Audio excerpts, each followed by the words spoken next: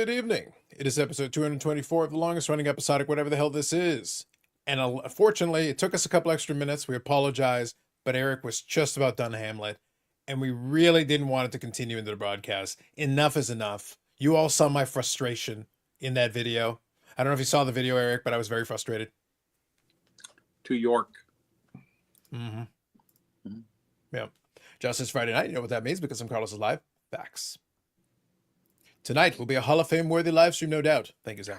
And yes, Paul. And yes, Paul. I see your comment, but I'm not putting it on the screen. But yes, I understand what you're saying. Okay. Carlos says, "Good evening, gentlemen. So. Good evening to you." Yes.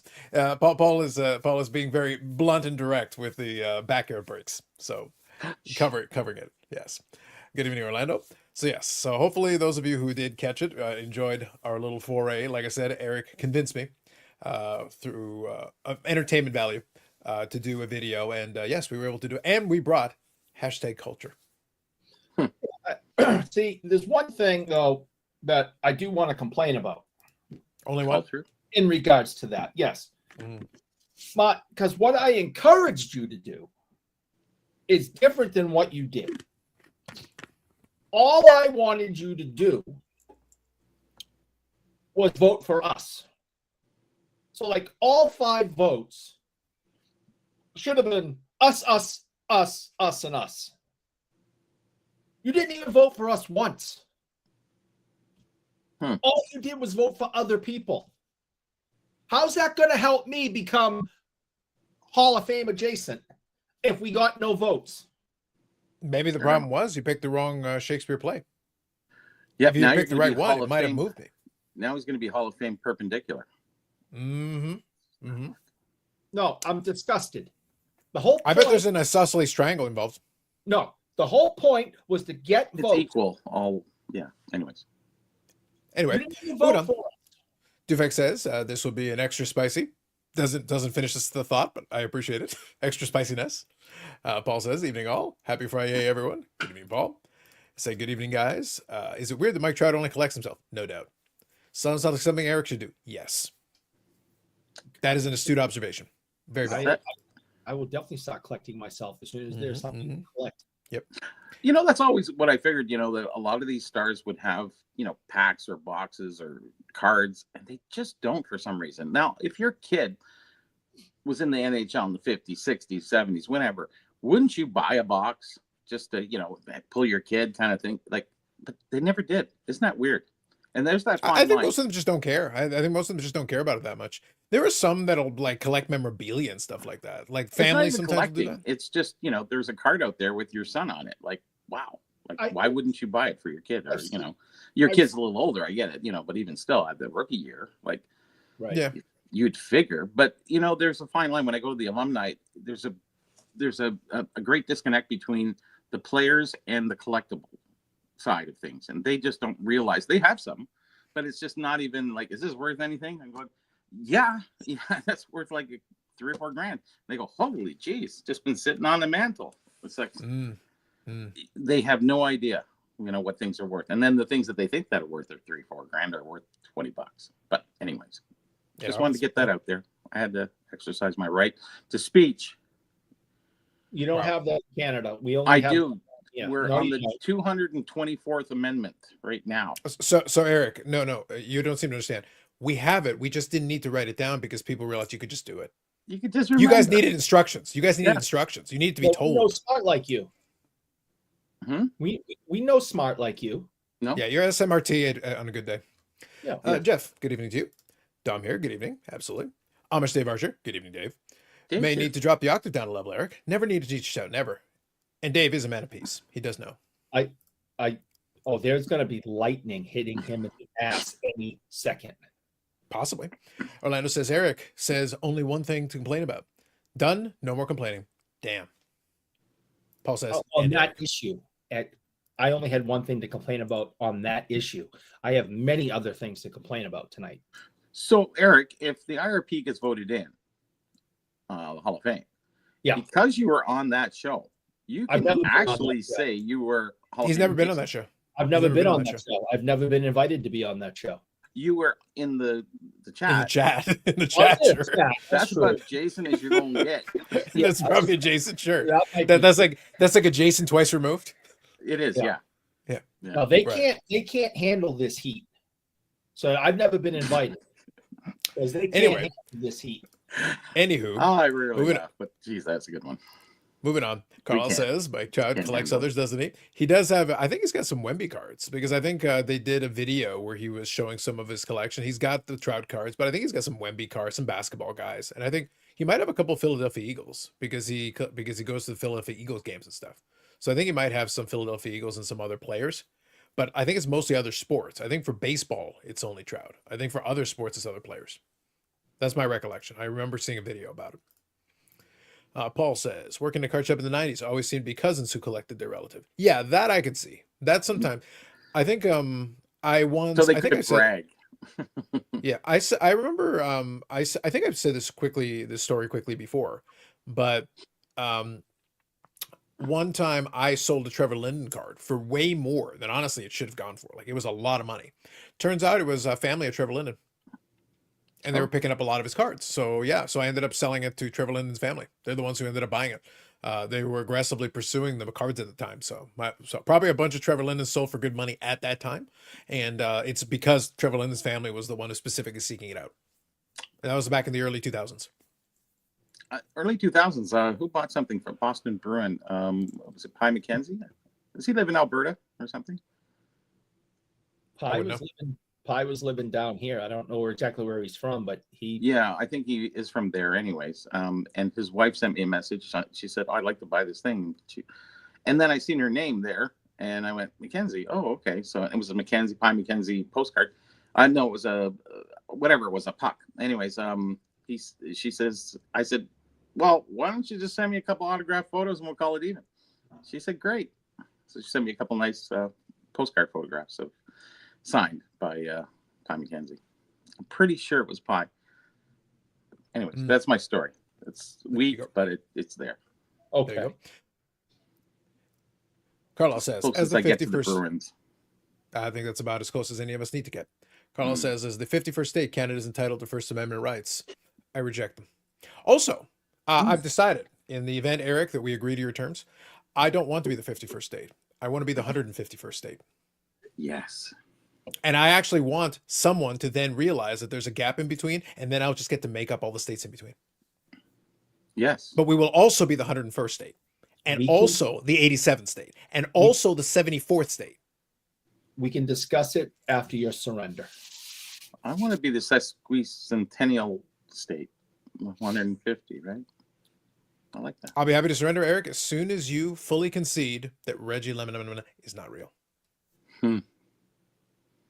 No, and Marcel doesn't love you. And Marcel doesn't love you. This is how wars start. I accept that. Okay. I've seen you fight the spandex when you tried to do it for the biking. I do not fear you. Moving on. It's not easy getting into that stuff. It's like one of those puppets that, one of those from the 90s. That's basically what we're talking. But the thing is, with the hip, he can only turn in one direction. So if he's already facing the wrong way, you're winning this thing. All day. Big time. Big time. Et tu, brute? Nice. Thank you, Rob. Dave says, we try to get Eric on, but his fee is too great. Eric's heat is akin to Moose Jaw in October. Facts. Dom says, Mike Trout has a killer coaster collection. Truth. Coaster. Maybe Canada should join Greenland. I like it. The Dutch. Listen, calm down, Bobby. We're already discussing getting into war with what? My war with the Dutch is ongoing. It is a sustained war. Okay. It is a both cold and warm war, occasionally a hot war. It depends on the day of the week. What do they say? Going on. The enemy of my enemy is my friend. Maybe you can. So you think? Maybe you can be friends with the Dutch for a short period of time. It's a tough one. We did discuss the possibility that I may have to consider some kind of a ceasefire with the Dutch, under the circumstances. We'll see. We'll see what we have to do. We'll figure it out. Name here says, good evening. Happy Friday. Good evening. Paul says, Dave, I'd equate Eric's heat being akin to Flin-Flon in November. It's cold. Wow. Damn. I got heat. That's north. Name says 2 hobby goats and Shakespearean Mayo Heaven goat. Can you go find something else to do? You don't need to be here. You got 47 kids. All right. They're all running around crazy. Why don't you go help your wife, your dear saint of a wife, and why don't you go help? Hey, Eric, you calm down over there. Eric, you calm down over there. You calm down over there, because each one of Name's kids is going to be a governor of one of the states. Yes, we need at least 100. Yeah, so Name's got this. He's filling in a lot of what we need.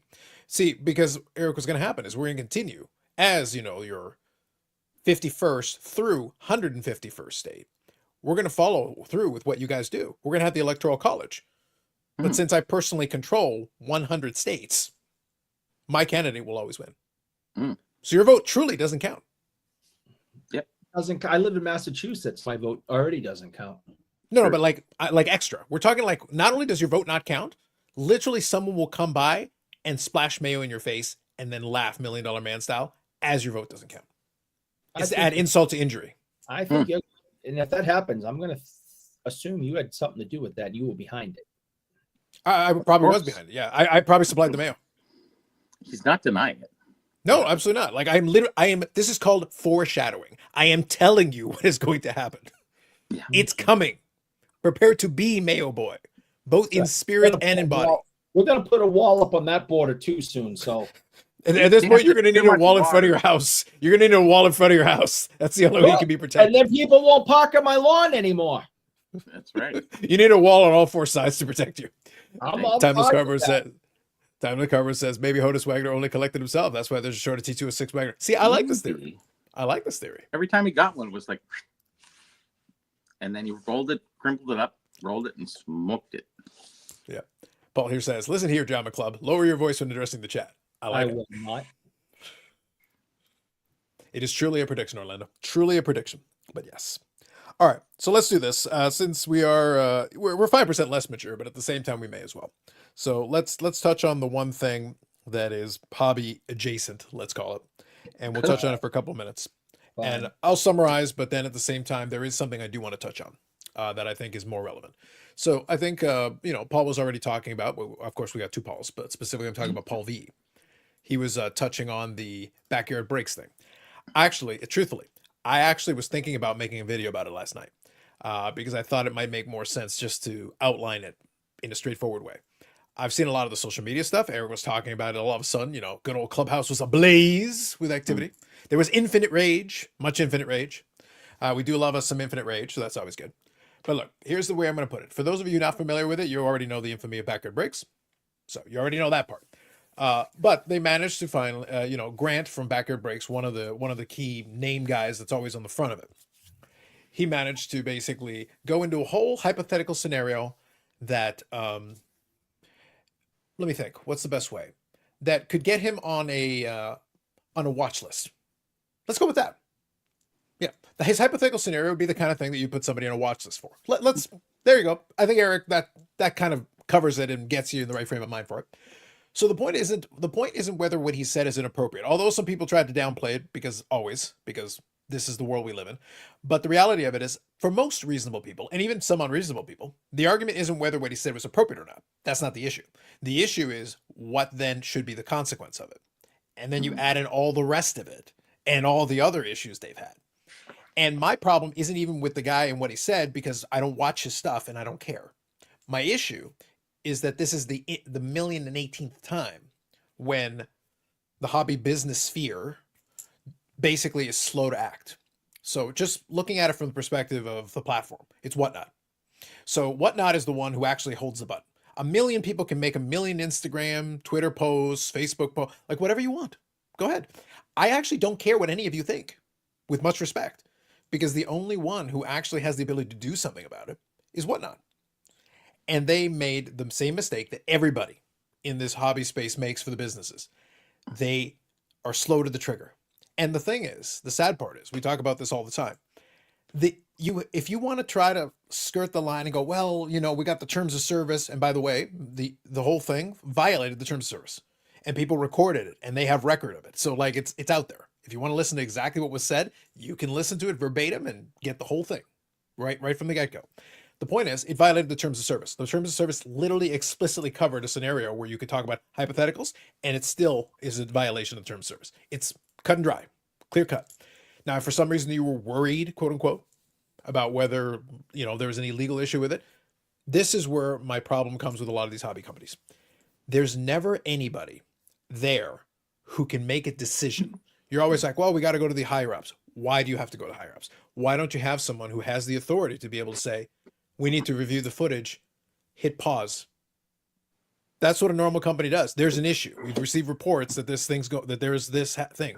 We've got the footage. We can go back to the tape and double check and see what's going on. Well, in the meantime, you suspend the account. By suspending the account, you buy yourself a little bit of time, and you let them know, hey, we got reports of a violation. We're going to look into it right away, but your account is suspended until further notice. So right there, Eric, we haven't made the final definitive thing, but we've acted with quickly, not sitting. Backyard Breaks is online right now.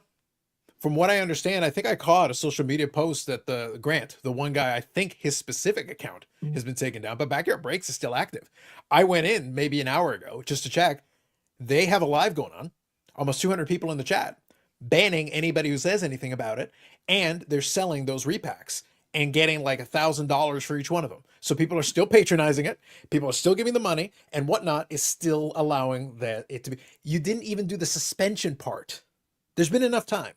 Even if you don't want to cancel the account right away and you want to do an investigation, like do the minimum due diligence, by all means, you can still hit the suspend button.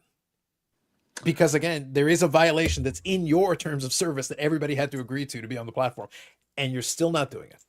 It's kind of funny because I think I can see the management looking at the video. They're all kind of gathered around the TV and going, and then they see the video, and it's like one of those memes. It's like, and then he said it, and it's like, whoa, they all run away. And anyways, that's what I'm thinking. So they're just getting over that jovial sense, and then they're going to come to reality, and then nothing will happen. Yeah.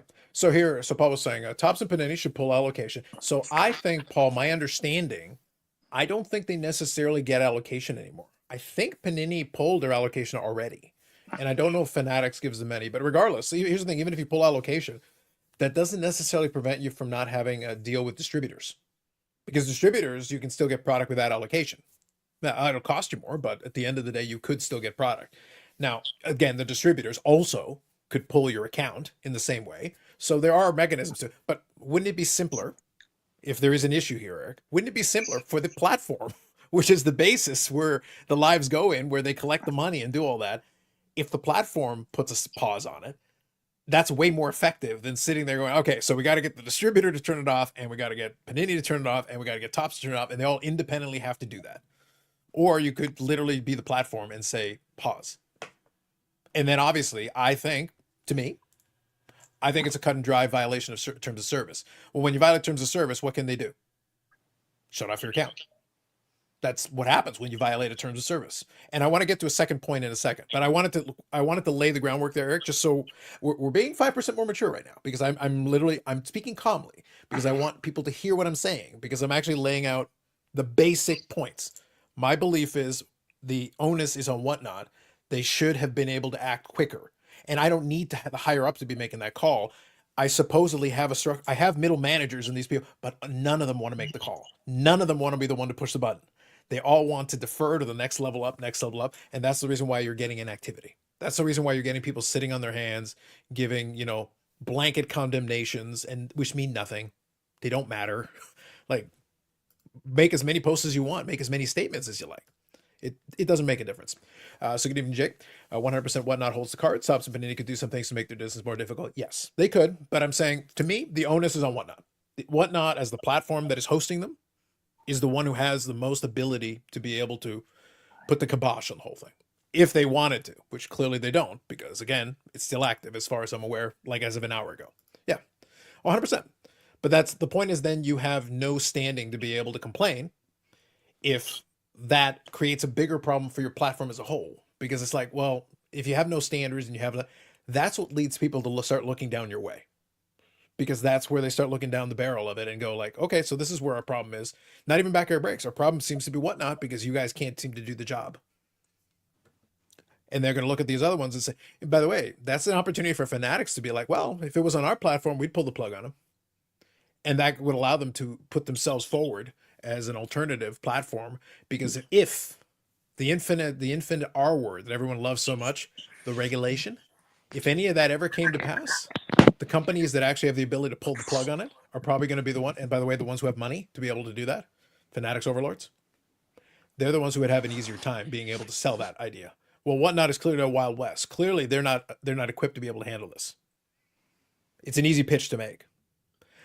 One other thing I wanted to touch on. So real quick, and I'll get your thoughts, Eric. But one other thing I want to touch on. There is so Whatnot, I focused on it because I think the platform is the important thing.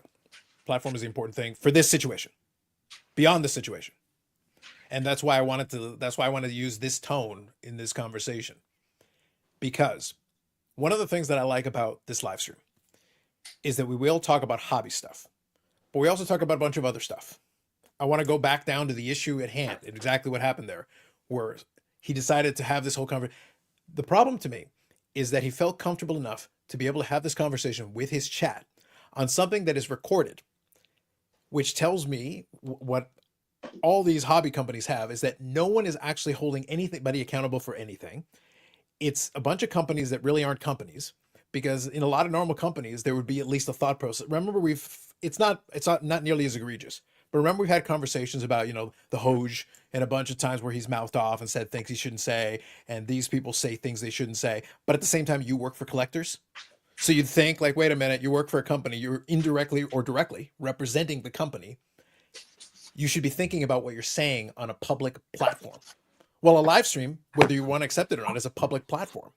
The reason I'm saying this, the reason I'm mentioning it and also pointing out that this live stream can go all over the place is because directly or indirectly, I'm the judge here. I have to bear responsibility. I can't control what Eric or Bobby say.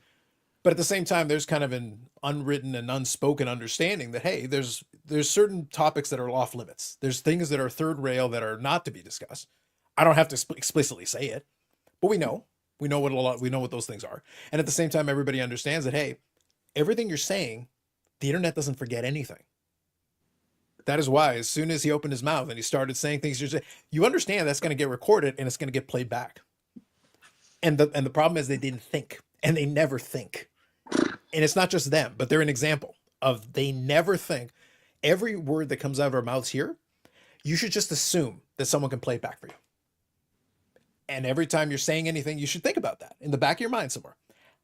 I've never gone here and said anything that I wouldn't be comfortable somebody playing back to me and me being like, yeah, I did say that. And if you want to talk about context and everything, I can talk about it, but I can stand behind everything I say. I get stuff wrong. We all do, but that's okay. That's different though than saying something you shouldn't be saying. You should understand, like, this is a recorded platform. Even on a smaller scale, just think about that. Now imagine you increase the amount of eyeballs. Imagine you increase the amount of scrutiny. And imagine, worse, it's a business. You're actually trying to operate as a business. And then you start mouthing off in front of an audience with recording cameras. And it never occurred to you that maybe you should think about sometimes the stuff you say. You're trying to be spontaneous. You're trying to put on some kind of a show, but it's like, did you? You created your own problem. There's no qualifications to be on the internet. And that's exactly right. I want to say there's no governing body that we have, and correct. There's freaking idiots everywhere. Correct. And the fortunate or unfortunate is that this type of platform. I'm using this example as a live stream. We've got StreamYard and YouTube, but Whatnot is a live stream platform too. It allows you to magnify your idiocy and have a permanent record of it. Because even if you delete the live stream, if somebody recorded it, guess what? You didn't delete it. You didn't delete it off the internet. It's still available. People can still see it and people can still hear it. You can delete that live stream right now. It won't fix your problem because all that footage is out there now. We're mostly safe with the 4 and 5 hour long soliloquies that we do on this show. So what show was that? I'll go back through them all. 6 years later, I found it. Yeah. The point though is that, like I said, I don't worry about it because everyone who's ever been on here has an understanding that, hey, we're chatting, we're keeping it light, we're having some fun with it. Sometimes we'll talk about more serious stuff, but the point is still like no, all this stuff that was being recorded though, like it's a good reminder that sometimes people, like at this point, there's an entire all these guys are not even 30. All these guys are in their late 20s, and they've created this whole, you know, frat boy bro kind of lots image. Of years to live down the regrets. So there you go.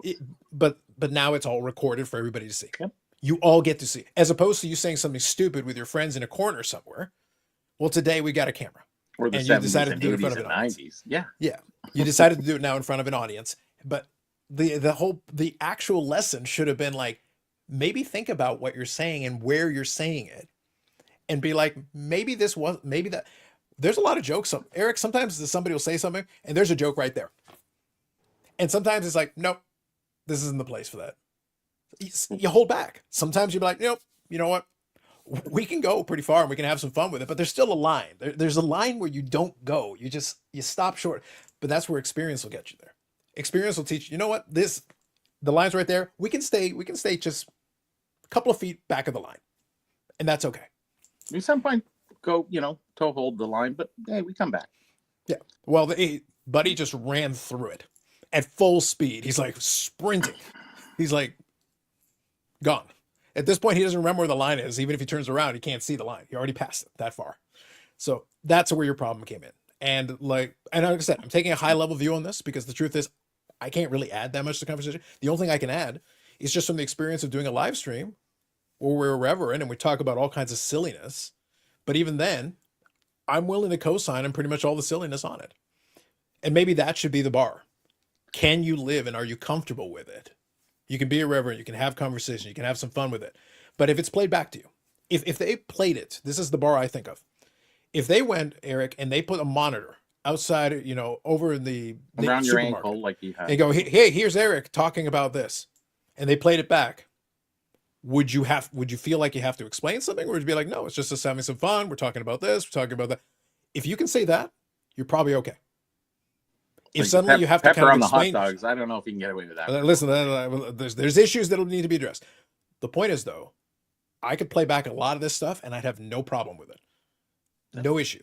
But if you have to explain it or you have to apologize for it, especially a contrived, you know, apology, the standard, like, you know, I have to, you know, self-improve.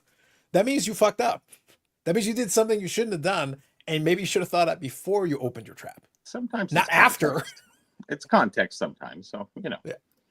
But you know, with great power comes the seeds of corruption, right? Is they think they get so much power in what they do that they can basically say anything, and that clouds your mind. And I think that's where he got to that point that he said, "Doesn't matter what I say," and you just walk forward. You keep walking that line until you really reflect back, because the blowback will be there. And then he's going to start sitting there going, oh, shit. So, you know, lesson learned, maybe. We'll see. Well, for now, technically, there's no lesson learned until the actual platform steps in and does anything. I think personally, he's still collecting money. He's seeing that. I'm sure his friends would step up and say, hey, dude.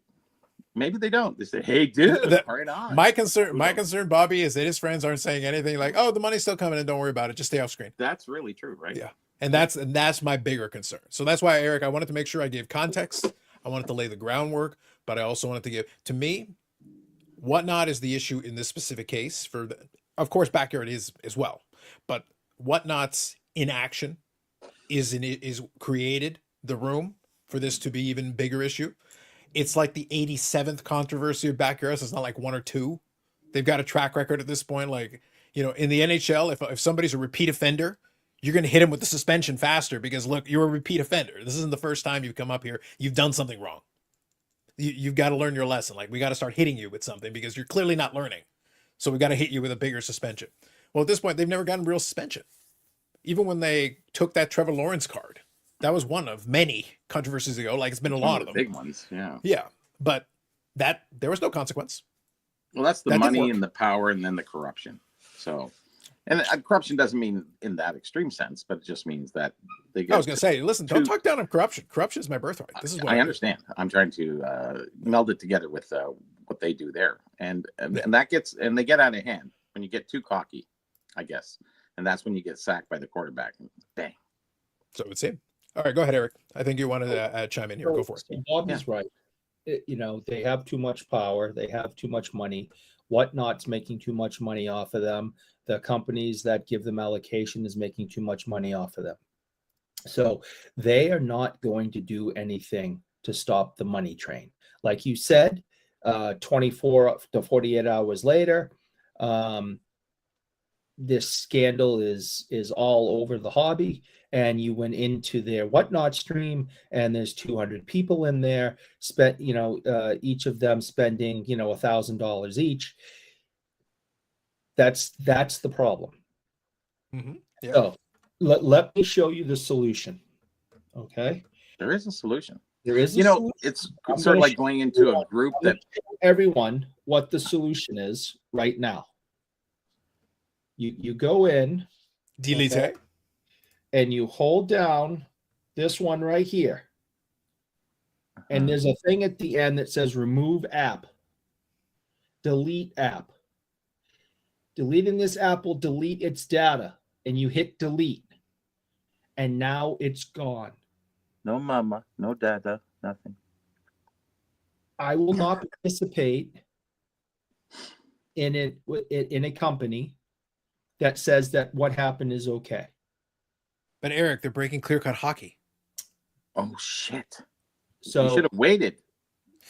Don't be asking me later. So, and just the fact that you have that app is beyond. Oh, you can actually, but I actually pulled it up in the browser. That's how I actually knew that. I was double checking. I just wanted to confirm right up to the minute. It's still active. They're opening clear-cut hockey as we speak. I have the app because friends of mine have gone on it, and I've purchased things through them to support them and encourage them, and have been a part of their live feeds. I have never gone and used it any other way. But that's beside the point. That's like saying I didn't inhale. Come on. If enough people follow my lead and do what I just did, now Whatnot is going, whoa, what's going on? And if you go into your YouTube account, everyone go into their YouTube account. If you're following Backyard Breaks and you hit unsubscribe, unfollow, you're sending a message. You go into your Instagrams and you go into your Facebooks and you hit unfollow. Now you're sending a message. Now they actually start losing money. Mm-hmm. And now we have their attention. But one thing. Give me one more sentence. Until we start taking our money out, nothing will change, because that is the only thing that speaks. Mm-hmm. And that's completely fair. I don't disagree with the premise of what he just said. What I'm going to point out is I'm going to read Paul's comment because it plays into what you just said. So hang on one second. Paul says, I've also decided to boycott Whatnot, downgrading my monthly spending there from 0 to a prior amount of, 0. So the thing is, what Eric said is completely valid and true. Here's the thing. I can't even use Whatnot. It doesn't work for me. Like, I actually had a bit of an issue with it doesn't take the address correctly and everything. I was able to use it effectively one time. That's the only time I was ever able to use it, because I tried to incorporate, because I wanted to ship my cards, because the US address would help with the shipping and make it more reasonable and all that, because the shipping is outrageous. So and Whatnot is weird about it. Like I said, it's a very, by the way, Whatnot is actually a shitty platform. Just truthfully, like, it's actually kind of garbage in terms of how it operates. They have money to give to influencers, but fix your app. That would be even better. Like, fix it. It's actually really bad. But the point is that the reason why it's not going to do that is that the amount of people who will be turned off enough to get off Backyard Breaks is all well and good. Most of the people that I'm hearing were not subscribed to Backyard Breaks in the first place. So you can't unsubscribe from something you're not subscribed to. And if you're not following them, continuing to not following them is the status quo. Nothing has actually changed. True. And the truth is there's other breakers on the platform. Like right now, I'm using Backyard Breaks because obviously that's the topic. That's the current thing, what they've done. And it got to your point. Clubhouse is now ablaze with, infinite rage. So that's all well and good. And that's fine. And I'm glad it's brought some chatter to it and discussion and all that. That's all good. But the reality is, for the majority of the hobby, Backyard Breaks doesn't matter. They can complain about it, but they're not using their services. So they're like, you're not going to take money away from something you're not giving money to. Like, you're not really, the only thing you can do is shake your fist and, curse at the heavens, and that's about it. For the other breakers though, currently, what I'll tell you is that 2025 Topps WB Chrome came out, the brand new Chrome one with the Rock Auto and all that stuff. Bobby, they're opening cases of it right now. Not backyard specifically, but a whole bunch of breakers have cases worth of the stuff, and they're going through it like cases, boxes. Well, those guys have nothing to do with backyard. They're literally just, hey, we're open up packs of this thing. Hey, I pulled the Rock. Hey, I pulled Cody Rhodes. Hey, I pulled this person. That's all they're doing. And they're doing good business right now, because right now that is the new hotness, the brand new product. So for them, it's like, in reality, what Eric said is true. But at the same time, if you're not dealing with backyard in the first place, removing the app also punishes the breakers who are doing their job, quote unquote, correctly. They're just taking the breaks, sending the cards, and shipping them off. Most breakers don't have this problem that backyard seems to have, where everything they keep flying close to the sun. They've been Icarus, and at this point, one of the guys just decided to go straight in. He just went straight for the sun, just went for it. But these other breakers right now are making good money selling this product. But most of those folks, there will be issues, but most of those folks will send the cards to the person who receives it, and the other person on the other end of it is getting their cards. I've been on Instagram. A couple of them are starting to get their cards already. Hey, thanks to so-and-so breaker. They pulled this great card for me. It's from my PC. Great. Awesome. Like, I've had good experiences with some breakers, not on Whatnot, obviously, but I've been able to buy from some breakers, and I've gotten my cards, and I've been happy with the experience. Your mileage may vary. So, some are obviously problematic. Some are better than others. That's all part of it. But that's the only point that I'm making with that, is that if you're not using them in the first place, then boycotting them isn't, what are you actually doing? No, that's kind of the issue. Well, that's why I commend, Eric for, deleting the app. Without him being like a Hall of Fame adjacent, I don't know how many people are really going to do it. But I mean, it sent a statement. It added that extra gravitas. It did. So real quick, before you go, Eric, I'll read a couple of these real quick. I want to zip through them so that I'm caught up. CC was saying the truth is that moral and ethical conduct has eroded over time. And these days, all media and social media is all about the money and getting the most clicks and views. Very sad. That's fair. Rob says, happy Friday, guys. Happy Friday to you. Orlando says they market to kids and younger collectors. Speaking of backyard, that's the issue. Carlos says market our old guys like me. You trying to say Eric's old? I agree. Wow. So this was the comment I already read here. Brendan Ryan, good evening. Eric, if we deleted every app with a data breach, there wouldn't be many left. Well, data breach is a different issue, but yes. Yeah. Carlos says, so have they apologized yet, or are they ignoring it? So the one specific guy gave a very generic apology, and Geoff, in his infinite wisdom, decided to weigh in, which opened him up to mockery. Yeah. More on that later. That's the more lighthearted side of it. Geoff has to do it. He's contractually obligated. He's like, wait a minute, I need to say something. No, really, you don't. No, you don't need to say anything at all. You're not that important. Remember when I gave the groundwork and I started at the beginning, I said, we don't really need to debate that what they said is bad. Yeah, I know. It isn't required. Just take my word for it that it's bad and it is inappropriate and it violated terms of service. Yeah. And it is grounds to delete the account. Like you really could, justifiably so. That should be enough. If you're really heart set on knowing exactly what was said, it's out there. I don't need to give you a transcription and I don't need to show it to you. Maybe Joff. But it's out there if you really want it. I wonder if Joff will delete his account. Kind of doubt it. Saddam here saying, Eric's right that you do vote with your dollar, follow views, but rule number 1 is still in play. Very true. And I appreciate your invoking rule number 1. Always. The masses forget quick and the next news cycle moves on to the next search. Yeah, and that'll be coming. The infinite rage will dissipate in time and we'll be on to the next thing until the next. That's why I say, like, the lesson would have been the punishing them in the wallet would have been Whatnot cutting off the faucet, but they haven't. And that's a testament to the company themselves dragging their feet on it. As far as I know, they haven't even made a statement on it, which tells you how quickly they're going for it. It's like, it was still during the week. It's like, you can't be like, oh, we need the weekend to think about it. Guys, this was like midweek. You've had a couple of business days to think about this. You could literally get on a Zoom call and figure it out what to do. At least make a statement. It's not the context of infinite rage, more like I'm upset. Pretty much.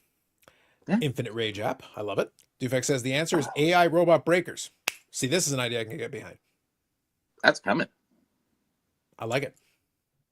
Okay, perfect. I'm all caught up. Sorry, Eric. I needed to make sure I read everybody's. Go ahead. I was just going to say that I agree with you on your overall point that if I'm not spending money at backyard breaks, me boycotting them doesn't make a difference. Well, and if I delete the Whatnot app, I'm hurting the other breakers. Okay.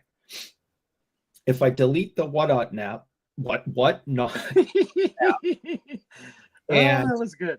I really want to take a nap. It's in Obviously subconscious. What nap? What? Yeah, I need a wet nap. So if I delete the wet nap, I did that one on purpose. So if I delete the wet nap, I'm sending a message to that company, and now Backyard is now affecting everyone else on the app. Now they're all going to be like, we're not making any money. Get rid of these guys, so people will come back. That's the hope. I understand what rule number 1 is. I understand that you did your research tonight already and saw there's 200 people in there and spending $1,000 each, you said, or somewhere around. And right now, the break for the hockey product, the clear cut, they're breaking. So that means they filled the spots. So however much again, clear cut is not as expensive. I'm using the repack one was a very specific case, but they were getting like $1,000 a pop for each one of those spots. So obviously they're making some money on that. And then clear cut is not as expensive, but obviously they were able to fill their slots, whatever quantity was. So this is my last point, and then I'm really done talking about it. Last week, it was all about the Paul Skeens card and how wonderful it was. If you don't believe in conspiracy theories and you believe what has been reported, that an 11-year-old collector found this card. Brick laden. Okay. And it was all about how wonderful it is that it was a young kid, and young kids need to be in the hobby. And it's so wonderful about young kids. And Infinite Rage. It brought Infinite Rage to us, and I am grateful. Last week, it was about how wonderful it is that we have young kids in this hobby and how important it is to have young kids in this hobby. And then we see all this video about them stealing. Anyway. This week, those young kids have been sexualized. It was Pokemon. Anyways. We can't one week say how wonderful and important it is to have these kids in the hobby and be okay the following week with having them sexualized. You can't have it both ways, collectors, hobbyists. If last week you thought it was great and important and wonderful and young kids, yay, this week you can't go, well, it's not really a big deal. I'm sorry, you can't. So we can't have it both ways. So that's really my point is last week it was yay kids are important, protect the kids are great. This week they've been sexualized. We need to say that can't happen. And we're going so Eric, I think though, I don't disagree with you, but I think the point is you can say it can't happen, but in this case, you can't do anything about it. Because again, your boycott, there could be a I'm not on Whatnot. I don't have the app. But Whatnot could have deleted this. Well, if you deleted your account from Whatnot, they're going to look at you and go, the guy's 50, he probably died. He didn't delete it. It's not even that, Bobby. Like you can delete your account. If it's only relevant if you are a person who is, it's like any boycott. If so people can say they're boycotting something, but if you're not a customer anyway, so I'll give you a little lighthearted. It's a joke, but it's not a joke. People, it can't just be me and 10 other people. It has to be a large amount of people who last week was saying this is good. This week, then this has to be bad. And what are you going to do about it? So Eric, it could be, you could have 100 million people who would say that.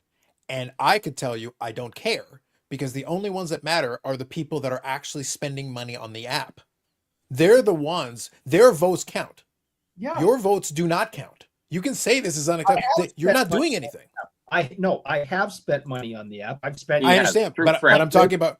But I'm speaking of currently right now with the people that are on. Again, the people that are in that room right now spending money, their vote counts for 10 times as much as your vote. So when Whatnot is looking at it and those other ones are looking at it, that's the bottom line. those are the votes that they're counting. The people who are saying, okay, I'm not spending any more money on your app, and it's like, okay, fair enough. But then you look at the bottom line, it's virtually the same. It is virtually unchanged. You have to sway the people that are currently spending the large dollars today, because they're the ones who will be able to sway and move the needle. And that's our job. As hopefully the majority. They're not watching this show. Hopefully no, but I'm hoping that people that even don't watch the show feel this way. I hope the majority of people. We cut out a clip there for him, and Carlos. And if enough people say, I'm not spending money until this is taken care of, it will get taken care of. That is the only way, is to affect pocketbooks, and it needs to be a large majority with a loud voice, and you speak with your pocketbook. If it's just the three of us on a show with 5,000 subscribers going, this is bad, and we only have 36 people watching right now, nothing's going to get done.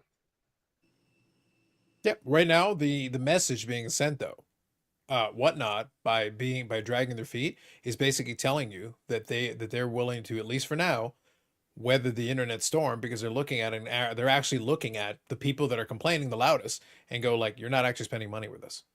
You could scream out, open your window and scream outside as much as you like. I'm looking at the 100 people on there who are buying into breaks. Yeah. It's the topic of the week, so to speak. It is. For this week. Next week, it'll be something different. Pooh holes, one-on-one, whatever. But where's the line of what has to happen that it doesn't, you don't just move on from it in a week? Did he actually have to cross a further line and actually do something physical? I've been in the hobby a long time, and there's no recourse that has.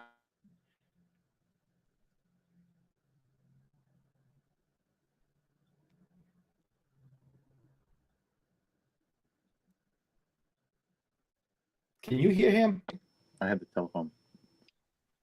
Because I couldn't hear any of that. Hello? Yeah, because somebody called. Freaking. Anyways.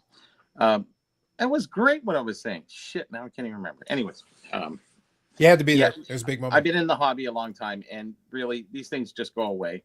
Operation Bullpen, all these things, CT scanners, all this stuff goes away. It stays there as a reminder, but going forward, people just want to do their own stuff for the most part. There are people who have done criminal activities. Look, we joked about it, but our good buddy there, Mastro, went to jail. He literally went to jail. And what happened? He's back. He's at the National, hanging out. Everything's cool. But I have not purchased one thing from Probstein since he did that interview with him. Now, Probstein doesn't care about my money because he's still the number one guy on eBay. He's still selling a lot of stuff, yeah. Okay, but he has not gotten one penny from me, where in the past, he used to be one of my favorites and my go-tos because he had a lot of stuff I wanted. Since he did that interview with him, I have not given him 1 cent. Now, does he care? No. But if enough of us did that, he would care. But Bobby's point, though, is that not enough of us who are actually spending that money have done anything. It hasn't changed. That's the issue. So real quick, I'll go. Well, then it's a non-starter. It's a no issue. For a lot of cases, it is. That's why I said we addressed it because it is the issue of the week. Because Let me read a couple of comments. Interesting to talk about. It's nice to have that conversation. We can have people in the know are that much smarter for realizing what goes on in this hobby. And there's a lot of bad stuff, but a lot of great stuff too. Yeah. So Ham has, what's up, guys? Good evening, Ham. Let's talk some top score wrestling. Actually, I'd love to, but give me a minute and we'll finish reading the comments. CC says, I'm with Eric. Delete the Wetnap app. Wetnap app needs to be stopped. Ren Ryan says, Paul Skeen has a poker face to a science. Truth. Defect says, to be or not to? That is the question, Eric. Valid. And a good callback.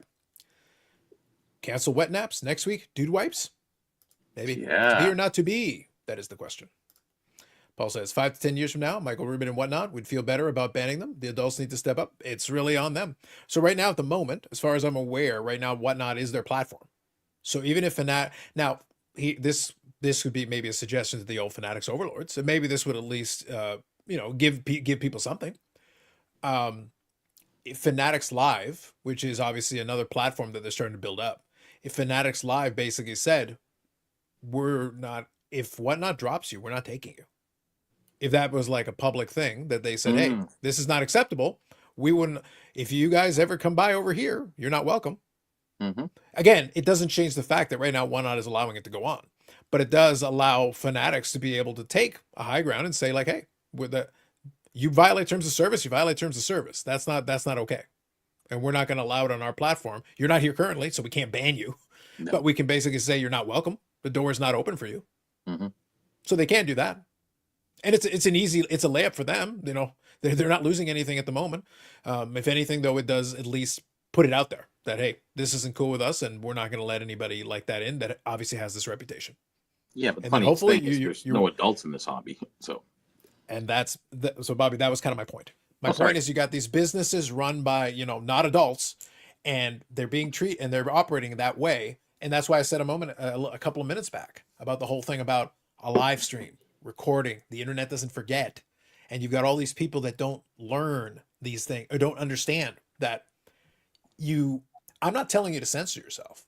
Quite the contrary. I enjoy saying a lot of things that I do. But again, what I said is my standard, my bar is, are you willing to have that played back at you in a public place and stand there and be able to have conversation with people and say, yeah, I did say that.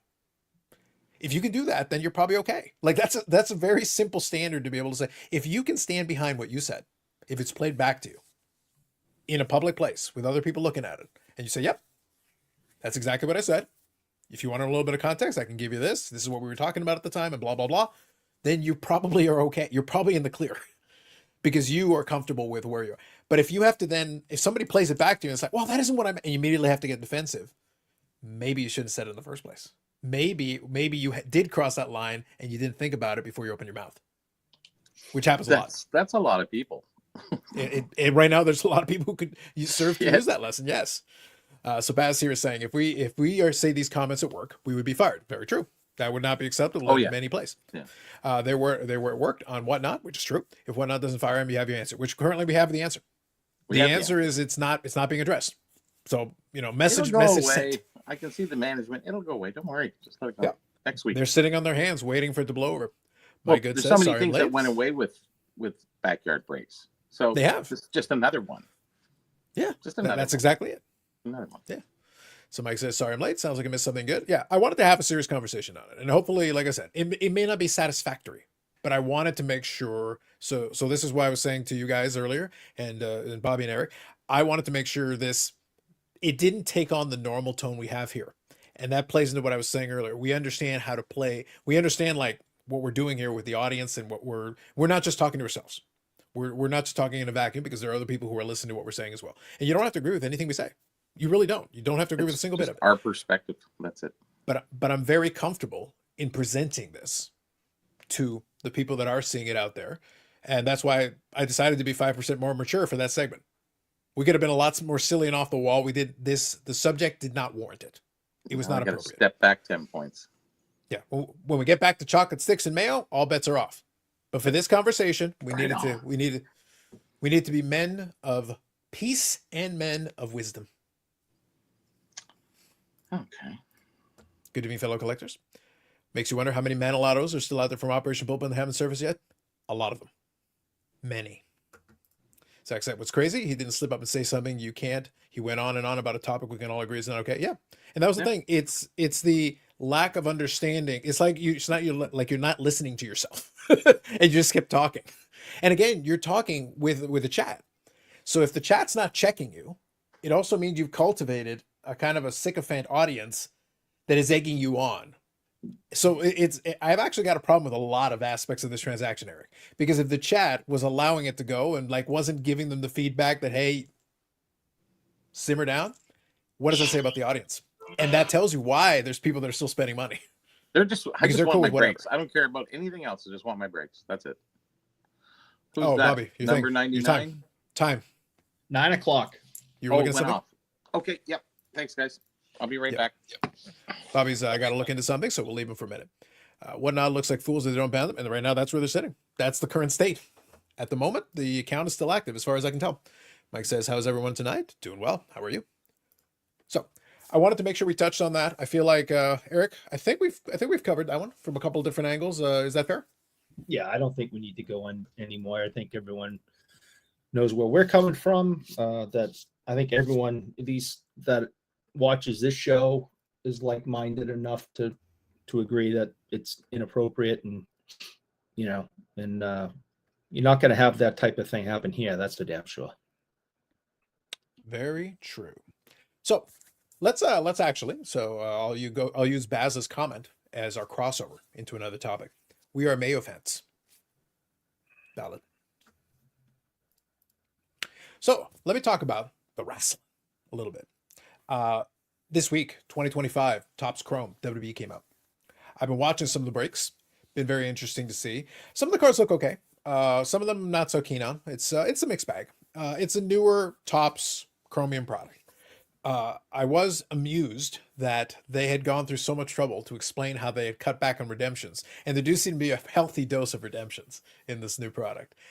Some nice stuff that was getting pulled right away, which is to say a lot of stuff's getting broken. I would love to know exactly, like it's pushed up the secondary market prices on boxes. So that's been very strong. Not surprised at that. There's definitely been some monster cards that have been pulled that people are already starting to buy into and spending big money on. No surprise there. I think it's good for that little space. For the niche space, I'm enjoying the fact that it brings a little bit of energy into it. AEW had its product last week, which obviously was going to be, by a factor of many scales, smaller.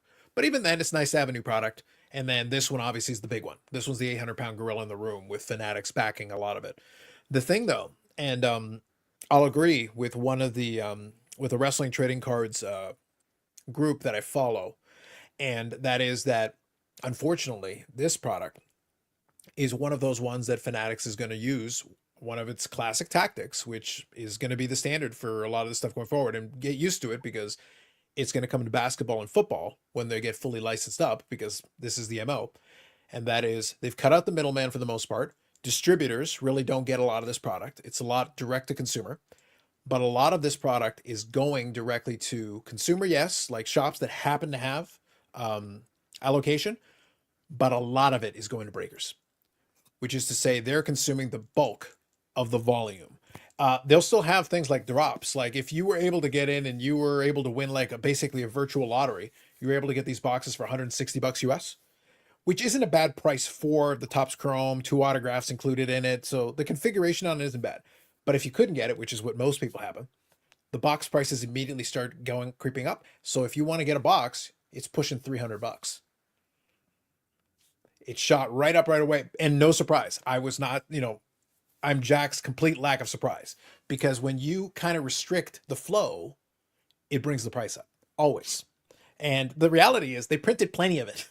They're just going to dole it out in phases. So now it's short because the breakers have a lot of it. And if you just want to buy a box yourself, it's going to be tough to do for now. But then the second wave will come, the third wave will come. And by the time it's all said and done, there'll be plenty of boxes, but not all at once. They're allowing the stuff to get consumed. So we'll see. I don't know. I think it's going to be interesting to see how that one plays out pricing wise. And we'll go from there. I don't even know. So let's see here. Sean was saying, I wonder if trading cards will be subject to the upcoming. This is literally the third week in a row this question's been asked. Yes, all your cards will be 5,000% higher. And the vintage ones, 10,000% higher. Oh, I like the vintage ones. As a matter of fact, this tariff war is so serious, you're going to retroactively get a bill for cards you already bought. That's right, Eric. You are getting a bill because I happen to know you have O-Pee-Chee cards, and O-Pee-Chee cards were made in Canada. I'm adding that to the like button fee. I'm adding it to the like button fee. Everything's O-Pee-Chee from what I understand. Yep, which means you're going to get a big old bill. That's going to be a lot of zeros on that bill. Sucks to be you, buddy. Sucks to be you. Really does. So anyway, jokes aside, I wouldn't worry about it. A lot of the products that are good, It's one of those things where a lot of people spend a lot of time worrying about stuff that, number one, you can't do anything about, and number two, that isn't really going to affect the rank and file to the complicated degree that a lot of people want to put it into. Let's put it this way. If it does, and the product goes up in price sufficiently, it'll sit on the shelf. That's it. So will it be subject to? I doubt it. My honest answer is I doubt it. But even if it did, so what? Oh, by the way, even if it does, oh, how much did the tariff add to it? Because I think it's 25%. Okay, 25%. The shop will not charge you 25% more. They'll charge you 35% more, or 40% more, or 50% more. It's the same reason that every time there's an increase in the price of gas at the pump, they're like, oh, it's the taxes. Okay, well, how much tax was it? Oh, well, and then somebody works it out and they figure out that the tax added like 8 cents a liter. Okay, so why did the gas price go up 20 cents a liter? Wait a minute. It's like you're pocketing the difference. It wasn't the tax at all, was it? It was just an excuse to raise the price. No, you're just making stuff up now. I don't understand. Eric, I've already loaded up. I'm confused. I've got all the tinfoil. Don't even worry about it. Y'all don't even know. But anyway, we'll see. That is not what I'm going to overly concern myself with. It'll be allocation and distribution. We'll see how things go. So real quick, I wanted to get this on here. Actually, since we talked about product, I think they may be getting, we'll see. I don't know if they're getting it or not, but we'll see if they are or aren't. I do want to thank AMG Collectibles, AMG.ca, and the AMG YouTube channel. Strong support on the last episode, so do appreciate that. Did you see what they did just before the show started? Specifically? No. Yes. Sherry and Brad did a case break of that new Upper Deck clear cut stuff. And I don't think they were thrilled with the outcome. So is this on the AMG Instagram? Instagram, yeah. And again, I don't think they're thrilled with the outcome, but they did get one Cam Neely auto, which obviously I like, but sure. Other than that, I just out of curiosity, guys, have you noticed it's like, maybe it's just me, have you noticed a lot of freezing tonight? I feel like my internet's been okay. Yeah, but I don't know what's going on. Yeah, I don't know. I lose for a couple of seconds and then I come back. Yeah, and Bobby had that issue earlier. He was frozen for a bit. I don't know. But so yeah, they pulled a Cam Neely one, card, which was pretty cool. Autographed and all that. And there was a whole bunch of guys that I don't know their names. I'm not familiar with them. I know the last card was like a Joseph Wall card, the goalie of Toronto. But I think it was another bust for them. I don't think it was financially lucrative for them at all. Yeah, well, I'll say this. Just talking about that product, the problem with clear cut, and again, your mileage may vary, and my job isn't to recommend or not recommend it to you. When we do a lot of the AMG stuff, my job is just to tell you what it is, and then you can kind of decide for yourself. And I always recommend people check out the checklist and take a look at what's there. And one of the things that I mentioned when we were doing the preview of it was I said it is a 1 card per pack product. It's one box equals 1 pack equals 1 card. So it is the ultimate in feast or famine.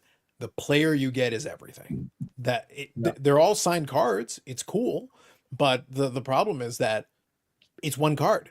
If you don't get the card you want, or it's not, it can be. We talk about hockey.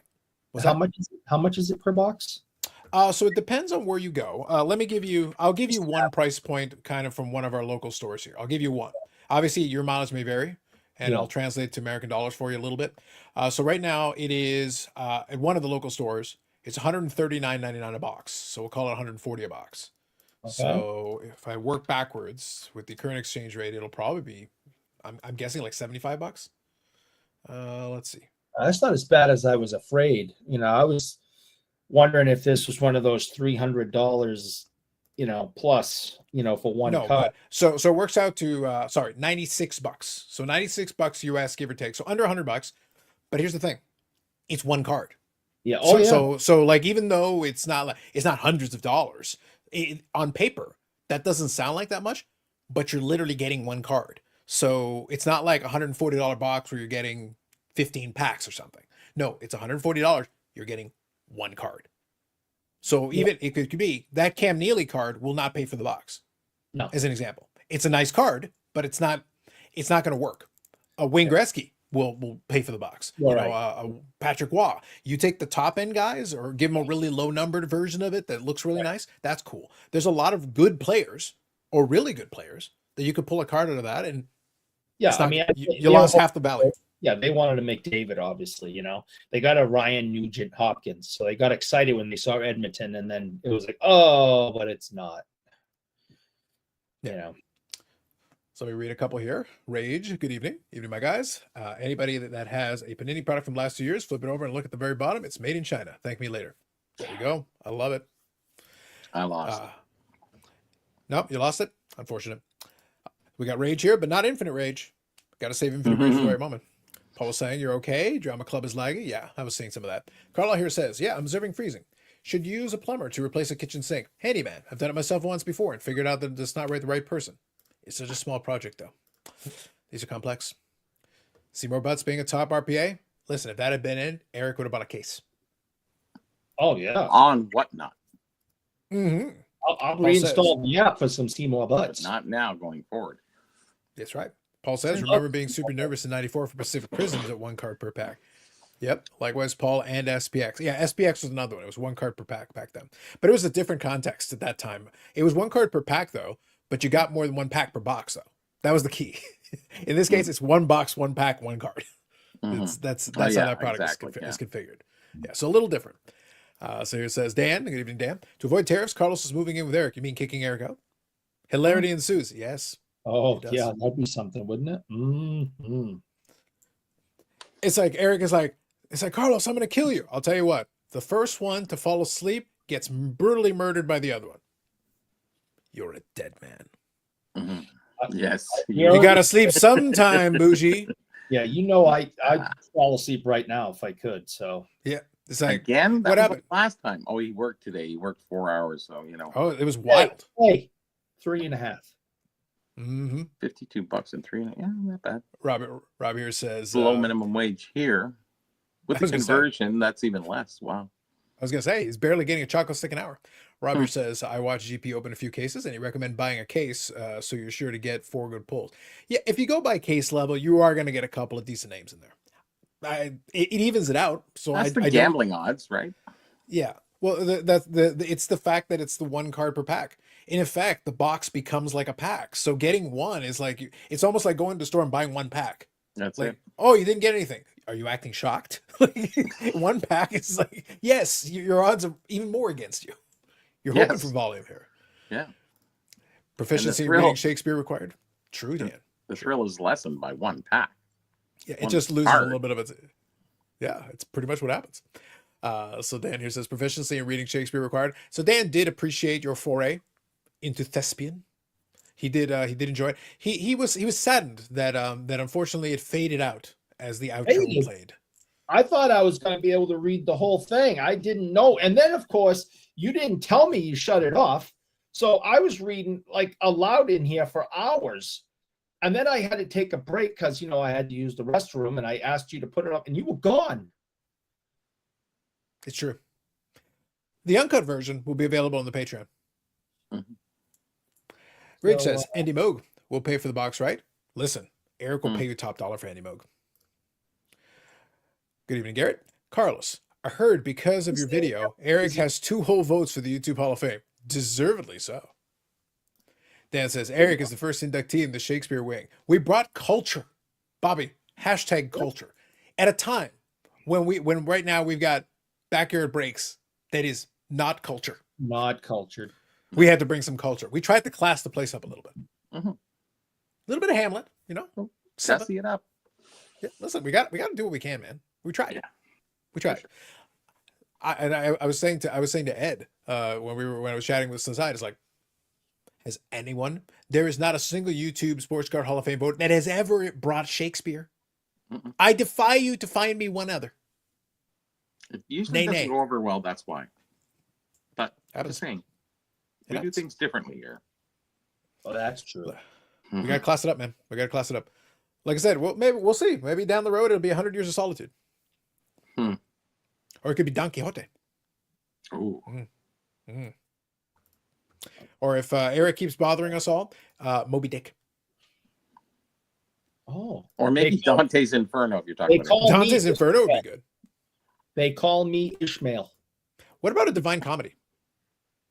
Divine Comedy would be good. Yeah. Carlos says, when I was a teenager in 1989, I thought of opening a box of Upper Deck was like opening a case. Well, it was 99 cents a pack, man. 99 cents per pack. Yeah, and like 12 cards in there, some ridiculous thing. I mean, you walked away with just piles of cards from one box. Not worth anything. I like this. Stonkachino's back. Speaking of classing it up, I cannot believe the Seahawks didn't try to run the ball. Just pure madman failure insanity on his face. All right, so I've been thinking about Dunkachino a little bit. He must be beside himself, knowing that Tom Baby just hired Pete Carroll as the head coach of the Raiders. Say it ain't so. It's an insult to injury is what it is. Yeah.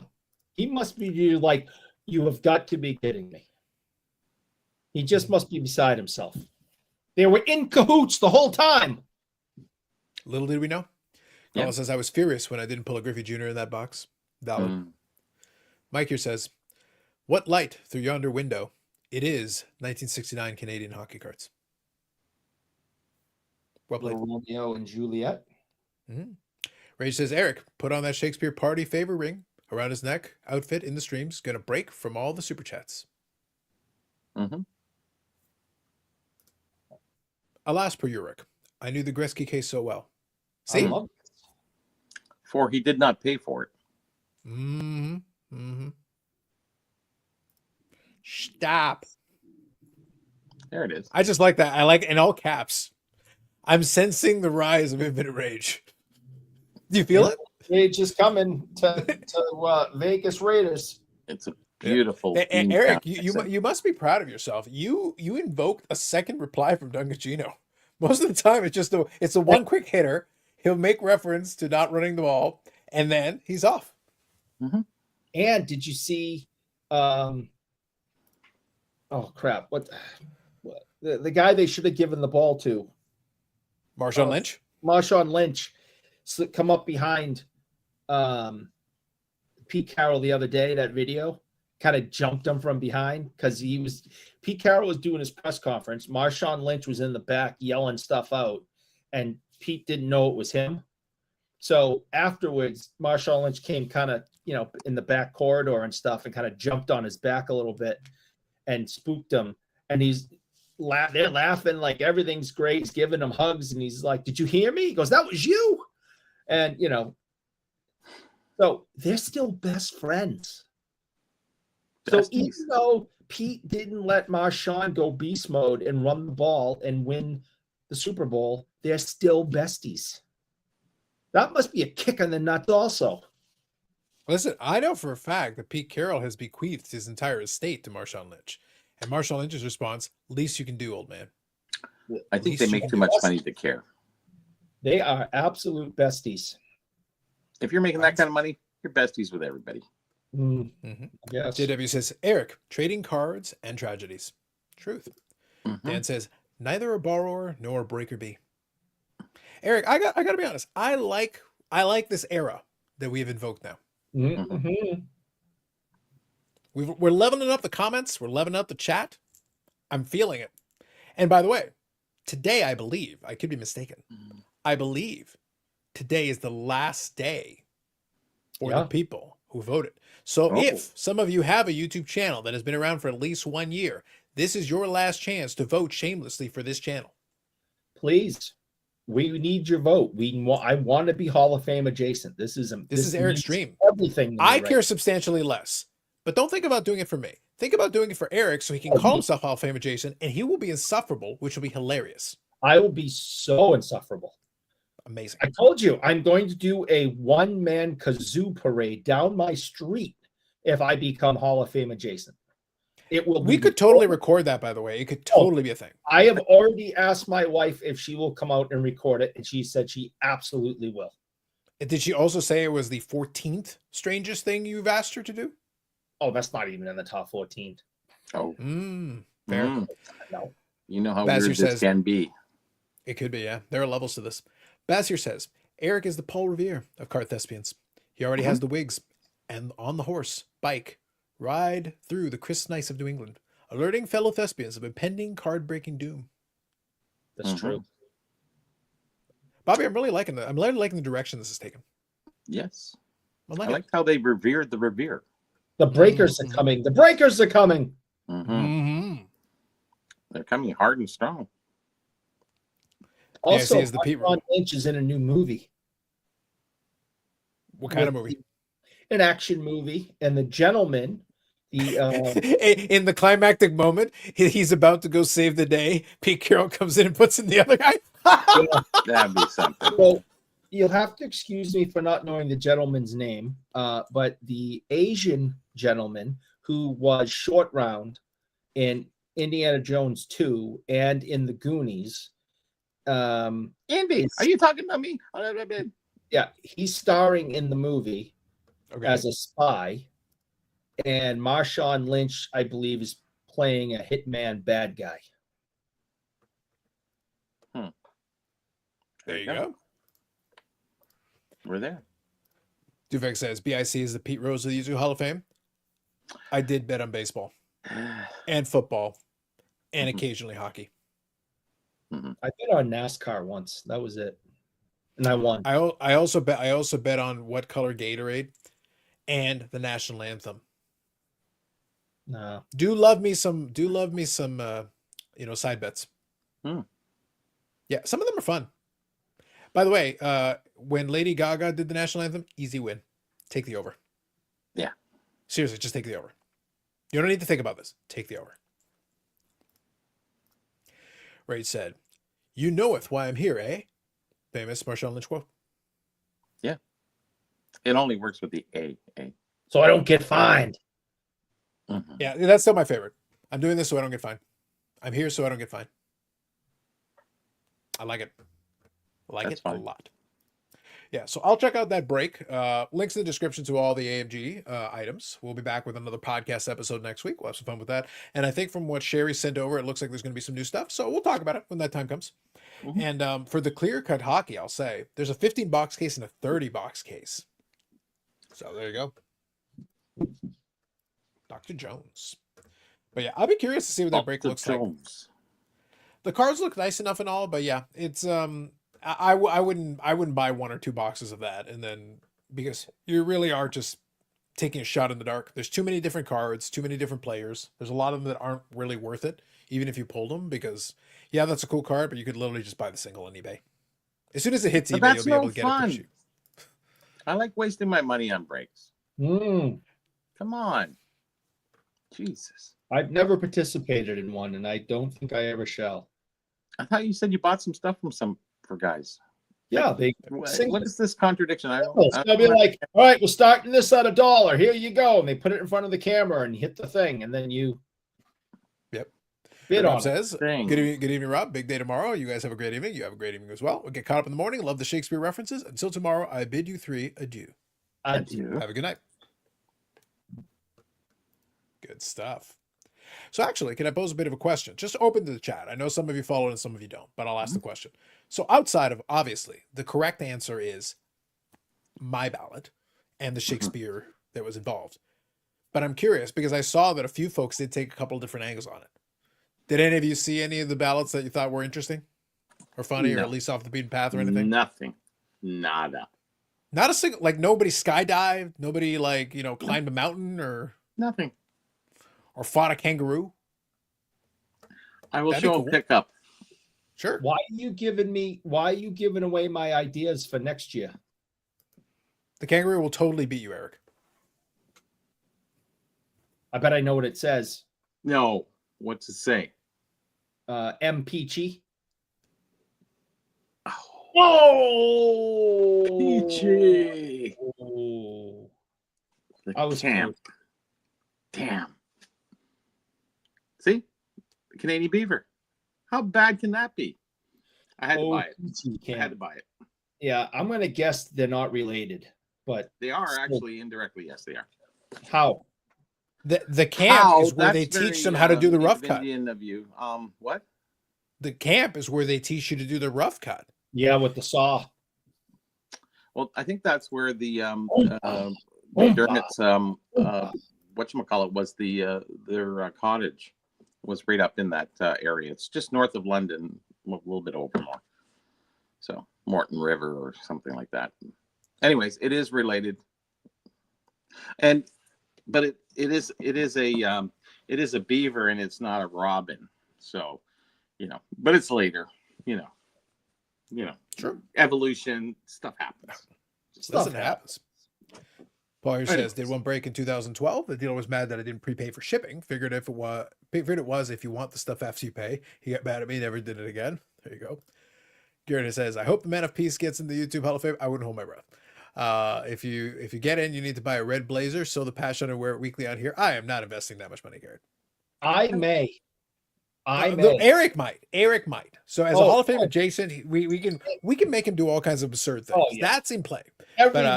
Every week it will be acknowledged somehow, some way. If I have to wear a crown every week, it will be acknowledged. It will be. What's going to happen is Eric's blazer is actually going to be a YouTube button. So if he buttons it up, it'll actually be the YouTube thing right here. Logo, yeah. Yeah. Oh, I kind of like the green blazer better. We can talk about it. Whatever it needs to happen. Yeah. Four. Yeah. Rage says, I can honestly say I never entered a break. I'll wear a bikini. I don't care. I need to be Hall of Fame adjacent. How about you don't? You don't? Anyway, Rage says, I can honestly say I never entered a break. Either myself, Brandon Cooks, the 99 ruined it for me. I've done a couple of breaks, and you got to remember, the best thing to do, if you're going to do it, for most people, there is really no occasion where it makes any sense. The time that I find value in it is, for me, again, I'm doing it for the wrestling cards. So you can buy into specific characters. And if somebody's opening a case of a product or a couple of cases of a product, you can get a character relatively inexpensively. So most of the time you're going to get a bunch of base. So sure. But sometimes you can get some inserts or parallels and everything. And if the character is more off the beaten path, I've had cases where I bought in breaks at like $5. And I've pulled like $40 or $50 worth of cards, and the shipping was like $5 more. So I got what I wanted. And if you pull something really nice, well then great. But for the most part, if you're buying in low enough, then you don't need much. Anything above a couple of base cards and you're doing all right. But if it's like a more expensive thing, like hockey breaks, you're getting all these teams. Your favorite team is like $100 or something. Like you're probably screwed. Like there's almost no scenario where it's going to work out for you. Like unless you pull something amazing, like good luck. I bought into an 84 pack that's on vintage breaks. I bought into an 84 pack, and you get one card. There's 14 cards in the pack. So, and I think what was it, $15? I think something like that, just to get in. I said, okay, yeah, I'll go for it. I was supporting Sheldon at that early time, so I got a common card worth about 50 cents. So that was my one experience. Mm-hmm. It was like an Ed Mio rookie or something. I don't know. Yep. Carlos says, I think I may have just seen a preview of the fireworks show on Fridays at Truist Park. If that's what they're going to do, then the finale is freaking awesome. There you go. Bobby Opeachy, MF and Burrell is how you should be addressed from now on. He already has plenty of honorariums. It might be a little long to include another one. Yeah. Paul says, the original idea of breaks is a great idea. What it's morphed into is madness. Sheer is it madness or is it Sparta? Or is it gambling? A little bit of everything. Mike says, did you see Dan open a pack of 1979 O-Peachy baseball? I did. Oh, what's in that? Like 79, like not much. I know those packs don't go for much, so. For O-Peachy, I don't think Ozzie Smith is actually in that checklist. I think there's just not much, like second tier, third tier freaking rookies. Like nothing. It's basically going to be like your George Bretts and stuff. Let me see. What's the 1979 O-Peachy baseball? What is in that checklist? Let's go to that checklist. It's not like it's 65 or something. Oh, maybe Ozzy is actually in it. Hold on, double checking. If he's in it, then Ozzy would obviously be good. Yeah. Yeah, Ozzy Smith. So that would be okay. Another Ozzy. Yeah, well, if you find him, then that's double bonus. Let me see here. I will see if I can find this list. Baseball Cardpedia is what I want. Let's do that. Cardpedia. There we go. 1979 OPG. There we are. It's a 374 card version. So that one isn't actually too bad. It's still smaller, but it is still a decent size checklist. What's the size of the set? 374. Yeah, and it's what, 760 something for the 790. Tops? I don't think they were, well, actually they might have been close to, it's comfortably over 700. Yeah. I don't think they were at 792 yet, but they were definitely over 700 for tops. Yeah. Let me just see. Joe Morgan, Paul Molitor. So for that kind of thing, you'd be looking for like nice gradable like if you were going to open a pack like that, you'd be looking for a nice gradable copy of the Stars Hall of Famers. Yeah, Dave Winfield, Dennis Eckersley, like that's good. Those are good ones. Willie Stargell. Yeah, there's some good players. They're Hall of Famers in that set, even still. Tom Seaver, Nolan Ryan. Nolan Ryan would be a good one. Yeah, Nolan Ryan would be a good one. I'm just skimming through here, just seeing. And you're going to get a lot of Blue Jays and Expos. So if you enjoy a healthy dose of those, you're going to get those. Goose Gossage. Well, they seeded the sheets with the when they would send them up, they would just put lots more, local players. Yeah, Rod Carew, Bert Blyleven. Rod Carew. Now, Rod Carew what was he in? He was in this baseball. Do you remember that show? It wasn't like that other, it was like a game show kind of thing that Rod Carew and a bunch of other guys, and I forget, they did this little contest or something, and it was almost like that, that one where they go through the obstacle courses. It's almost like that, but in a different way. It's a long time ago. Are you talking about in the 70s? Yes. Because they did a lot of stuff like that in the 70s. Yeah, there was something, and I remember Rod Carew and a bunch of other guys, and, you get to see their persona actually back then, which is really kind of cool. Like the because you even had the game shows where it was like a contest with the stars, and you'd have TV show stars that would be doing contests and stuff like that. Yeah, it was something like that. It was really interesting to watch. That's what came up with Rod Carew, because I remember he was in there, and you see some of the players you looked up to, and then you found out how they talked on the show, and you kind of went, he's not such a nice guy. Anyways, just saying. So I like this. Not that Rod Carew wasn't. I'm just saying. I get it. Well, listen, Rod Carew, up until Mariano Rivera came around, Rod Carew was technically the best living baseball playing Panamanian. There you go. He was born in Panama City, so he was him, and then there've been others, but basically Mariano's the next one after that. So which I wasn't too thrilled with. I really do hate the Yankees. Is Rod Carew the player that converted to Judaism? Not that I'm aware of. I think but I don't know. Jesus. No, they don't. Of really, Nazareth? They don't really follow him. No, because that's like first. They just call him Jesus. Yes. It's less formal. It's easier that way. I think Rod Carew became Jewish, I believe. Shocking. So Mike says autocorrect keeps changing the last E to an R. Mike, I think autocorrect secretly wants to listen to share. Carlos says first solo card of Dale Murphy is a 1979 OPG and 79 tops. That is true. That is valid. Dan hit a bench and a Morgan. Solid. Well played. Murph's 77 and 78 cards were 4-player cards. Yeah, I remember 77 was his rookie, and then 78 I didn't realize he was still a 4-player card, which makes sense, I guess. Dan was saying I was praying for a Louis taint. Aren't we all? 1 second. Geoff, noted hobby expert and author. He's an author now of a for the For Dummies book. Yeah, for the For Dummies book. Yeah, dummy was the key word. Takes one to know one. Yeah. Carlos said either Carew was born on a train on the way to somewhere. Midnight train to Georgia. Also, I don't think he converted. He did, however, marry a Jewish woman. That could be, maybe. Yeah. He was born apparently from my recollection, I believe he was born basically where the Panama Canal was. So there was that will be the American Canal soon. Thank you. If you can find it, we'll let you have it. Okay, I'll look. Yeah, you look. Are you sure the Panama Canal is not I'm looking beside at the your house? window right now. I don't see it. I bet the Panama Canal is beside your house.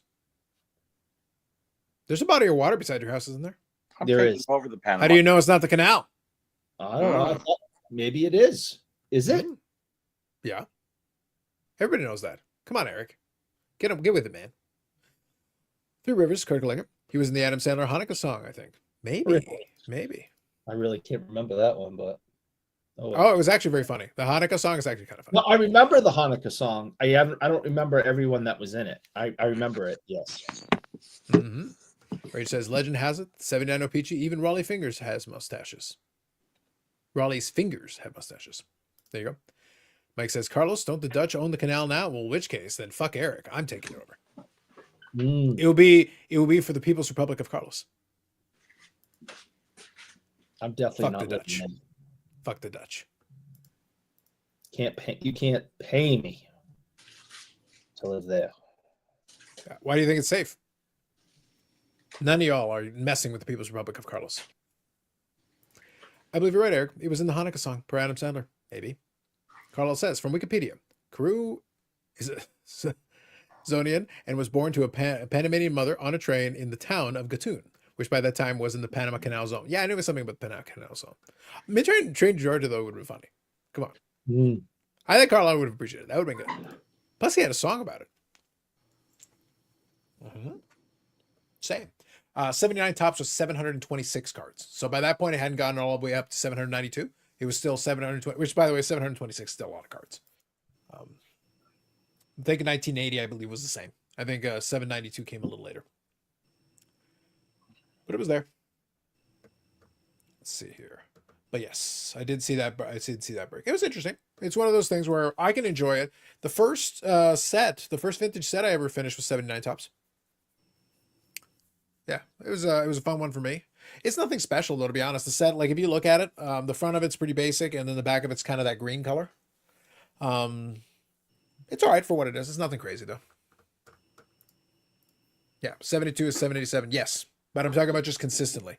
72 is a weird one with the high numbers. There was kind of an outlier. Like they went up to 787 and then it came back down.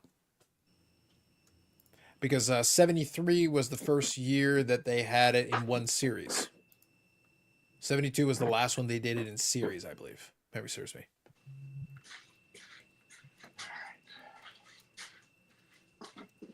I love that you can hear Bobby stalking around the garage. Oh, I had to come back from the washroom, so. No worries.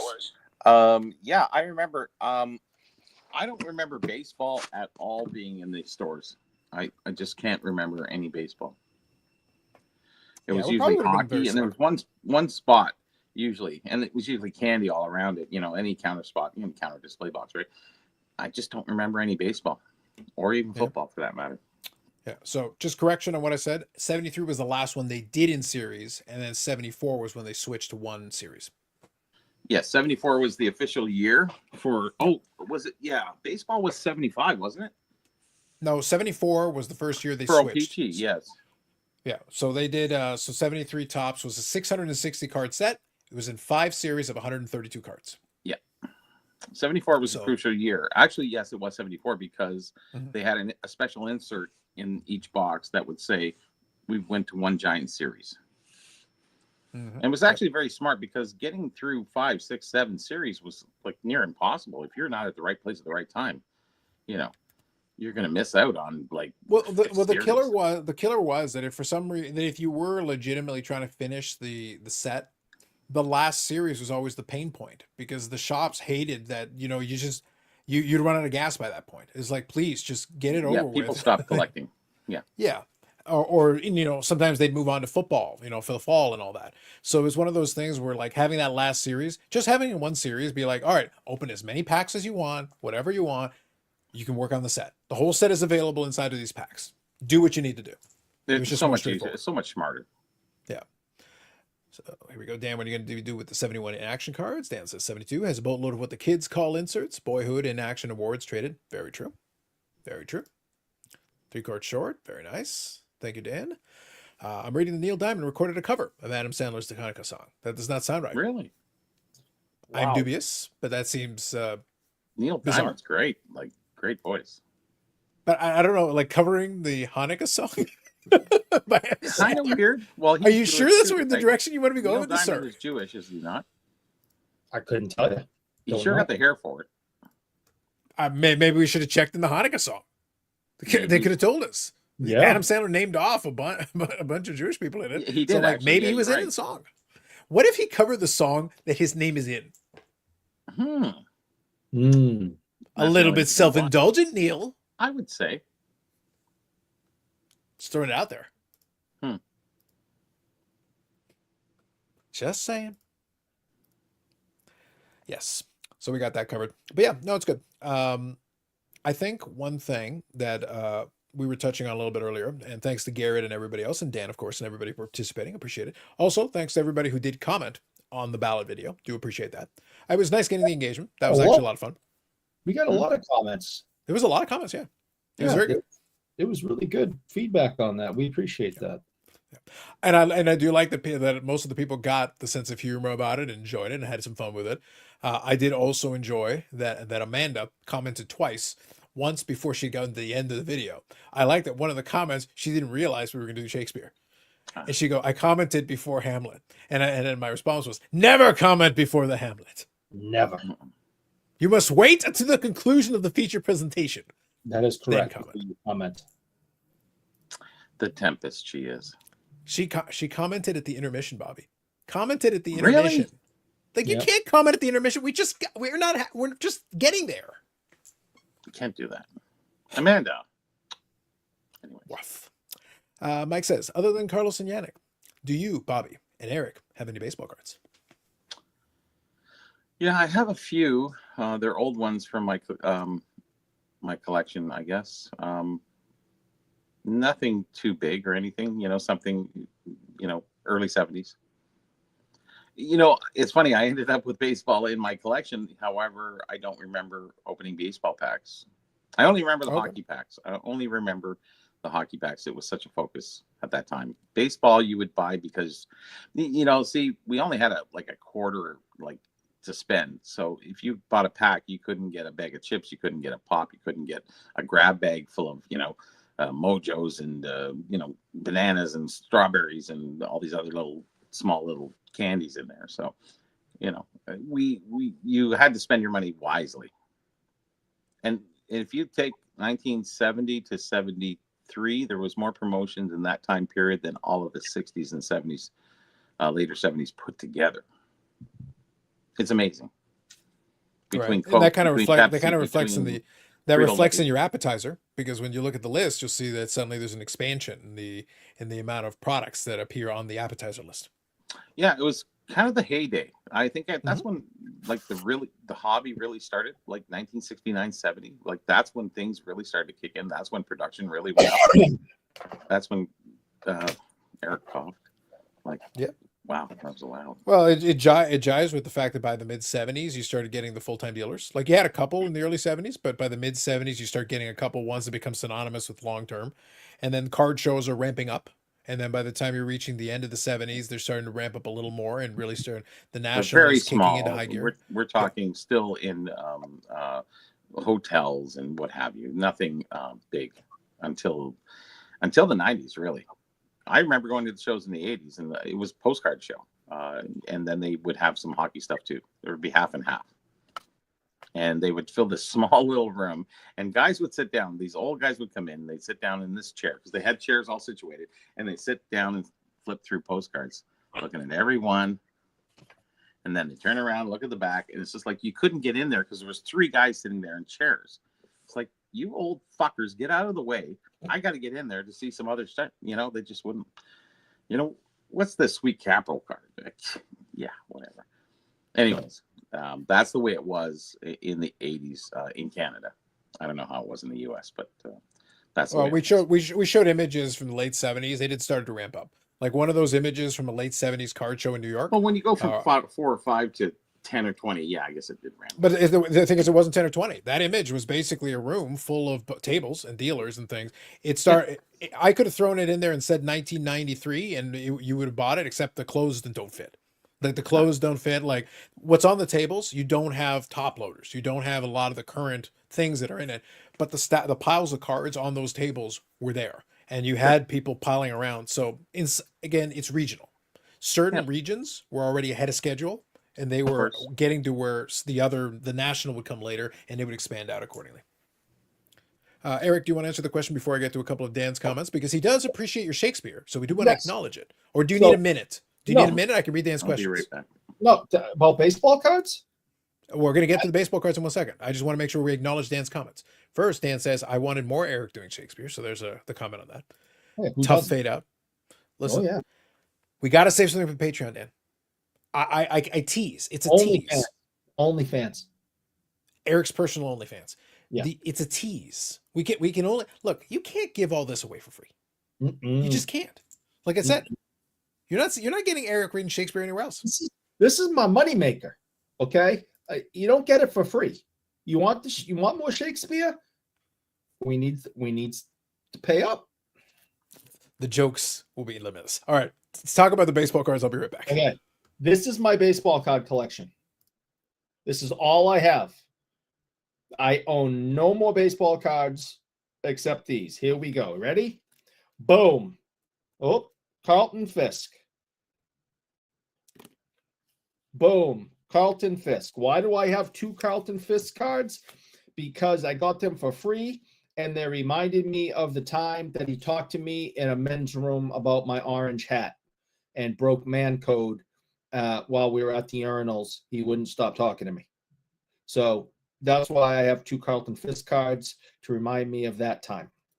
Next card, Wilbur Wood autograph card. We had Wilbur in the shop, and very nice man. I had him sign a hockey puck and a card. So there's a Wilbur Wood autograph baseball card from I can't tell what year it is because I got the certificate behind it. Anyway, I have this really nice Jackie Robinson card.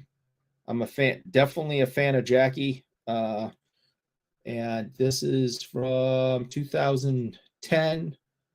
And it's got some little rainbow action if you hit the light right. And I thought it was cool, and it was free, so I took it. Bo knows, greatest athlete of my lifetime. Not the best baseball player, that would be Ichiro, but the best athlete of my lifetime, Bo Jackson.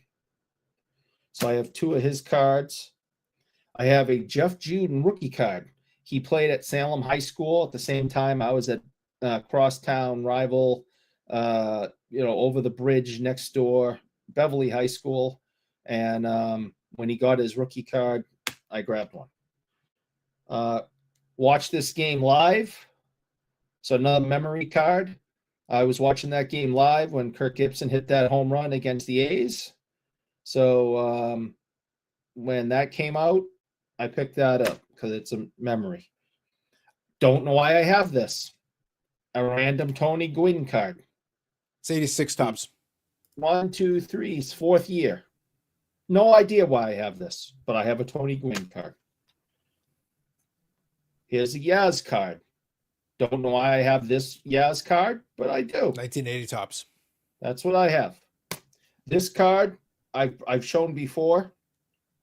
Wade Boggs out of the Drake's big hitters, it's a Drake's Cakes or something. Pulled this myself out of the package. Ate the cakes. Didn't keep those, but I kept the card.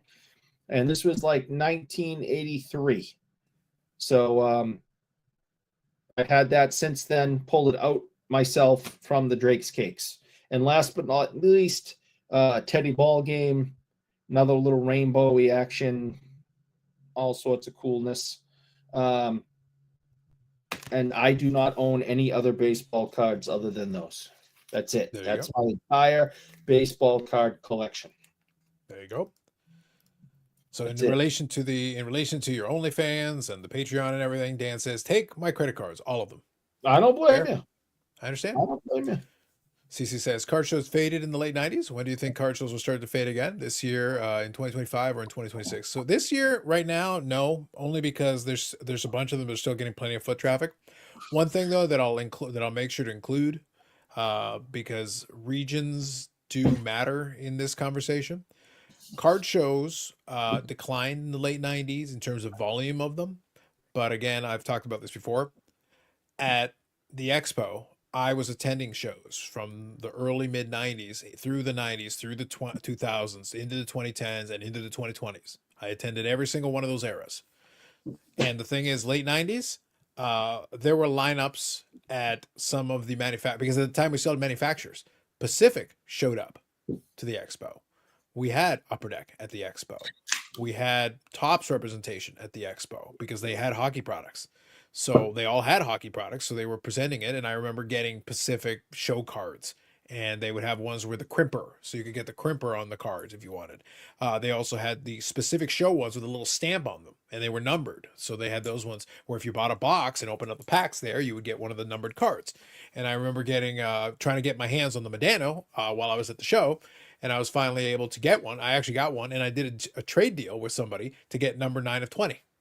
So I was trying to get the jersey number version of it. So I had one copy and I traded it for the jersey number 1 and threw in a couple more cards, I think, if memory serves me. So there was still plenty of activity in the late 90s at the expo. So it's not to say that it's insulated from it. It's still part of today, to be honest. The expo is bigger than it's ever been for the last couple of years. And we basically don't get any of the manufacturers. We only get Upper Deck now. Upper Deck's the only one who shows up because they've got the hockey license. But the thing is, the irony is that today more people collect more of the other sports and non-sports than back then, and the other manufacturers don't show up. So that's one that we talked to. I've had conversation with Steve Menzie, and it's one of those things like it would be nice, if Fanatics Overlords deigned to even like do a minimal presence just to show up and like present some of their wares, because like no, there's people that like the football cards, there's people that like the the basketball cards. There's people that are interested in it. There are definitely collectors for them. Hockey is obviously dominant, but it's not the one-sided dominance that it once was. There is a sprinkle of other things. Hell, even the Pokemon company, if they wanted to, could do, because TCG is huge at this point. There's a very strong TCG presence. So just the inclusion of some of those other manufacturers would be very interesting. The irony is that in the 90s, we did have those manufacturers show up when things were fading. They were advertising. Today they're booming, and they don't even bother. So if you look through one of the magazines and see the advertisements from every company, it was just amazing. And then we went through a lull time there, and now we're back up. But in a more of a corporate sense, I would say we're a lot larger. Otherwise, we're just larger. Yeah. Because eBay has 8 booths. Okay, eBay never even had a booth. And you can talk about Slapshots, you can talk about all these other companies that weren't there then. And that's why we're bigger. I don't think the dealer count is actually more. No, I would actually question if the dealer count is even less. I would say, because it was all dealers before that filled that room. Right. I think now you got a few dealers that operate bigger operations with more tables. They've expanded, yes. And so like certain ones like they'll take up like a section of it. Martin Sports Cards is like half an aisle. Picture. Yeah. Yeah, so it's like you just think about it. This is one dealer, but they've got all those tables. They're all the way down that line. Well, they only had 3 to begin with. That's right. So I'm saying they've expanded their operation of it. So like half an aisle, basically. 8. Yeah. In a long row, where eBay has 8, but it's in a group of 4x4. So today, to your point, there's less number of dealers. But some of them are taking up bigger footprints. Yeah. So they're eating up some of that space. So you're still getting, and then the foot traffic is as big as it's ever been, because the last couple of years it's been a lot bigger than the years past. Well, it's more of an event now too. It is. We only had so many guests at the other ones. Now we have guests that you don't get the stars that we had. You get the Howes and the Bellevos and what have you, but now we get. Who'd we get that was a lineup? Like you had what's his name? Tyson. Who was the big Tyson was the big one. Oh yeah, that's right. That hallway was Flair did very well as well. Was good. Yeah. Some of the celebrity kind of inclusions in there have done well. We couldn't but Tyson was a crazy one. Tyson was nuts. That was insane. Yeah. So it's kind of interesting to see. I don't think anything imminent. Although by the fall, again, if tariffs take over, all Boston Bruins are going to be 50 million% higher. So pretty much. Yeah. More reason to not buy. So it's going to be really complicated. Eric's going to be like, oh, but my American dollar is so strong. Yeah, but unfortunately, we can only charge you for these cards in American dollars, and we're going to add the tariff to it. If they add a tariff of 25% so that's unfortunate. Of cards coming in, that's going to hit pretty hard. Well, the problem, Bobby, is that it's going to be a 25% tariff, but then when Eric shows up, it's a 250% tariff. That doesn't seem fair. Minimum. Like minimum. We got to add a couple, maybe 2,500%. We got to add a couple zeros. Just on him coming through. Yeah, like that's a bare minimum. Mm-hmm. And that's not even counting the $1,500 surcharge for him just to cross the border. Yeah. That definitely doesn't seem fair. Just saying. You have to sneak through in the trunk of some, I don't know. Probably. Yeah, probably. Dan has Wilbur from Massachusetts, 68. Mike here says, Eric, all sins forgiven. Nice little baseball PC and it's neat. You have memories connected to the card. Thank you, Mike. Thank you. Rage says the whole Drake set. Very nice. Carlton Fisk was talking about your helmet by the urinal. No. He was talking about my orange baseball hat I was wearing. And he come up to me behind me, and he's a big dude. He comes and he goes, hey, nice hat. Is that your hunting hat? And I'm just shaking. You should have been like, it's my hunting hat, bro. Sam, what the fuck's up with that? Yeah, and I'm like, who's breaking bro code? And I'm like, oh, it's Carlton Fisk. And he's right next to me, and he just yip-yapped the entire time we were standing there. You should have just I told the story before on the show. The worst part is that today, like, if any of those so-called friends he has did the same thing, he'd be like, yeah, Marcel, I'd be happy to talk to you. It's all good. You're the best, Marcel. No. Oh, you're right. It would be higher pitched and more girlish screaming. Anyway, Garrett here says, there are two expos per year. Is one considered better than the other? The Fall Expo is slightly better. So from like terms of amount of things, and I'll make an important caveat. It is considered the better one because obviously it will be better attended. There are certain things that will be there that are not there in the spring one.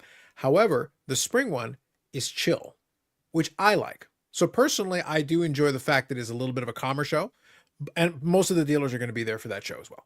So the fall show though is considered the main show. It's the prime time show. Hockey season where the other, the spring show is the end of the season, and you have baseball already kicking in and stuff like that. But on the other note, have I found great things in the spring show? Yes. Yeah, totally. Better than better than the fall show? Yes. So it's what show is better to come? Usually at the beginning of the year it seems like, things are just getting started opposed to the end where maybe you're not so enthralled to go. I don't know. And with the spring show, this is the thing. With fall, we're already into wintertime, what have you in Canada.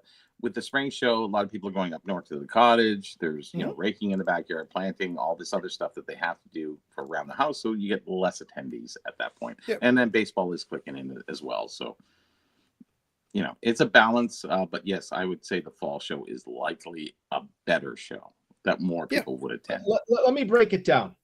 The fall show is the better show because I am there. The fall show is the better show despite Eric being there. Despite you being there, yes. That's the key word. It's just despite. That's all. That's what I heard you say. No, you guys added a word. I didn't. You need to work on your diction. If you're going to continue your work as a Shakespearean actor, you need to work on your diction. We can't hear you through the Bostonian accent. All we heard was cars. That's all we could hear. Mm. You must learn to enunciate. Yeah, tone it down there. Tone it down. All right. A little bit. Bring it back. Tone it down. So I would say if you're going to attend just one, the fall one is the one that most people would recommend. Nothing wrong with that. I can't disagree. I attend both.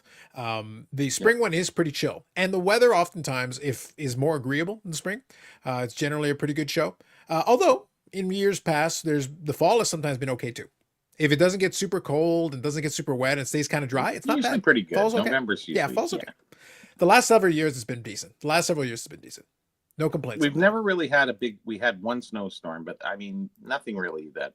It's been a long time. The big snowstorms were years ago. It wasn't. It hasn't been the case in a long time. No.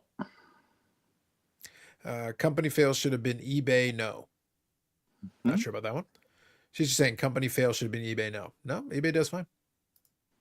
Tyson School, but he's no more Povich or Geraldo Rivera. Listen, true enough. You got it. Right? Baby steps. Mike says, so did Fisk piss you off? Remember, it's better to be pissed off than pissed on. No, he didn't piss on me, thankfully. And he did not piss me off. I was just taken aback that someone broke man code. But no, we talked afterwards, and he was very nice. Well, you were wearing the orange hat.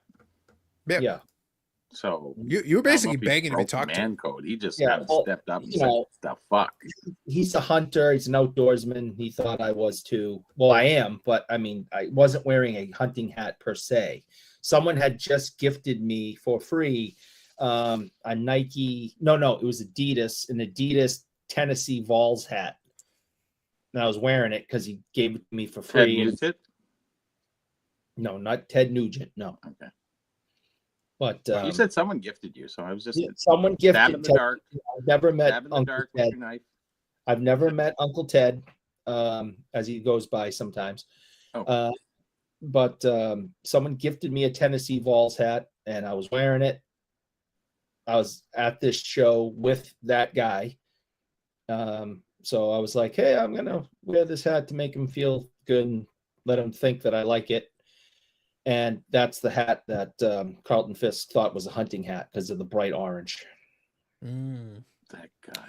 So that story was all well and good, but Eric was wearing a pylon on his head. Maybe. So he was like, that's a hunting hat, right? That's a hunting hat, right? He was standing in the corner. I've had a lot of concussions. I don't remember very well. Might have been a dunce hat standing in the corner. Well, the problem is that the next time Eric's going to be like, I'll grab the pylon. And it's one of those Devo hats. I don't know if you remember Devo. Oh, except it's all orange. Be amazing. Would be good. Zach says here, if Fisk told you to eat mayo, would you? Of course you would. Yes. No. I eat enough mayo to compensate you. Don't worry. No. It's one of my main things on my hot dogs. What if he's very, very, very insistent? I suspect the animal will be a bruiser this year. Is it early in April versus late in April due to the weather? Yeah, see, winter starts in like August there, so just kidding, but not really. I don't know. Bobby, have you ever been to Edmonton? I went to the first Edmonton show. It was called the Summit. And I actually set up an O-Pee-Chee. I had two booths. So I was selling stuff at one booth, and the other booth was two booths actually was set up as a display for all the O-Pee-Chee items. So the history of O-Pee-Chee was right there. And you think the Gong Show had it. Just saying. Well, speaking of Bobby. I have a video of it, and I should really post it. Because I absolutely, I did take some good videos back in that time period. But that was the very first Summit. What year was that? Geez, that was 2004, 5, 6, probably 7, 2007, somewhere around there.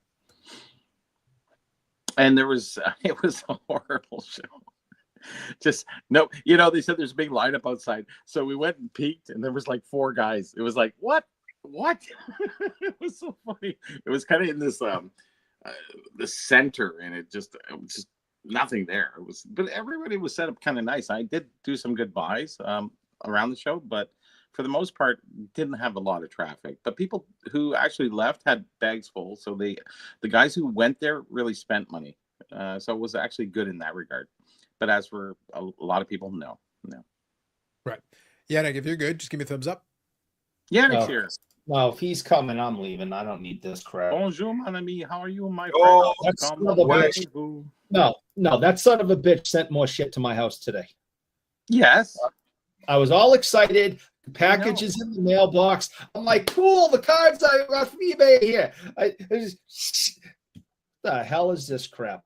Do you ever actually read the label? Because actually it says my name on the damn thing, so it just Yeah, shows you like wouldn't have to open it. If you actually read the label, it says "Not you, Eric, you fucker, not for you." Mm-hmm. I should address Capital it that F. way. Yeah, like it's very clear cut. Like literally, not for you, bougie, not for you. He's not the only one that did it. So earlier in the week, I can't show you the side of it. Why? Well, it's because it's got his address and everything all over it. Oh. I opened up another package. All right.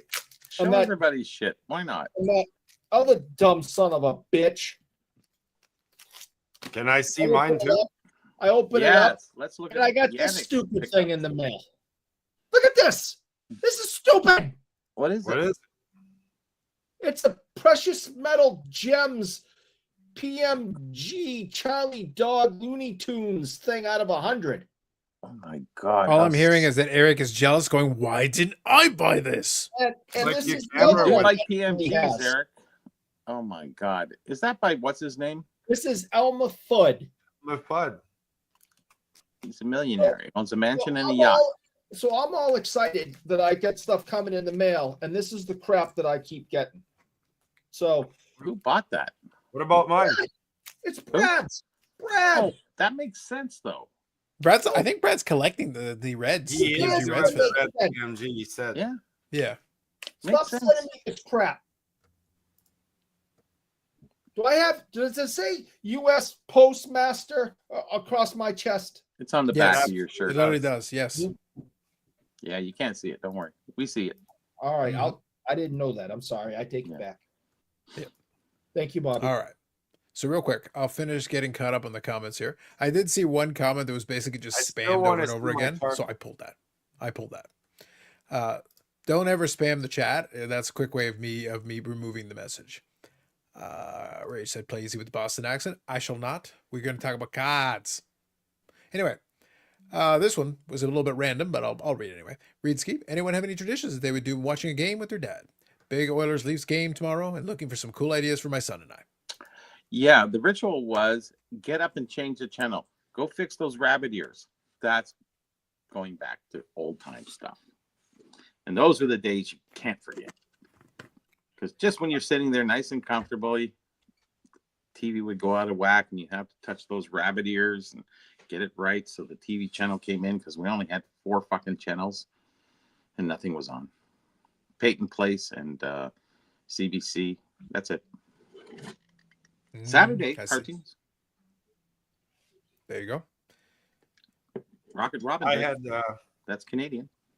It was kind of spending time with my dad for me, and it meant like during like weekdays or stuff. Usually, busting your going to bed hour. Yes. Watching the game.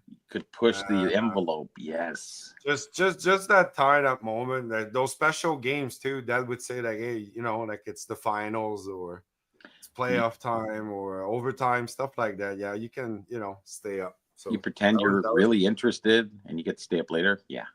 Yeah. Mm-hmm. I got introduced to hockey through him, watching the Bruins in the, late 70s, early 80s. And I'd sit with him and watch the Bruins, and he'd yell at the TV and complain just like I do now. Hey, same thing here. The hell? Yeah. So, yeah. And another little tradition, and it was a different time back then, but it really wasn't a big deal. He'd have a beer watching the game, and he had a mug. He had his own mugs, right?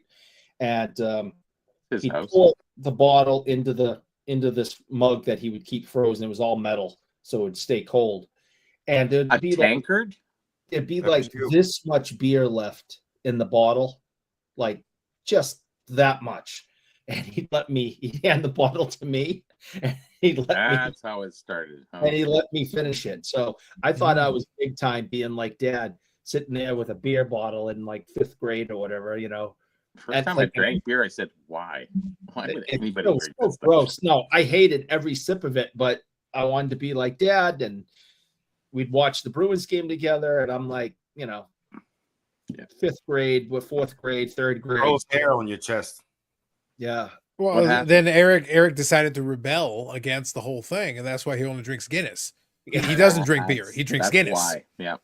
And you know something? I think I've had 2 beers so far this year. And we're going into February tomorrow. So I've had two beers this year, I think. Wow. And actually, oh shit, wait a minute. Uh-oh. No, that was It's only February 1st. No, it was the end of last month. I haven't had anything to drink this year. Well, we'll be February 1st is in a couple hours. More, We're not there yet. We're getting there. I take it back. I'm living in Australia time. Carlos in the dry February.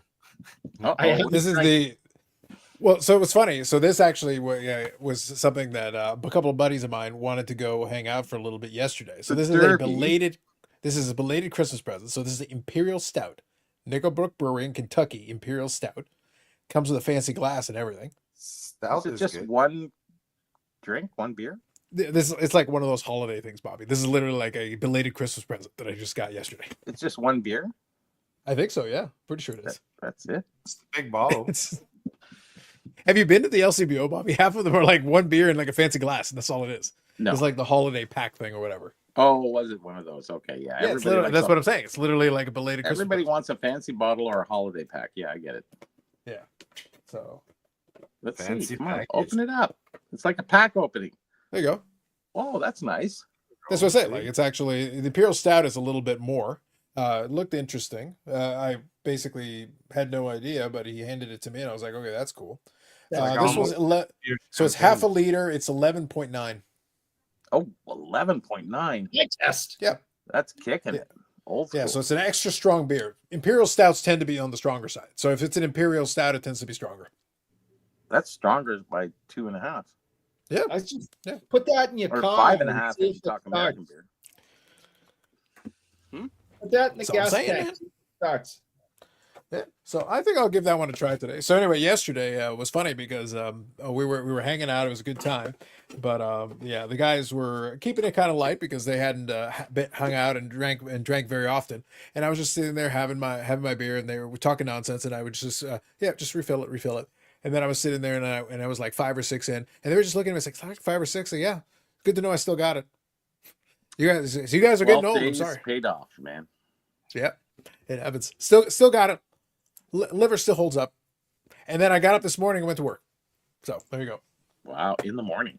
Jeez. Well, still had I still have some early morning meetings, Bobby. It does not wait for me. I still have to. That's why I say, like, for me, when I came out of it, I was like, yeah, I'm gonna go get a snack.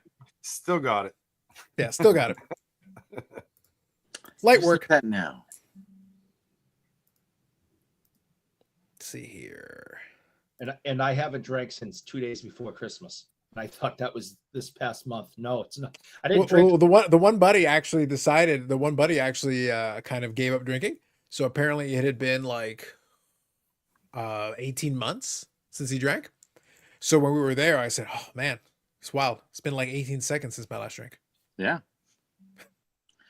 18 seconds, 18 months, practically the same thing. He'd get drunk off of 2 beers at that point. And at that point, like one might do him in. I did have one buddy. Yeah, that would do him in. Yeah. Well, though this is one where you do not you drink one and you enjoy it.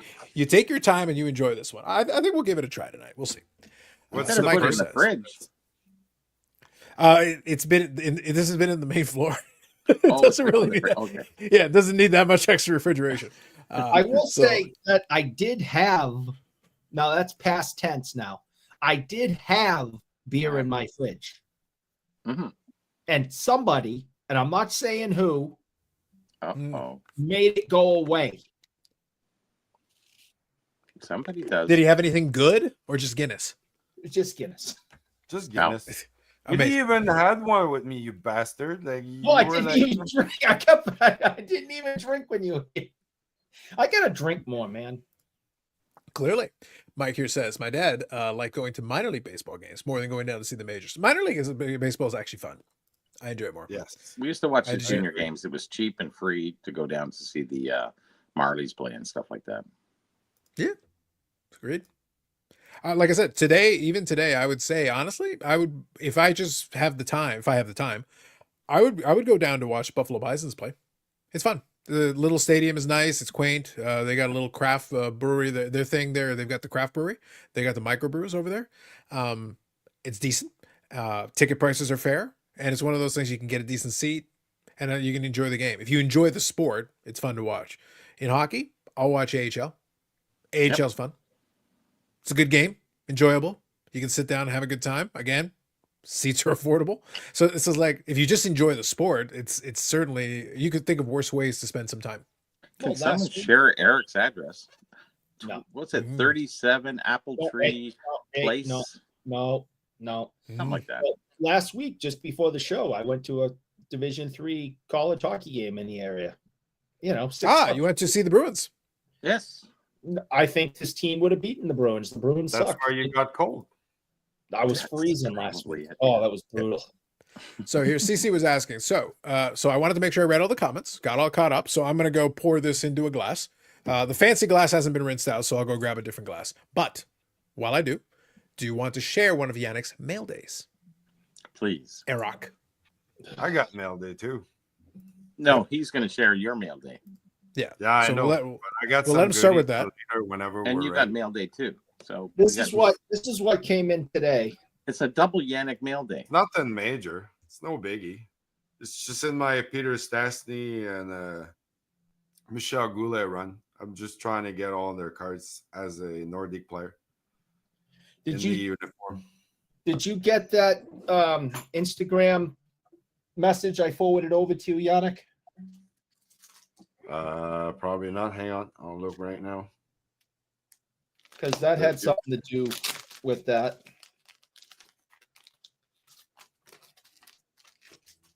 But, you know. Oh, nice.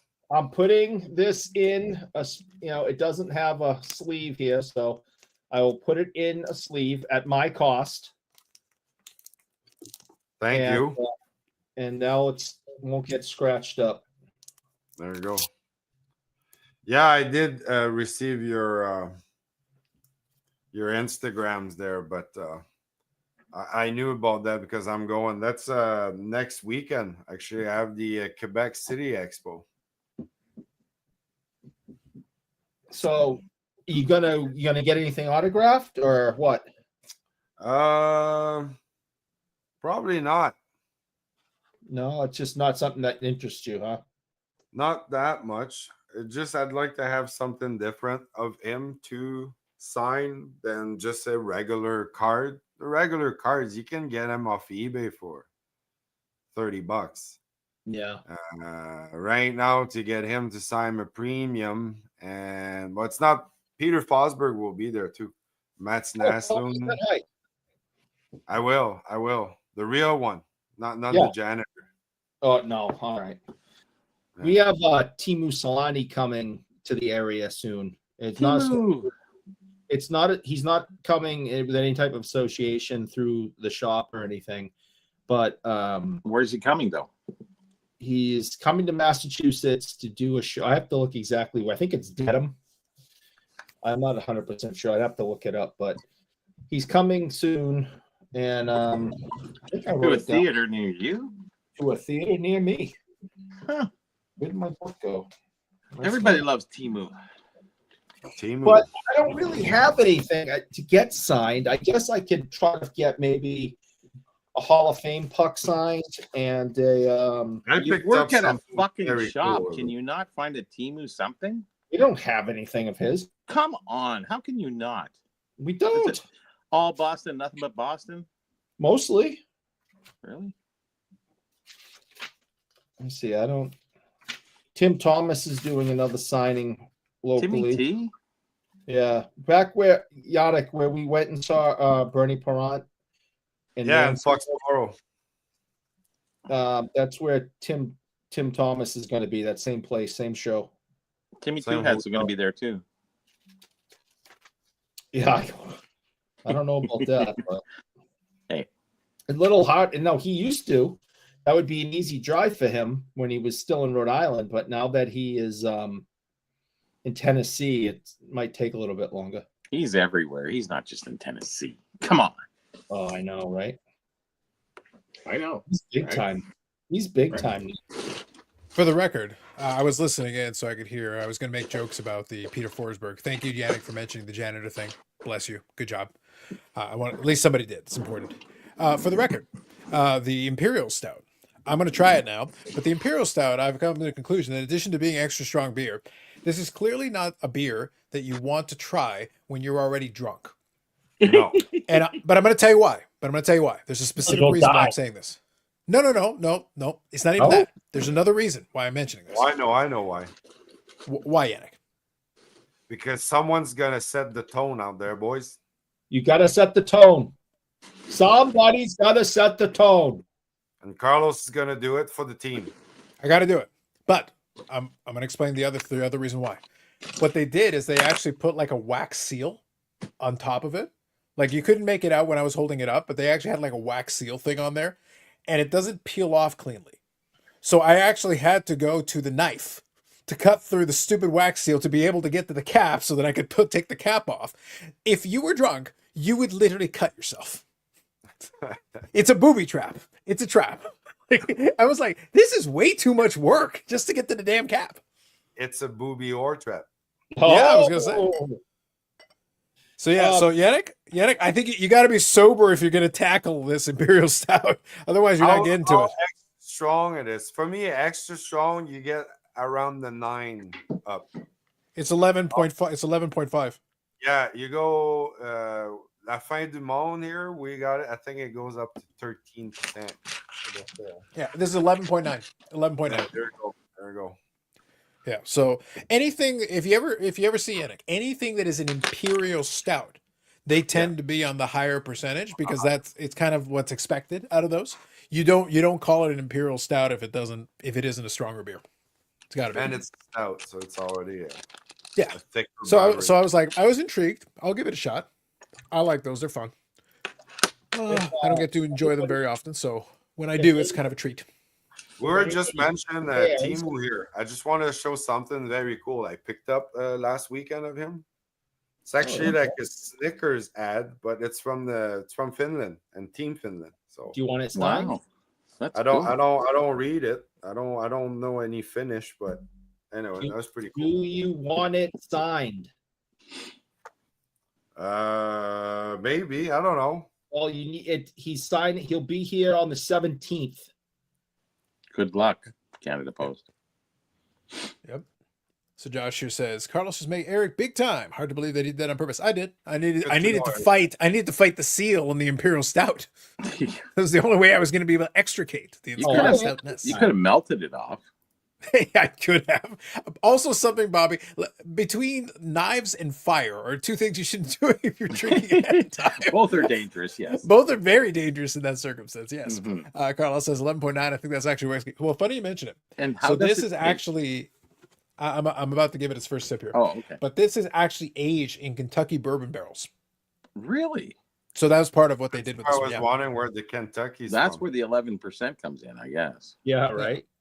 Yeah. Wow. So I've had ones. I haven't had this specific one, but I've had ones like it, and oftentimes it's done very well. Sometimes they do a very good job. Well, for the price of it, probably. Yeah. Well, in this case, it was free for me, so it was my belated Christmas present. So, cheers. I just got a box in, so I was just pulling out. Someone's gonna set the tone. So I got some. Set the tone. I got some keychains. Got some keychains. Flyers keychains. This is actually the very first one. They did this chain, and then they went to this after that. So, and these are pretty popular. What's the year? They actually come off. There's a piece that comes off of there. I have this mucker that I pull it out with, and then I got a flyer ring. So I'm on the flyer trip for some reason. I don't know why. Fan club. So, what year are those? Well, this ring probably would date probably mid 70s. It's Richards and Sargent. That was a manufacturer of most of the jewelry back in that time period. And it's 22 karat gold. What do they call it? I forget the name. Well, it's just plated. 22 karat gold plated. Yeah, they call it another thing. Hamilton gold is plated, right? So that's what they did. Ooh. And these things are early 70s. Actually, this one is probably the earliest one, which was started in 1971. And then they ran until about 79, 80 with these ones, with this little chain and it's keychain and on hooks and everything like that. So, you know, these are kind of neat little pieces that I really like them for some reason. I don't know. It's the lucite, you know, looks like a shield, and there's a lot of different ones. Anyways, I always like keychains. I like banks and keychains. Those are my biggest kind of things I really enjoy. I used to collect banks. I would buy, you know, my parents, when they finished a coffee can, I would make it a bank. Never had any money put in the bank, but I made it a bank because I always thought I was going to put money in it. But then I would spend the money on packs and stuff, candy. Whatever. Here's a gumball machine ring. Why don't I have a metal one? Why do I only get plastic ones? Well, that's actually a gumball one, and that one's really pretty rare. That's 1967, so it's almost older. It's older than you. It is. Yeah. You can take it out. You can open that. I don't wear it. Just it's stronger than you think. I'm kidding, but I'm just saying. No, I don't want to. Oh, you pussy. Yes. Oh, okay. I like it right the way it is. I don't want to. Well, you gotta show the people what you got. I just showed them. Nobody can see that. They don't understand what it is. It's a ring and a bubble thing. Nobody can see it. Oh, I'm sorry. I'm not taking it out. I'm not risking breaking it. So if a display comes up of one of those, I would pay $1,000 to $1,500 for that display. So there you go. That's just me. There's other people who would pay more, but I'm just saying, not many. That's the kind of stuff that I really look for, is the original advertisement, the original promotional stuff. That's the rare stuff. And I think that's really taken over in the last little while, because you can almost sell anything at any price. Guys just want it because they know there's only a few around, if only one, right? Just saying. Yeah. Mm-hmm. Knickknacks and trinkets. What do you want, right? I don't know. There you go. Yeah. I got a couple cool piece. What do you got? I'll wait for my turn. Are you looking for I think Eric is struggling enough with Whose plastic book and is books, that? so I think it's your Whose turn. book is that? Some fool wrote a book. Fool. I want to Pity see the if fool. I want to see in the 60s whether or not that ring is in here. 67. Oh, is that the 2006? Now, real quick, speaking of foolishness, No, so it won't be Bobby, in there. I was going to mention it earlier. We got to wrangle your boy, Loud Collector Phil. You know, we got to get you guy under control. So apparently, he went and did his live stream on Thursday instead of a Friday because he had a scheduling conflict or whatever. Oh, Phil? Phil, yeah, Phil. Oh, and then on his thing, I skimmed through it. I was just listening to his background. He says like, "Oh, I don't know if there's anything else hobby wise on Fridays." I was like, "How dare you?" Mm-hmm. This is the locale of the Burrell. He is denying the Garage of Knowledge. they don't even know about the app, for crying out loud. This is outrageous. And not As only if that, there was one. listen, all it's outrageous. This, if that wasn't an affront enough, then he has the audacity to be like, "Oh, let's get Brad on here." It's like, and Brad is here. So obviously there's somewhere where Brad happens to be. It's like, guys, this is the place you're going to answers. They can't even be bothered to get to know. Did he ask We're for the longest Brad running again? episodic, whatever it is. He asked for Brad again? That's the second time. He's done it. He's actually done it 2 or 3 times at this point. It's kind of funny because, I'm still waiting to do the third and last and final edition, and I have not yet been contacted. Interesting. It's funny. They did a review on the 1924 Champs card, and then I sent them my article from Hobby News Daily when I did the Chalice card about the 24 Champs and the detailed information, and they just missed so much. It was just like, it's out there. Like, reach out. It's free. Like, just go look, and then you can talk a little bit about it. But they were just kind of rambling on, like, yeah, we're going to cover this, but we're going to look at the Beckett guide or something. I don't know. It's just like, okay. It's in my book, but not overly focused on my book. In the app, it's like, 8 paragraphs. And my article is like 10 or 12. But I'm just a lowly hobby historian. Wow. Tough times. It is. It is rough. Joshua says, I thought you were going to mention the scroll saw. I only skimmed through a little bit of it. I did catch that. He was basically trying to break out cards out of PSA holders, and he was playing with the scroll saw. And I was like, oh, that guy's dangerous, man. Oh, watch out. Well, the good news is you see the way he handles cards? It's almost funny. It's pure entertainment. It really is. It is. But listen, expertise. This is he's there to provide expertise and knowledge on Canadiana. Okay, easy. Oh, yeah. Well, let's not go too far because he misses a lot of shit. Bobby, that's basic. That's what I'm implying here. I understand. That's what my point is. Look, at this point, if I need a Canadian expert, I might be more inclined to just bring Eric. Yeah, I would agree. Or his batting average would be about the same at this point. point. Do better. Yeah, his batting average would be about the same. Like pretty much. Yeah. He just guess. Really, he starts talking. He likes to talk, and then he just keeps talking, and he goes, yeah. I don't really know, but I'm just putting it out there. It's like, well, Bobby, it goes back to one of my things. Eric, first my memory. How many rules are we at? 8 currently. 8 how many BSC rules do we have currently? I think we're at 8. Did we get to the 9th? That's what I want to double check. We are at 9. Oh, currently we're 9. What was the 9th? 9th is never go full Manoa. Oh, that's true. Yes, yeah, I forgot. So Eric, grab a pen. I have a new rule. This will be the infamous rule number 10. I'm looking forward to this one, and it'll apply beautifully to what we were just talking about. I think I know what's coming. Mm-hmm. Well, we'll see. We'll see if you know exactly what I'm getting at. But here we go. All right, Eric, are you ready? I am ready. Rule number 10, the BIC rules. Rule number 10. It is okay to say, I don't know. That's a good one. I'd have to give you, yeah. That's a big one that a lot of people could use. Like, it's okay. Can we put to say, still at the end in brackets? It's implied at the moment. It's okay to say, I don't know. It's okay. It really is. It's all right. It isn't. Some people talk to hear themselves, and other people just talk. The thing, Bobby, the reason why I can state it. Written.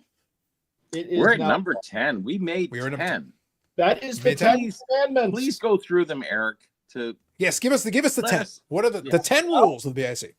And like as I enjoy my imperial stout kind of voice, in a Shakespearean kind of voice, please. The BIC rules are as follows. Number 1, people are stupid. That's an easy one. Facts. Number 2, C rule number 1. That's even easier. 3, corruption is rife in the hobby. That one applies for earlier tonight, by the way. That one applies. That we touched on that one earlier. Oh, tonight. Yes, we did touch on that. A big one, yeah. How was your beer, by the way? So far, so good. Imperial stouts have a little bit of spice to them, which I like. It's got because generally with the aging in the barrel adds a little bit to it. I will say this is one that not only is it strong, but you do want to enjoy it because you do get a little bit extra flavor to it. It's got that strength built into the taste. I like it, and it's got a little bit of spiciness to it, which I like. Yeah, I'm a fan. Go ahead, Eric. Continue. Number 4. It's the oak. Don't mess with someone who photoshops better than you. That's one that you've experienced a lot. I will take that. Yes. That happens a lot. Number 5. This one has multiple parts. Yes. Number 5 is Carlos lies. True. Yes. 5A, Eric lies. 5B, Bobby lies. 5C, Yannick lies. I don't know about that. I don't know. Are you lying about not lying? Maybe. Continue. Number 6, thou shall not effort. Yes. Big fan of that one. Yes, I agree. Thou shalt not. Thou shall not bid on one's own shit. One would think you wouldn't need that, but at this point it's required. This hobby requires it. Because apparently they need to be told explicitly. Don't do it. Yeah, but it keeps happening. But they're not following the rules, Bobby. The point is we still right. have They the don't know rules. the rules. That's right. We still have the rules. I think those rules should be enacted within the Hobby Hall of Fame. I really, truly believe that they should be there. And that should be one of the admissions. And that, by default, would make Eric, you, the adjacent Hall of Fame rule sayer or something. He could be the rule keeper guy. Like the rule keeper. Okay. Yeah, like we've got the guy who handles the Stanley Cup with the white gloves. We'll actually, the rules will be Phil. captured. Yeah, the rules will be captured onto a stone tablet, and Eric with white gloves will make sure they are taken where they are needed. Phil Pritchard is the one who is the bearer of the cup. Yes. Thank you. Is true. A very good friend of mine. Excellent. Number 8. Thou shalt not apply logic to the hobby. So necessary. So necessary. It's so factual. Why would you? Everything we talk about is pertaining to that. Yes. Bobby, these rules are actually, jokes aside, I can't, folks, these rules are very good, are actually quite good. They are actually top tier, I'd have to say. Yeah. I'm kind of beside myself once I go through them. I almost shed a tear. And there's number 9, which I already mentioned. Never go full Manoa. No. That was pretty much, we did that one for Brad. I pretty much did that for Brad. It's for his own good. It was a nod. Yes. Yeah. Never. It was neat to be said. The first 8 are universal. Number 9 is pretty much for Brad. Yeah. It was like an intervention. It is like, Yannick, this is how seriously, look, I am a doctor of the hobby. Maybe that's rule 11. I'm trying my best here to help Brad by making sure that he understands that you never go full Manoa. So I have used one of the precious sacred slots of the BIC rules inside of the top 10 to help our friend. That's an to help rule. Brother Brad. We are helping Brother Brad to avoid the horror that is going full Manoa. The pitfall. Yes. And Eric, number 10, our most recent addition to this hallowed set of rules, which I like. Number 10. It is okay to say, I don't know. I don't know. So important right now. So important. Yep. And that is the Bill of Rights. Yes. The 10 Commandments. The Bill of Rights. The 10 Commandments. They are at the moment, yes. We peddle in so much foolishness on this show, but the rules, wow. All the rules. It's like, remember Mel Brooks, and I forget which one of his awesome movies. He's got these. History of the world. These are the 15 commandments. And he drops one of the tablets. These are the 10 commandments. Are the 10 commandments. 10 commandments. Yes. I know. All right, so real quick, I'll read a couple of these here. Zach says, when is the Hall of Fame announcement? I keep saying never-ending videos of nomination. So Zach, the nominations are, today is the last official day for nominations to be taken. So if we follow suit with last time, then Jake, who's doing it, will probably need about a week to tally, because he's actually, I've looked at it. He actually built out a whole elaborate Excel spreadsheet that has the numbers. It has all it actually has the entire history of the votes since the very first year. Really? So he actually went back to Mike Baseball Collector's era and pulled up all the votes for all the years. So if a channel has gotten a vote, he has counted how many years it's received a vote. He's counted how many votes it got. How many votes it got relative to last time, if it went up, if it went down, who voted for you last time, who voted for you this time. You can actually see all that on the spreadsheet. So he basically needs a week to set all that up. So how many times do you come up into that, Carlos? This will be the 4th or 5th year that I get a vote. I would say, yeah. Yeah. So it's something in that rate. So it's like, there's a lot. You're due. Well, like, no, here's the thing. Like I was saying. Last year we said it was gimme. This year. The thing.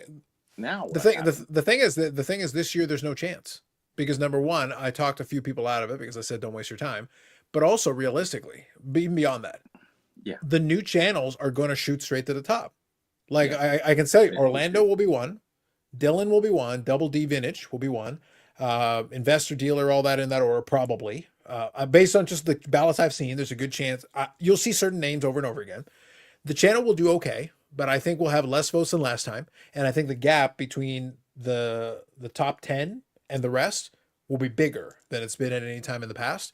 Because right now, the block of folks that are voting on the vintage baseball channels is a very strong block, and they're pretty much unified in picking. There's like 4 or 5 that are pretty much appearing on every ballot, and that's pretty much going to take your top 5 slots. So everybody else is on the outside looking at. Well, it's what's relevant, right? So yeah. So right now they're the new hotness, and there's a lot of new channels there that have pretty much shot to the top of that list that were not even there last year. So they're shooting straight to the top of the list. Yeah, I swear, if I don't get in and become Hall of Fame adjacent, I am done. I am never, ever, ever doing another one of these stupid shows. I'm not dancing like a monkey when the music goes off anymore. Unless I become Hall of Fame adjacent. That is the only way I'll do it. Okay, so it's in your hands, people. Okay, you want more of this? I need some votes. Alternatively, I don't get the votes. I'm done. I just want the Super Parade. That's all I care. Alternatively, for all of Eric's ranting and ravings and my enjoyment of the Imperial Stout, wonderful, fantastic. Alas, Eric's Beyond Life contract says otherwise. There's a reason I can enjoy the Imperial Stout, because I know that Eric's permanent servitude to this channel is indefinite. Even in death, like Zombie Ray Bork, he can be resurrected. He's not going anywhere. I'm pretty sure it says in perpetuity, right? It says in perpetuity. So alas, Eric. That means infinite +1. Mm-hmm. Just when you think you're out, they pulled you back in. So let me scroll through here. Bob Jackson. Good evening, Bob Jackson. Hit hashtag historic, hashtag scholarship. That's right. We added a 10th rule. Now Eric can chisel them in tablets like he did the original commandments. Facts. Rage is having a good time. You keep doing your thing, man. Right now, I got to kind of intersperse here. I don't want to keep randomly moving on here. Let's see. After what happened this week, rule number 11 should be to watch what comes out of the pie hole because the internet is undefeated. Well, we kind of touched on that a little bit at the beginning episode. Yes. Yeah. A lot of people, that the theme of it was that some of these folks just don't understand that the internet never forgets. The internet is undefeated. You can't hide. If you said something and it's recorded, it is on the internet basically forever. Yep. Josh here says, I wonder who has the most votes but isn't elected. Well, so far it's me. the record, probably, I think, based on last year. So we'll learn once we see the results. Like I said, the spreadsheet will be made available. It'll be made public. When the results come in, I'll actually show it on the screen and I'll be able to show you guys exactly what it is, right from the top to the bottom. So last year was a record number of votes. We'll see if this year surpasses it, but last year was a record number. I think it was 149 votes. This channel received 36. Yeah. And it was on the bubble and fell just outside of the thing. It was. So we'll see what number 6 is this time. You were a bridesmaid. Yep. Under the old rules actually had 10. Under the old rules, we would have been there already. I wonder when they're going to bring, like, Jefferson Burdick in on these things and start documenting that stuff, like the real important stuff, opposed to these new podcasts. I think Zombie Jefferson Burdick would be very qualified to do that. Yep. Well, I think they have to recognize the past, right? Agreed. Because otherwise, who's carrying it forward? Nobody. So it's all about 2020 and forward. Right now it is, yeah. Yes. Ham says, Eric, have you voted? Eric, so Eric, the problem has always been the joke. We joked about this. I have videos. You've got to actually. I think I can vote. I think you've got hobby videos on there, don't you? I do. Yeah. Yeah. So yeah, if you have hobby videos even within the last year, yeah. I've had it for 3 years now. Yeah, you totally can. 100%. How do I register for that? You literally make a video and said, these are the channels I nominate. That's all you have to do? You don't have to qualify? If you've been making if you've got hobby videos on your channel that go at least a year, which you do, by definition, you can cast a ballot. And all the ballot has to be is, these are the channels I nominate. You would put them in the description. That to who? You make the video and you can literally just you can tag the person's name on there. I can give you the name. and it's you could. I think Vinny did a 30-second short. That would be Vinny. But the thing is, it's that true. it meets the criteria. Like he tagged all the channels, and he put the commissioner's name in there so you could see the ballot, and that's it. That's all you got to do. Mm-hmm. That's why I say, like, it's like people make look. So quick aside. Well, Eric, let's step outside. Let's step outside of kayfabe for a moment.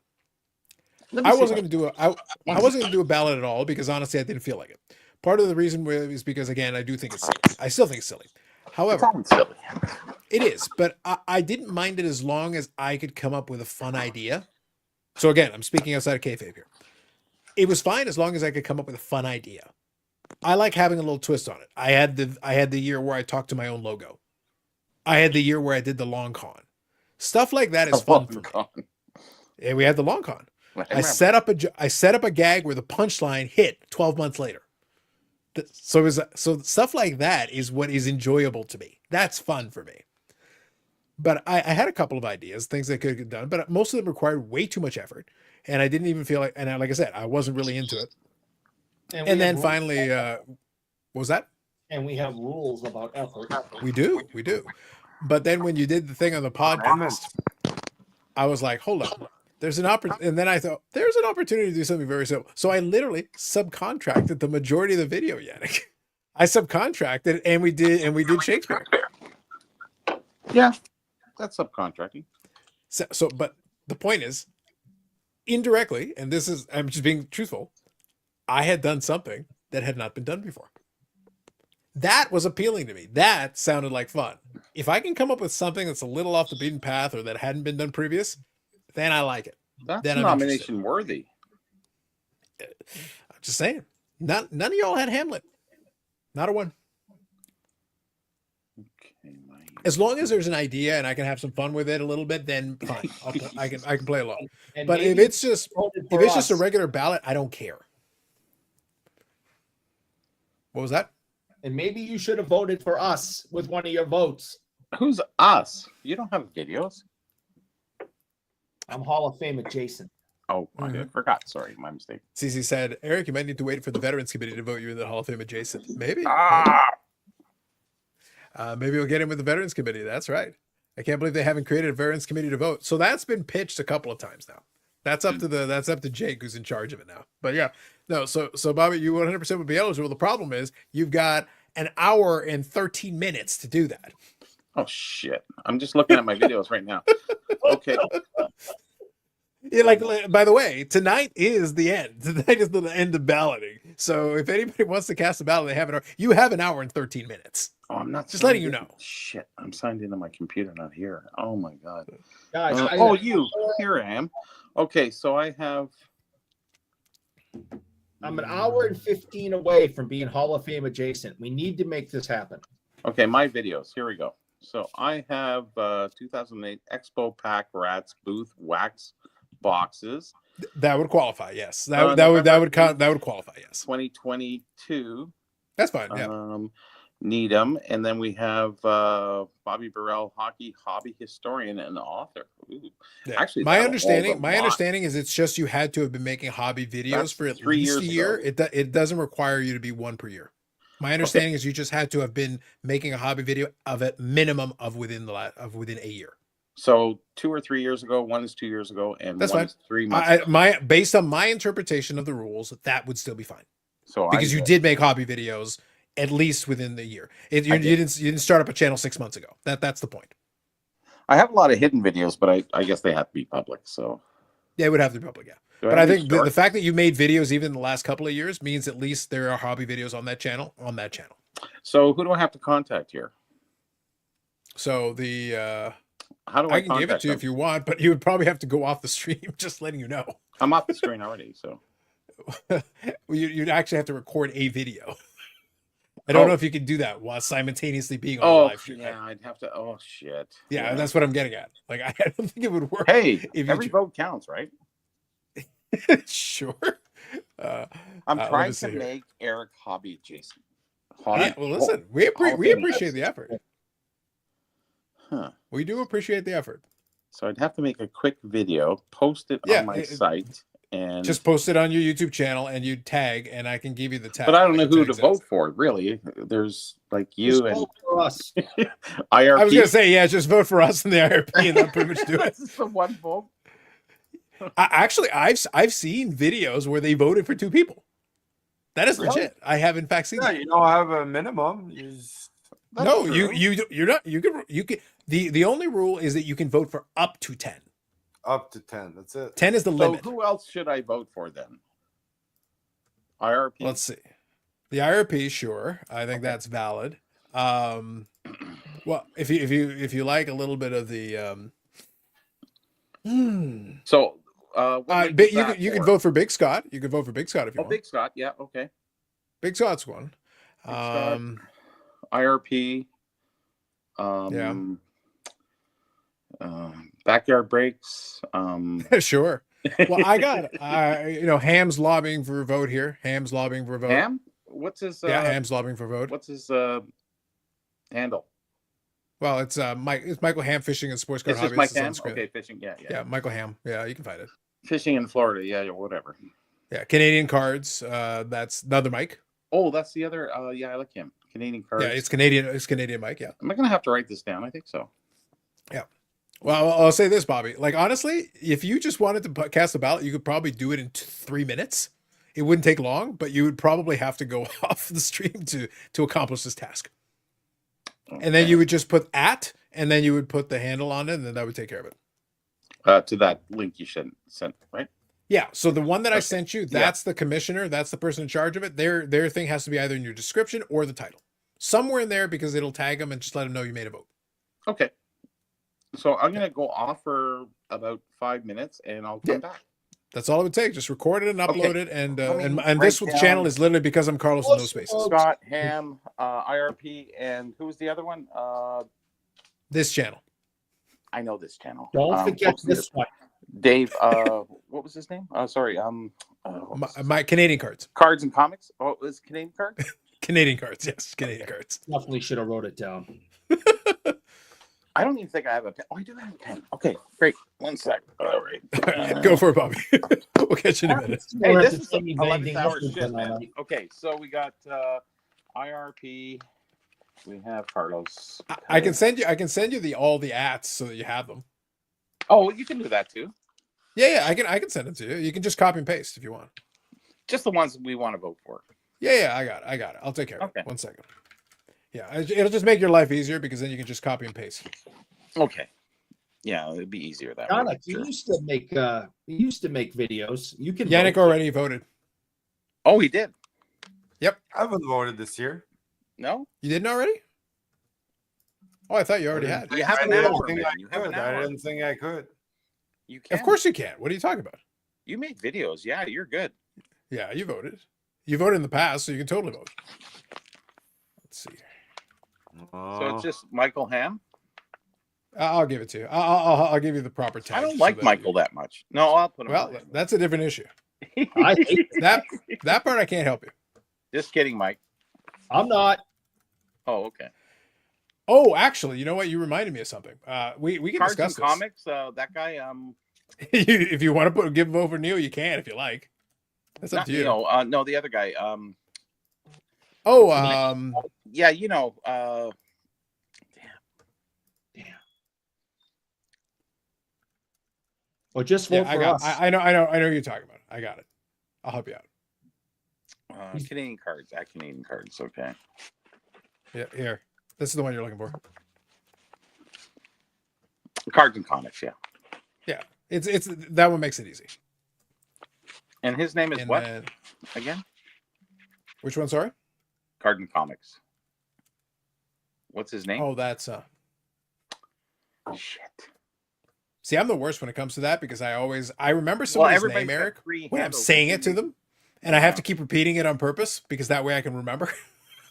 Otherwise, I'm the worst. Yeah, I know. I understand that. Unless I use your name consistently, like it takes me a while. It's the worst. Yeah, hold on here. Michael Ham, IRP Carlos, Canadian. What was it? Canadian Cards _Carlos. Yep. Okay, so I got 1, 2, 3, 4, 5. Jason. Thank you. Thank you, Paul. Jason, that's it. Yeah, okay. Yeah, I am literally the worst when it comes to names. Literally the worst. So Canadian cards, anybody reference name there? Oh, that's Mike. Yeah, Canadian cards is Mike. Mike, okay. Yep. Just, Michael Ham, who's the name there? Michael Ham. Don't vote for Indigenous rookie cards. We don't want that. Yes, we do. I love No, name. we do. I love name. He's my favorite. No, he's horrible. Oh, Big Scott. Yeah, Big Scott. We don't want to vote for him because he's a jerk. Do I have to say their name or do BG? No, so Bobby, literally, if you wanted to, I've actually seen this. I've seen people who literally just put it on a piece of paper and recorded the piece of paper, and that was the entire video. No, I won't do that. No, but I'm saying you can name them if you wish. You can say the names are in the description. You can be, it's however you want to do it, as long as they're either in the description or somewhere where it can be seen, and that's basically all that's required. And that's at Legends Never Die. At Legends Never Die is the person who's in charge of it. Yes. Okay, so I send that through which platform? I would just put the Legends Never Die. I would put that in the title. You could just put YouTube Hall of Fame ballot 2025, and just put at Legends Never Die, and then that'll tag him, and then the video will come up on his thing, and he'll be able to open it. And I send that through where though? You literally just post it to YouTube. You post it to your channel. Oh, and link him to that, eh?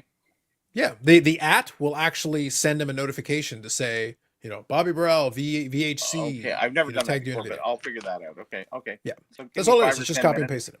Okay, so anybody else name-wise? Big Scott, Cards and Comics, Mike Ham. I think, what do we got here? IRP, 1, 2, 3, Carlos, 4, 5, 6. So right now you got 6 as far as I see. 6 is pretty good, eh? No Indigenous. No Indigenous. Because I like Big Scott. Cards and Comics, he's a nice guy too. Michael Ham's a good dude. And, these are shows that I do watch and I do tune into. So, okay. For the record, hold on. Eric, my favorite thing is I got Garrett talking trash on the Burrell. There's no way Bobby does this successfully. Garrett, I know you're in the new house. I don't know if you got the new setup, but don't make me bring you on here to stand to task for questioning the Burrell. Eric, he's questioning the Burrell. Who is? You gotta go straight. Garrett, card cutter. He's saying there's no way Bobby does this successfully. He has no faith in the Burrell. He's gonna go straight to hell. Why? Do you think I'm too old for this or what? You're in the garage of knowledge, and Garrett is not showing faith. Okay. This is offensive. Well, you guys can check it out and see how I perform. All right. I will actually link it, and we can probably play it out. Probably. We might as well, right? It'll be like if you need to go off the stream minutes. for a moment, Bobby. If you need to go off the stream to do it, feel free, because it'll make it easier for you to do what you need to do. Yeah, I would recommend. Then I have to upload it, and then I have to. Yeah, exactly. You'll want to have access to that bandwidth. I would recommend just going off for a couple minutes and doing your thing. And for sure. Okay, I'll be all back in about Indigenous. You're dead to me. Who? Can I no nominate Eric rookie cards, or you're dead to me. No. Okay. So no Eric on a Jason. There's no Jason nominations. Okay. No Jason. No. All right. Do your thing, Bobby. Go for it. All right. Ciao, guys. All right. This is gonna be good. Or something. We'll see. It's gonna be something for sure. Oh, good God. We'll see how that goes. Bobby has 1 hour and 3 minutes, so we'll see how he does. It's plenty of time, but especially so. Eric, you got to admit. So just quick behind the curtains thing. So when we recorded that whole bit, we talked it out, and I had the idea, and then you did your element of it. But what did you saw? I turned it around pretty quick, didn't I? You got it out in about an hour, right? It was a little more, because it took basically. So I'll just share a little behind the scenes for folks. Basically, what happened was, once I kind of had the idea and said, all right, let's do some kind of dramatic reading. We ended up agreeing on Shakespeare. We basically talked it out. Eric got to pick whichever one he wanted. He went with Hamlet. All good. So it could have been whatever other. It could have been something else. It could have been King Lear. It could have been anything. It could have been a Midsummer Night's Dream. Who knows? It could have been anything. So anyway, I left that up to the thespian himself. I left that open to the thespian. So, but Eric can attest here. I am very efficient when it comes to a simple concept like this. There is a little bit of editing involved, a little editing magic is required, but really what it comes down to, and I'll give a little behind the scenes. So Yannick, this is hopefully helpful to people who are like, oh man, I can't make video. Guys, the concept is the toughest part. The execution is not necessarily easy, but if you've done it a couple of times or you practice, it gets very easy after a while. So all it was a couple of components. One component was Eric reading the Shakespeare. That was me getting onto a StreamYard call, giving Eric a little bit of direction, just saying, I'll count you down. You read your thing. And I literally sat there with a stopwatch and we recorded, what was it, 4 minutes? 4 minutes and change? It was 4 minutes. We literally recorded 4 minutes of him reading it. Okay. There's a video clip. Great. Okay. Then there is the clip from the podcast episode that was Eric pitching being Hall of Fame adjacent. That's another clip. I already had that clip. So that was done. That was already from the podcast. And then all that was left really was 2 things. It was putting the channels on the screen. That's me taking screenshots and throwing it into Final Cut. That takes me a couple of minutes. Not really that crazy. Yannick can attest. Obviously, you can get really fancy with editing. That what I'm describing is not crazy. I kept it very light. And the last part of it, Yannick, the only piece that was left was recording the intro. The intro is me on camera setting it all up. And that was the last piece. The beauty of it is at this point, I've had enough practice doing the same kind of crap where it's like, I know what I want to say more or less, but I ad-lib it, I wing it. I basically played it out. I set it up, played the podcast clip, kept talking, set up the next thing. And then boom, sent it over to Eric. May God have mercy on your souls. Boom. Send it over to Eric's clip. And while he's talking, boom, boom, boom, boom, boom, the pictures appear on the screen. Put the outro at the end of it. Upload. Done. Yeah, got it turned around within a couple hours. Yeah, you had it done pretty quick. I was surprised when I saw something on my phone pop up that said that, because Carlos downloaded something. Mm-hmm. And it's because I don't overcomplicate the process. So the reason I'm saying this, Yannick, is I actually want to motivate or encourage people who may be interested in trying some stuff. Don't make it too hard. There were components to it, but I already had in my head basically the idea. And because I already had the idea, I didn't have to spend 6 hours editing. Could I have polished it up and made it really? Of course, yes, absolutely. But the goal was like make the video. The point was to make the video. And I was like, no, and I still think it came off well, and I still think it was fun. It was enjoyable for what it was, but I didn't overcomplicate it. If I had overcomplicated it, you can get in your own head, and all of a sudden you can't do it, and it's like, oh well. It's like, no, man, just make it easy. Some people don't even bother editing. You don't have to, but I like putting a little bit. The KISS method. It's all about KISS. Yeah, but the thing is, it works, man. Like it's. I would love to be able to sit down and take a video concept, because sometimes I'll have a more elaborate idea, but some of those ideas would take weeks. You'd have to shoot all these components and like put this together and do all this stuff. It is doable, but this is not my job, and it also doesn't make me any money really in the grand scheme of things. Really, my goal with the YouTube AdSense is to make enough money to pay me back for the StreamYard. That's basically my goal. That's it. Well, once we're Hall of Famers, wow, we're going to be making so much money. We're going to be swimming in it, like Scrooge McDuck. We're going to be like swimming in that coin. You're going to need a big safe, Eric. Big safe. Big safe. It's going to be crazy. If you want to dive in it. Do you remember in shit, what Scrooge McDuck? No, concussions here. You know the TV show about the dying the dying his science teacher who then starts making drugs. Breaking Bad. Yeah. You remember how they had like storage lockers just filled with piles and piles and pallets of cash? That's gonna be our problem. That's gonna be our problem once we become Hall of Famers. That is an issue. You wait. That is an issue. I already have 3 storage lockers already lined up. I'm already paying rent on 3 empty extra large storage lockers just for the cash. Because it's coming. I have faith.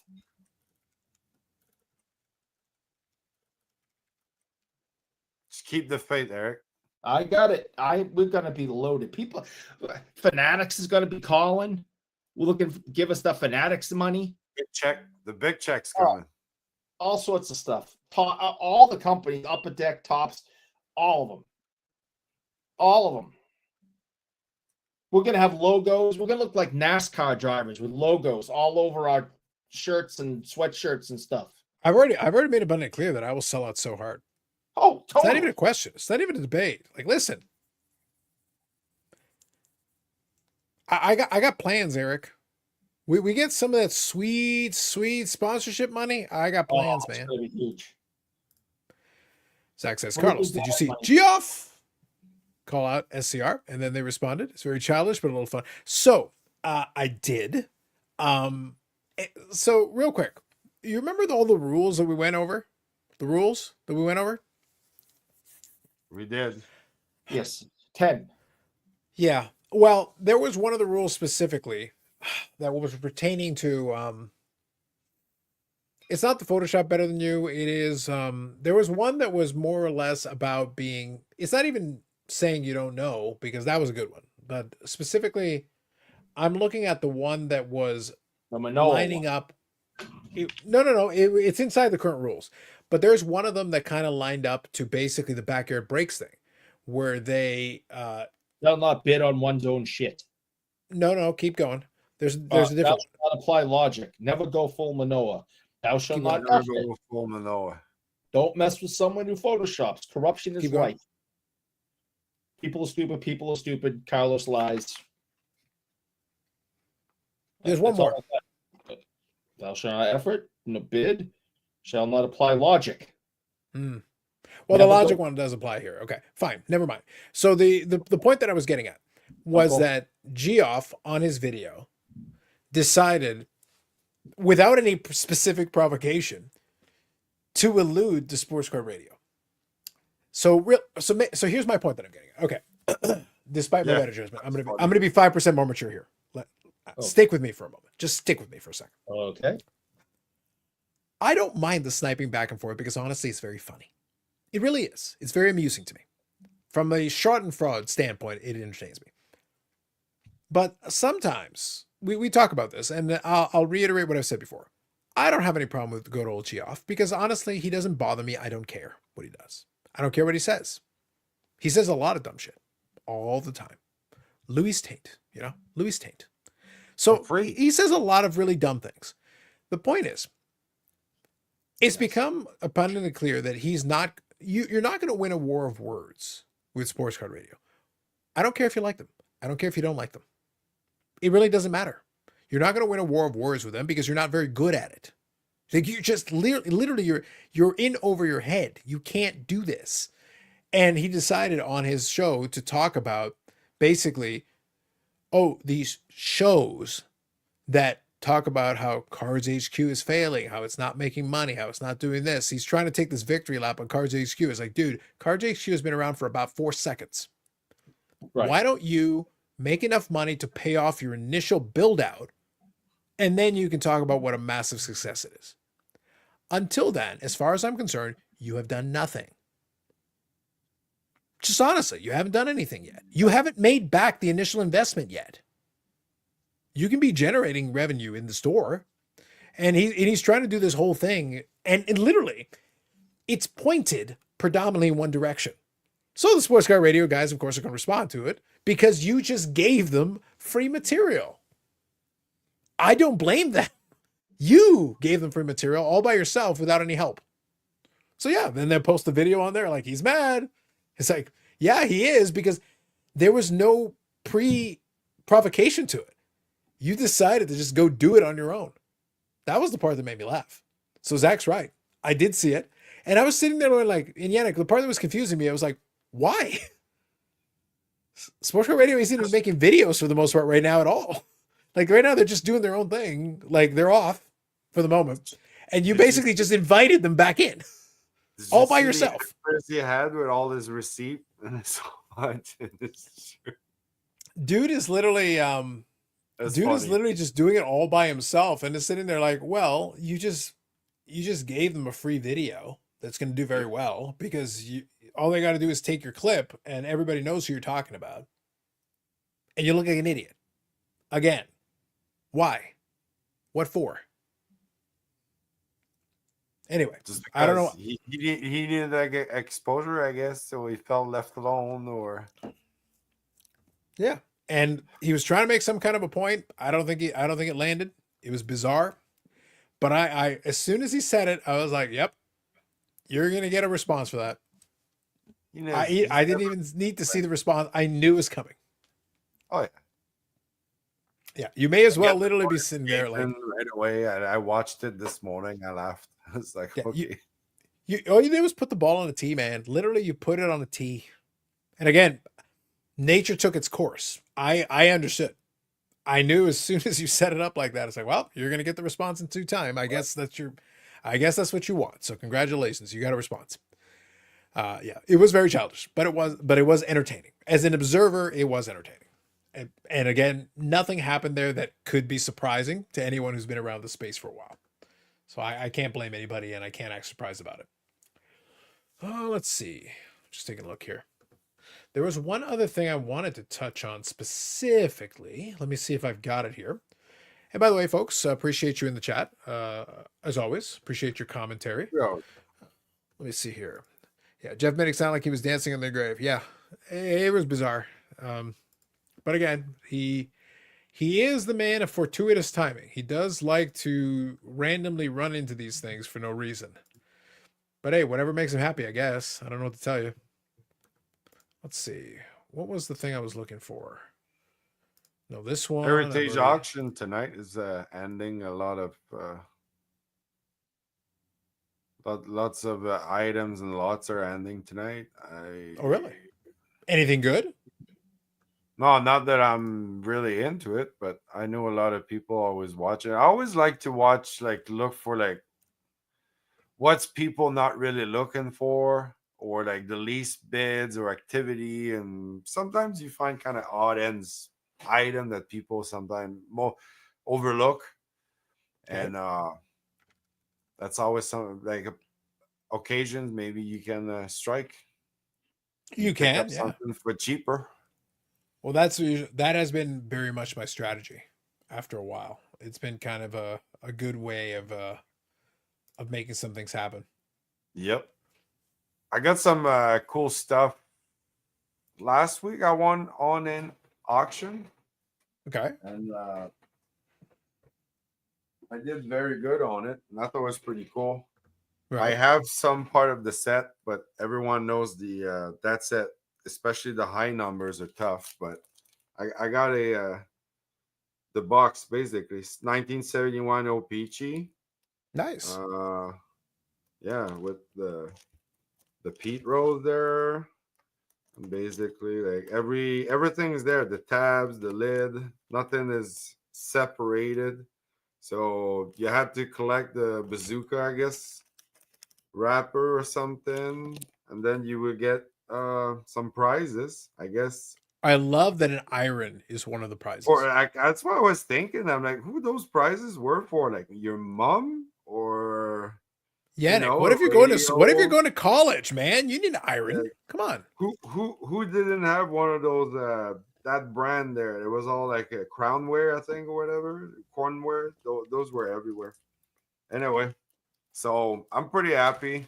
This is something I have been looking for a while, and price was right. Off in the distance, you know, if the bro wasn't recording the video right now, he'd be very proud of you.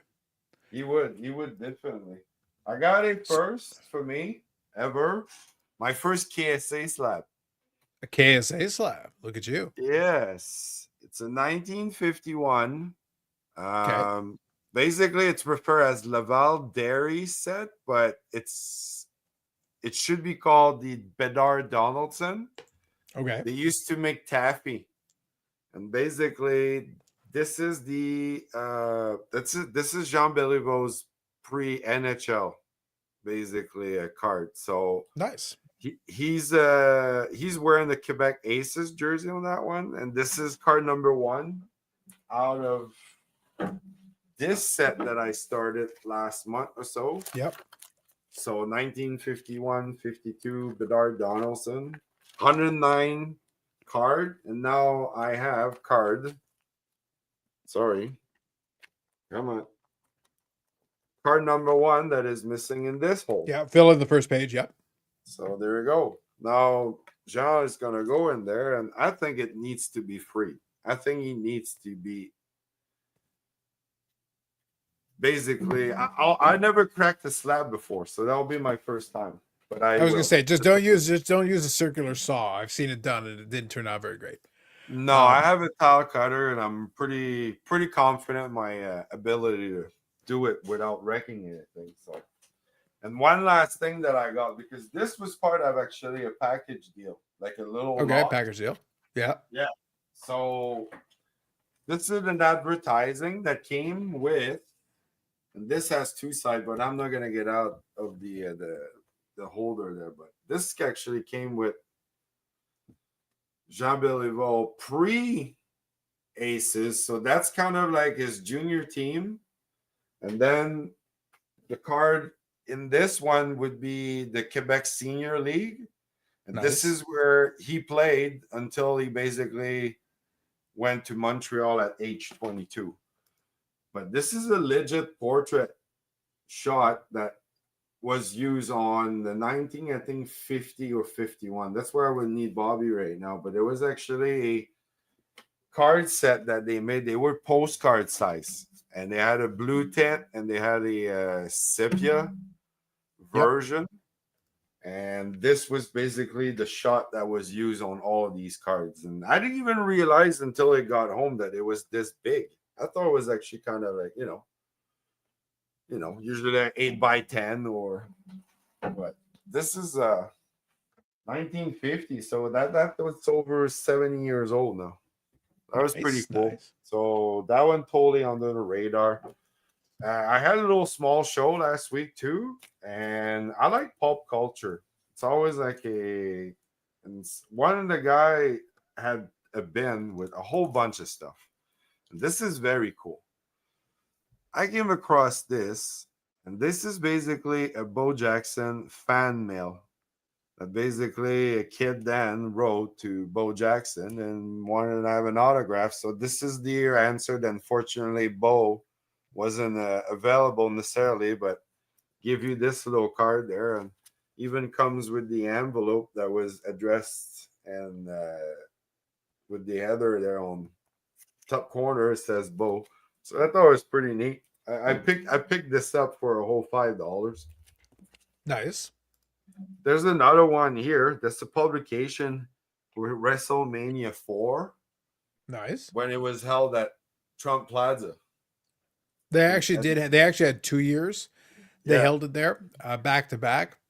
So it was, I think, 4 and 5, I believe. So this is kind of like one of those press release that basically says like, we're gonna be holding this, and like this is everything we held before, like heavyweight titles for box. And so again, guy had a whole bunch of stuff there. Another neat one, and I never seen this before. Have you guys ever seen this? This is a little mini pennant. Really? Pro Set Rink Rat, no. It is from 1992. Like obviously Pro Set, but it's pretty neat. I never seen one before. I was like, this is kind of cool. If it's from Pro Set, is there errors on it? Not so far. Everything is originally it was supposed to Rink Hamster. And it's not real then. If everything is spelled right. Yeah, then it's not real. Throw it away. I got a license plate for my car, so I thought it was pretty like a bumper plate.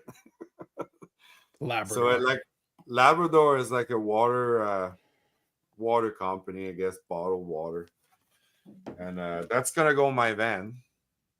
There you go. And two last quick thing there. This is an ad for a dentist, and basically it tells you that you get the best smile, best teeth at every hit, like every couture. That's a sure thing anyway. And it's obviously Gary Carter with the big smile the guy always had on his face on his grin. Go screw Gary Carter.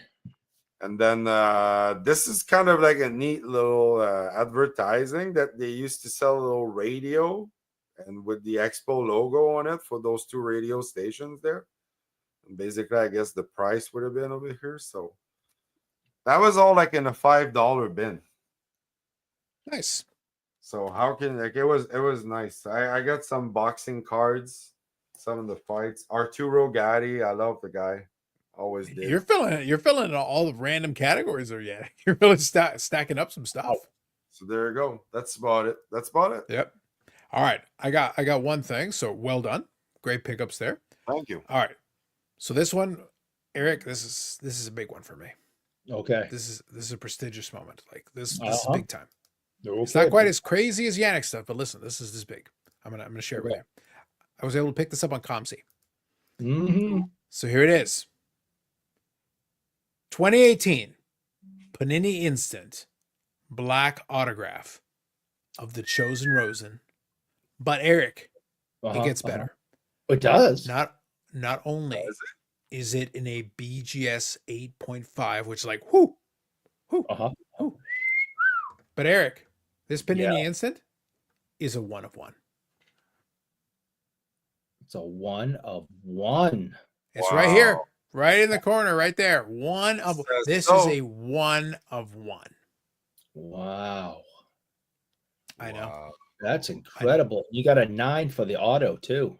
Because he must have spelled his name wrong, so he couldn't get a 10. It's rough. Let me tell you, I paid the princely sum. $24. No, Eric, it's on ComC. For $5, there's no point in putting it in. $24. It costs more to grade it right now. A 1 of 1 autograph. Now, is that on a game used? That was graded.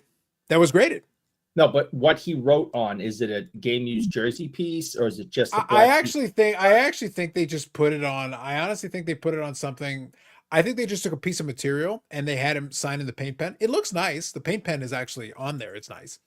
I think the only reason it got a 9 was because the end was a little bit light, but that's just because the paint pen probably. But the autograph looks clean. To be honest, look, the joke with the Chosen Rosen collections, I've got a lot of them. His autograph is very straightforward. Like there isn't much to it, but if he goes a little light, then it will be light and it'll probably get marked down. It's a 1 of 1. It was $24. Like the grading is basically the majority of that price, which basically means you got the card for free, which is hilarious. And as soon as I saw it and they're like, yes, I want this. Again, it's rookie year. My collection has stuck strictly to rookie year stuff. If this was 2018, 2019, thereabouts, when he was still a top 10 draft pick, which he was, if we were talking like today, the era of the hobby goatdom, or before anybody's had the chance to prove it somebody, dude, my box of Chosen Rosen shit in 2019 would have bought me a goddamn car. I would have got a Ferrari or something. Like, holy crap. I would have been able to afford the fuel for it. But today, you can get it for a pittance. And to me, it's just an entertaining curiosity on a pastime. And you're still hoping he gets, called back as a backup somewhere and gets to go in and show his true worth. I don't really give a shit.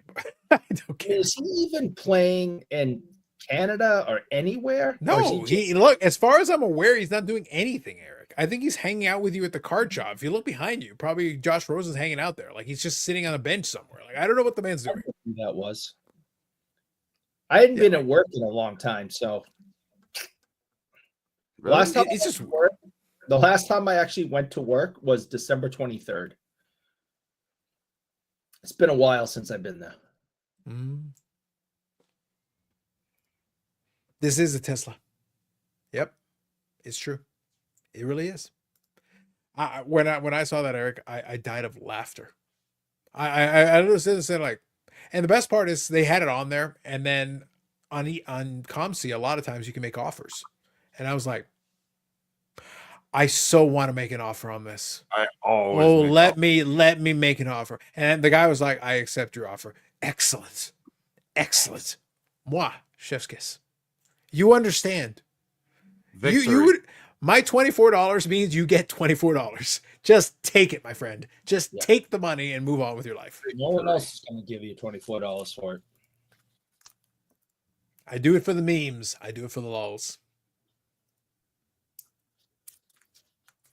So there we go. So, yep, this is a Tesla, no doubt. Ham says, do we think Bobby's going to make the deadline? I don't know.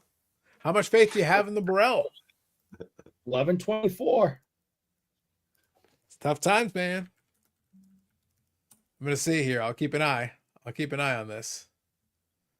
Let's see. I think. Yeah. Okay. I know what Bobby's YouTube channel is, so I just want to double check here. Okay, I've got it in front of me. We'll see. Burrell's got to upload it. See this. So this is, by the way, a tip to the wise. Bless those who can. I would never want to try to do YouTube from my phone because that's a pain in the ass. Like the YouTube app can do it. Like it can do it. Like it can. And you can tag things and do all that, but it is so much easier. Do it on a computer. Just do it on a computer. Upload, put in the information, click, it's public. There you go. It makes your life so much easier. It really does. Like honestly, it's just much simpler. But again, look, what do I know? I'm 1,000+ videos in. What do I know? Not much. Yeah. That's all I'm saying. So I have no idea. So, but my suggestion is like, use the tools at your disposal. It is easy. Can you do it on your phone in today's world with a lot of these modern phones? Sure. You can get a lot of the, but you're just making it really hard. You're making it extremely difficult. Good luck to you. Would have been nice if he voted since he has a channel and everything. Yeah, I was going to say Yannick. I was actually surprised. I honestly thought you had done that. I didn't pay attention. I'm sorry. Like it's like, call me party pooper or whatever. But... Wow, Yannick, you failed so hard. Thou shall not effort to a whole new level. Yannick, you know that Eric, you know that it meant a lot to Eric to be Hall of Fame adjacent. True. If I lose by 1 vote, I'm blaming you. And Yannick, you do realize you've got 34 minutes. You literally could make a 30-second short and be like, this channel, that's it. Eric, fuck you. That could be the entire video. He's not good with computers and editing and stuff. He doesn't have any knowledge or education on that. He wouldn't be able to do it in 34 minutes. He doesn't have the ability. Well, like that's gonna hurt my feelings there. Yannick, look, all I'm saying is that if somehow my prediction turns out to be wrong and we fall short because of a lack of a couple of votes, hurtful feelings. Hurting feelings. Couple votes? I don't know, man. Yannick, I don't know. Look, I can tell. Look, Yannick, I'm telling you truthfully right now, as we speak, I am seeing in my end, I can see who tags me. I can see that I received a vote only than the last hour. It wasn't the Burrell, by the way. But I'm just saying, there's still a couple ones trickling in. So who knows? I don't know. Rosen's in a pretty legit business. Well, good for him. Oh, I can't do 10 things at the same time, so I'm gonna have to sign up. All right, you just do what you got to do, man. Fuck, 34 minutes. Okay, I'll do my best. Thanks for having me. No worries. Do your thing. I'll catch you guys later. I think Carlos a little short. Vote for Pedro. Vote for Pedro. Yes. Vote for Pedro. Rage says, I think Carlos a little shrill on the Capus IPA. It's an Imperial Stout. Listen, unless you want to rename yourself Infinite Rage, Eric, Rage claims he's from Massachusetts. We're going to have a problem. I got an issue with this masshole. He is talking about an Imperial Stout. And on top of everything else, he is disrespecting me by not understanding that is but a pittance. I am distracted because I'm looking at 14 screens at the same time and doing other shit. At least. I am right now focusing on other matters. Mm-hmm. But you dare. Imperial Stout is not an IPA, you peasant. God damn it. What are we doing here? I'm watching, Rage. I'm watching. Don't play with me. Not on this. Not on the Imperial Stout. Do not disrespect the Imperial Stout. By the way, nice Christmas present. I enjoyed it. Belated notwithstanding, I appreciate it. It's only once in a while. That I actually, listen, I appreciate when somebody actually will buy this shit and then I get to drink it for free. Free is great, Eric. It makes it taste even better. Free always makes things taste better. I agree. It makes it taste phenomenal. Phenomenal. To anyone likes, a lot of people like the streamer, just hate Eric. Both can be true. Hey, that's fine. Hate watch me. I don't care. Listen, it's important. As long as we hit the like button, it's fine.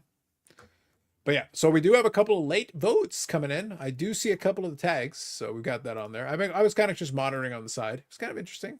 All right, we'll see. Listen, we'll see.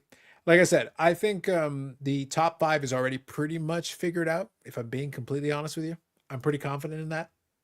But you never know, man. You just never know. Yeah. Here we go. This is from couple of hours ago, and yep, that's a vote for us here. Nice. That's what we need. We need some more votes, people. Come on. How many takes to send this video? Listen, Bobby's got to get the lighting right. He's got to get the exact lighting, the angle, and think about it. You are when you're Bobby's position, you've written books on the hobby. And then on top of everything else, you've been cited in the acknowledgments of another hobby book, After Family and God. You really got to take the extra time. Put in the extra effort, you know? What if Bobby sells out and didn't vote for this channel? Listen, you never know with a bro. Eric, you know what a heel turn would be? The ultimate heel turn. That would be it, man. No, but you know what the ultimate heel turn would be? Do you know what the ultimate heel turn would be? Ultimate? Bro? What's that? No, if he doesn't vote for us, but votes for the Gong Show. No, if he doesn't vote for us and votes for Floating Head. Ultimate betrayal. Leave Floating Head. Betrayal. Ultimate betrayal. I'm just saying, man. I'm just saying. You guys are for sure my Hobby Hall of Fame. Appreciate you. Hobby Champs, good evening. Haven't seen you all night. How are you doing? How can Eric get in? He's clearly on PEDs. Oh, no doubt. Look at the size of his head. He's been injecting mayonnaise since the 90s. It's valid. See, I thought he was funny until the end. That part's just gross. Listen, I don't know what to say. Oh, that's just gross. So Eric, I don't know if you appreciated this, but my favorite part about the ballot vote video was that I didn't even bother to shave for it. And I just decided to go with the Mirror Universe, Carlos, as part of the deal, as part of the shtick there. The best part was, like I said, Amanda commented twice on that video. And one of them was before the Shakespeare. And one of them was making reference to the Mirror Universe. And she was saying, he's speaking in Star Trek. Please help. And I was like, I am. You got the reference. It's good. But then I did ask a question, a philosophical question, Eric. Maybe you can help us out with this. I asked a question. Normally, in the Mirror Universe in Star Trek, the evil versions have the goatee. Yes. That's the deal. It's like, and I didn't claim it was a full-fledged. I did not claim it was a full-fledged goatee because I just hadn't shaved in a couple of days. So it wasn't a full-fledged goatee. However, it was a little bit shaped, a little bit. I think it was more of Mad Dyke. Could be. But the point is, it was clearly a different look than the clean-shaven look that I normally adopt for these situations. So I was going for a slightly different look. But my question was the following. But wait, if this is the Mirror Universe one, is that the evil one when this is the evil one? Or is this supposed to be the better one? Or more evil one? Like, what are we doing? What are we talking about here? Evil one and more evil one. That's Eric, this is what I'm asking. This is the question I am inquiring about. Yeah. What is a Mirror Universe Carlos when the regular Universe Carlos is kind of evil? What does that mean, really? That's what I want to know. It means you need to shave all the time or else. This is what I've been saying all along. This is what I've been saying. Bobby usually doesn't vote YouTube Hall of Fame, but when he does, it's Dos Equis. I like your reference. Good evening, Sammy Thunder. Amanda says, but Mirror You, Carlos would be kind. Oh, that's what you think. Mirror Universe, Carlos. Ho, ha, ha. Amanda, is tonight a stay up all night party night? No. Okay, hold on. I'm glad you brought this up. Amanda's failed us. Last week was supposed to be the podcast night. And with the ability, look, her British friend, who apparently is carrying the show, because this is what I've been come to understand. Okay. When the British guy of the innuendos was clearly carrying the show, Amanda had the opportunity to call to the bullpen. Eric, I've done this before. I've done this. I've called to the bullpen, and I've brought people in, and I've done that. I offered on a multitude of occasions that very day. I said, I will spend my 4 hours here carrying this franchise on my back. And then on top of it, I will go get a snack. And unlike Eric, who's not a real man, won't stay up to the proper hours. No. I am willing to go on to this show that isn't even my show. And I will help. I will assist in this endeavor. And then Amanda says she was watching a nephew or some relative of some kind. And I'm sitting there like, Eric, how many consecutive weeks have I had a live stream on this very platform? Hundreds of weeks. Hundreds of weeks. Eric, you don't think sometimes I'm tired? You don't think sometimes I'm worn down by the foolishness around me? You don't think some weeks I'm like, you know what? Not this week. I just don't have it in me. But you know what I say? Nay, nay. I have a responsibility. I have a responsibility. This is the longest running episodic, whatever the hell it is. I don't know. I cannot let the people down. Well, what's really going to hurt your feelings is I happen to know that Amanda is an orphan and has no family whatsoever. And I want to let you know, I don't care. So when she told you that, she had to watch her nephew, she doesn't have a nephew. Eric, the good news is it doesn't matter. My offense is not that. My offense is shirking the podcast responsibilities. That's what I care about. Eric, I am here for the content gods. Your families mean nothing. Your families mean nothing to me. The only thing that means anything is, look in the corner, praise the content gods. Yes. That's all I care about. Everything else pales in comparison. I don't care. No excuses.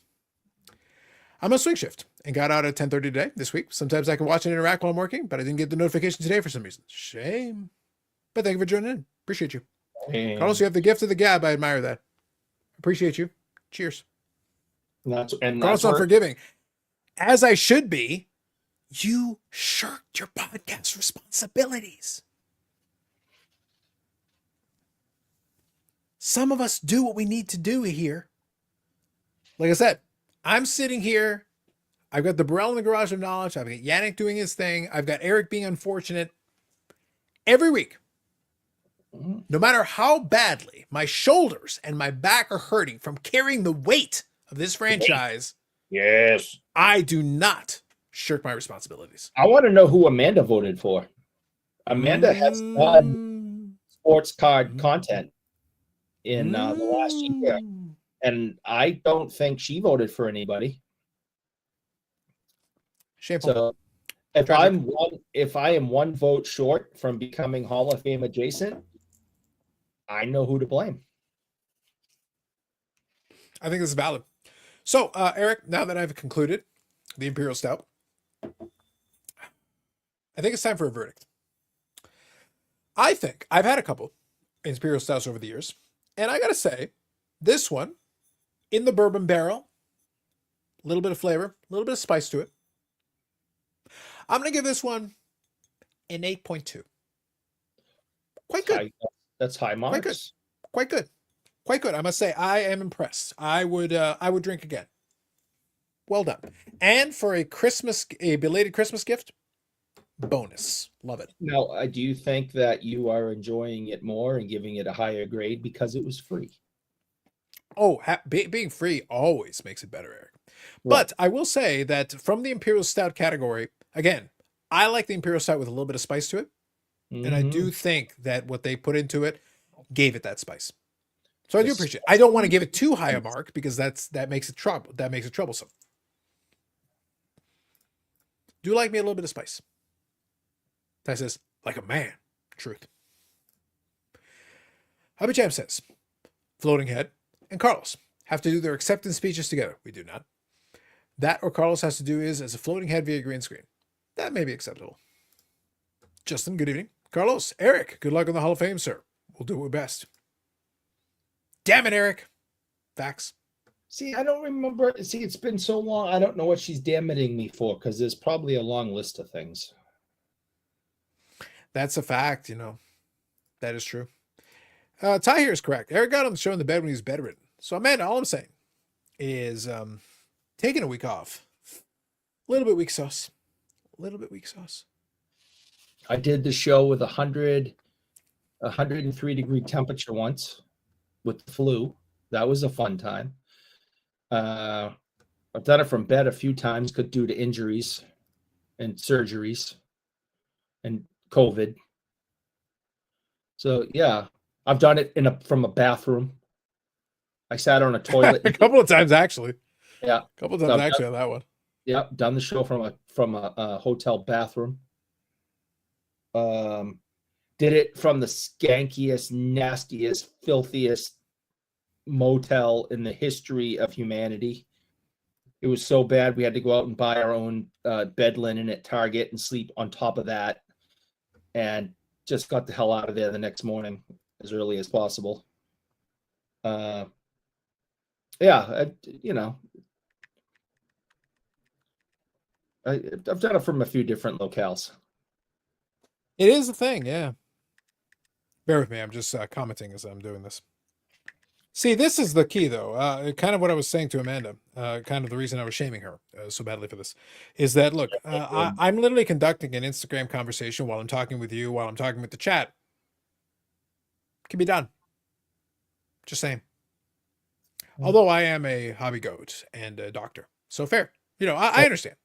But not a Hall of Famer yet. Well, look, again, I brought fucking culture to this, Eric. As I mentioned to Ed, I'm going to declare something, Eric. As far as I'm concerned, I've transcended this Hall of Fame. I brought Shakespeare. Who in the Hall of Fame currently brought Shakespeare? Who? I am developing another level. I am developing a level beyond the level. What are we doing?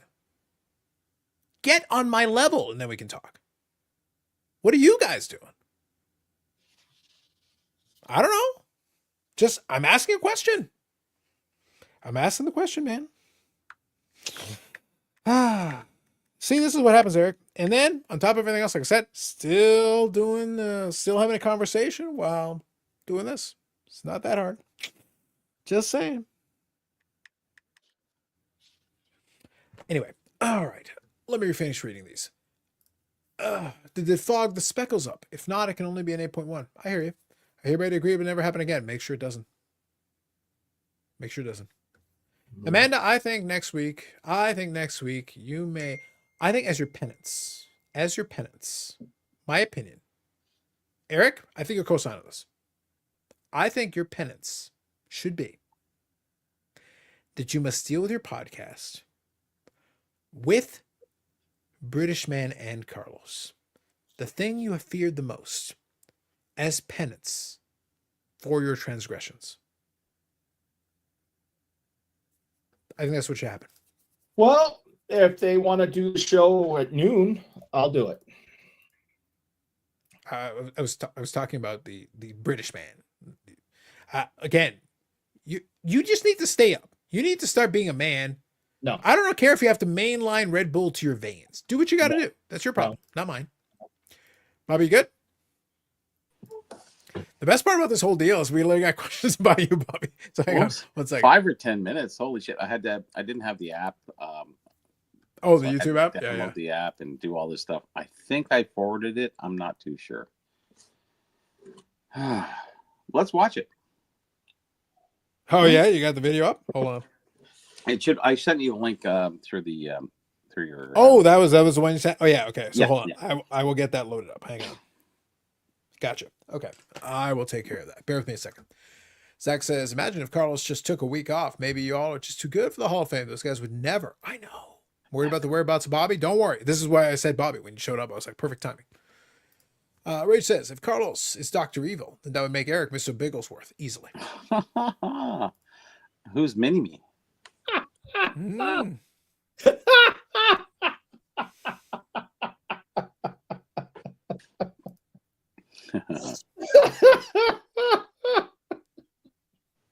All right, that won the night. Gotcha. Just says Carlos, we know you're another level. Listen up, man. I'm just saying. Shakespeare, goddammit. Shakespeare. All right? Is Bobby wearing his life alert? We got it, man. The Burrell is alive and well. Alive and well. Yep. Is Brad the comeback card investor for productions here? Maybe not. Is that Ugg? I just barely survived British Man and Amanda, this is not my fault. Eric, help me out here. Listen, I've got receipts on this. I gave the option to tackle and handle one individual. I said I would step up, I would go and participate. Eric, I don't even care about non-sport shit. I don't buy the cars, but listen, I can do a podcast on whatever. Yeah. I will bring the entertainment. I will bring the content gold. Doesn't even matter. Doesn't even matter. Do Marvel cards, sure, whatever. Great. Actually, technically, wrestling is not sports. But Bobby, 100%, I agree. But I'm saying Amanda doesn't have any of the wrestling. But no. But I'm saying the point is I can adapt. It doesn't matter. Like, we'll play whatever game you guys want to play. You want to play the non-sports? We can do that. You want to play the sports? We can do that. You want to play Boston Bruins hockey? That's not even real. We can do that. Not real this year.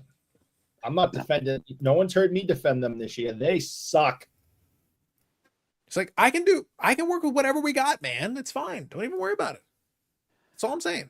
Yeah, I'm back after doing that video. The video didn't take much time at all. It was just when you don't have the app, everything goes wiry there. It's like you can't. YouTube is very awkward about that. YouTube is actually very awkward about it. So I got to be honest, that's 100% true. Download, then I had to upload, then I had to, and I couldn't get over to content. It was so crazy. So then I downloaded the app and I said, okay, let's go through it that way. And I think I forwarded it on, but I'm not too sure. So maybe you can do that from there. I have no idea. And I'm doing it from my phone. If I had my computer, it'd be a lot easier. Yep. All right. So let me see what we can do here. Is it there? All right. So I can see the video. So that part is fine. We're good there. So I might have to help out on this one a little bit. All right. So let's play the video first, and then I'll help out with it. So let's see here. So I will confirm. Obviously, we'll be able to showcase this. So we've got that here. Well, actually, hold on. Let me do this. I'm going to go here for a second. Okay, so we've got it set up as a short. Perfect. Okay, perfect. It is short double check. It was only very short. Yeah. Yeah, I got it. Okay, no problem there. All right, so let's open this up here. Hi, everyone. My name is Bobby Burrell. I'm a 55-year collector and a 35-year historian. I do have videos dating back 3 years, 2 years, and even 3 months. Although my content is not as great as some, I do believe that I qualify for the Hobby Hall of Fame vote. So here are my votes for the Hobby Hall of Fame induction. My first vote goes to Because I'm Carlos, a show I watch very adamantly and that I'm also on as well. I also would like the IRP. The gentleman there, great videos to watch. Dave and Steve, Vinny, and even sometimes Bob. Great content, very earnest. These people are all collectors and very dedicated. I also like to nominate Michael Hamm. Now, Michael Hamm, he's been on many different shows. I do watch him and follow him. He has great insight into the hobby. I also would like to nominate Mike from Canadian Cards, another great podcast as well. And also Cards and Comics with Jason.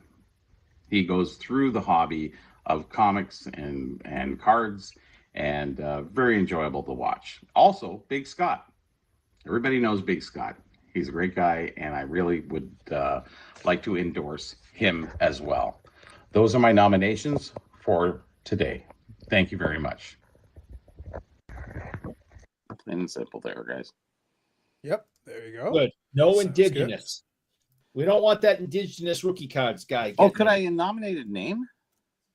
You technically could have, yeah. Oh, shoot. I should have cut some apples and said name. Nah, screw him. No. Yep, There you go.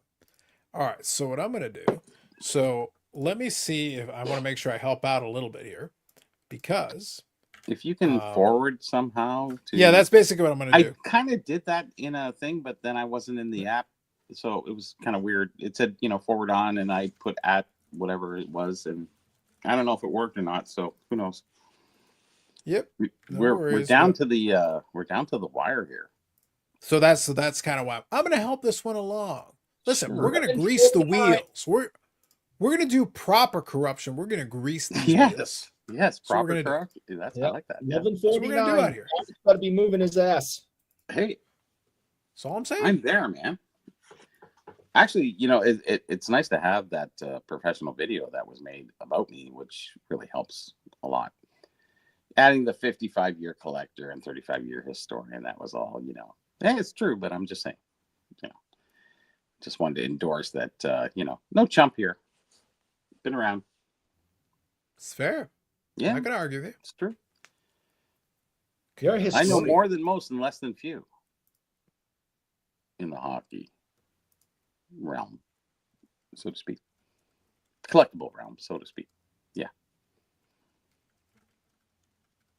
All right, did you send that thing off yet? Come on, I want my votes. Yes, I almost included Eric there. I was thinking about it for half a second. I just said, okay, I don't want to quash this thing. So I just left you out there, Eric. Yeah, you played it straight. That was good. Yeah. Yeah. So what I did on my end is I tagged in the comments section of that short. Good. And then also on Jake's actual video for the rules and nominations, I also put in there that there was a ballot, and I included your handle on that one. Oh, I said IRP. I didn't say. Yeah, that one wasn't necessary. It wasn't necessary to do it, but I just included it in there to make sure that Jake has a record that the ballot exists before the end of it. But I didn't say International Revolution. Anyways. Yeah, I actually have all the list of nominees, and I will include that in the comment section. So. I forget the other guy who's on there. I was thinking there for half a second ago, and who's the newer guy that's on there all the time? I forget. Because with what's his name? I don't know. Sorry, what are you referring to? The newer guy on IRP there. I forget his name. Oh, This Film Not Yet Rated. This Film, yeah, that's the guy, yeah. I nominate Card Cop. Ooh, who's Card Cop? Don't know that one. That's a cool name. That one I can't. That one. It would be a good name, yeah. Yeah, Michael, This Film Not Yet Rated. Yeah. He's a big Packer collector. He's got the Brett Favre's. Who said I couldn't do it? Who said I couldn't do it? Let's go to him. Where are we? Yeah. You had a couple of people down you, man. You had a couple of people down you. That's fine. Not gonna lie. I never doubted you. 60 plus, brothers. I think we'll also acknowledge that at the tail end there you got a little bit of. Let's get this tagged. Let's make sure actually it's on there. Yes. We'll make sure it gets at least included and approached. It will be included as the vote. Well, I'm just wondering if Amanda can get a video in the next 8 minutes. She could. She could. Give her a credit. I mean, I don't want to say that she's lazy or anything, and I know she's on California time, so it's like, you still have 8 minutes. Doesn't matter. Understand. What is the time zone that? So actually, I've never actually seen if Jake holds the line on Eastern, because if somebody is in the West Coast, you're right. Then they actually have 3 hours. So maybe it's valid. Yeah. I don't have 3 hours, unfortunately. So. Zach says Bobby's a pro. Maybe that's the problem. BIC is too serious and hard hitting. I know. It's wild. Yeah, I did okay. Hurtful words, Amanda. Hurtful words. Especially after you let us down on the podcasting front. That did take 2 takes, though. It took the first time I started talking, it was just like blah blah blah, and I went, okay, let's get it together. I believe that women can do anything, and you got 7 minutes. Yes. Given the nature of the thing, that's doable. 7 minutes. Listen, I'll be honest. If I didn't try to do a gimmick every single time, Eric, I could literally make one of these videos in 45 seconds. Pretty much. Like it's not like you have to Actually, it took no just time to make the video. It was just getting the upload. You literally just put the tags in the comments section, and you've basically done the job. Oh, in the comments section. Oh, I didn't know that. Okay. So you can do it in the comments. Because you can do it in the description. Said, description is another one. Forward on to. It was very complicated at a certain point. I pasted his name in there, so he might have got it. I'm not sure. Not too sure. Yeah, well, that's why in the comments section I put the tag for him. It was just to give him that, but then also on his video, I gave him the reference that there was the. Yep. So we'll see. I put it in there, so it's been time stamped in 2 different places on time. I qualify. I don't care. I'm getting in this game some way or another. Don't have videos going back a year. I'm actually surprised by that. I don't have my own show. I don't have my own gig. Don't try to play that game, Amanda. Don't try to play that game. Oh, what's she doing? You got 6 minutes, Amanda. Amanda has social media going back, quite a while, but I don't know. Look, let's say this right. Let's take this one step further.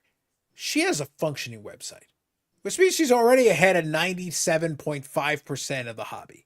Pretty much. Most of us are too lazy to keep a website actually functioning. True enough. Like, what are we talking about here? Doesn't take Madam, any time, I am giving you way more credit. She's got 5 minutes. I like how this started as a joke, and now there's a tiny part of all of us that wants to support BSC doesn't get in. Wait. I'm in the wrong tab. Let me make sure I get the right tab.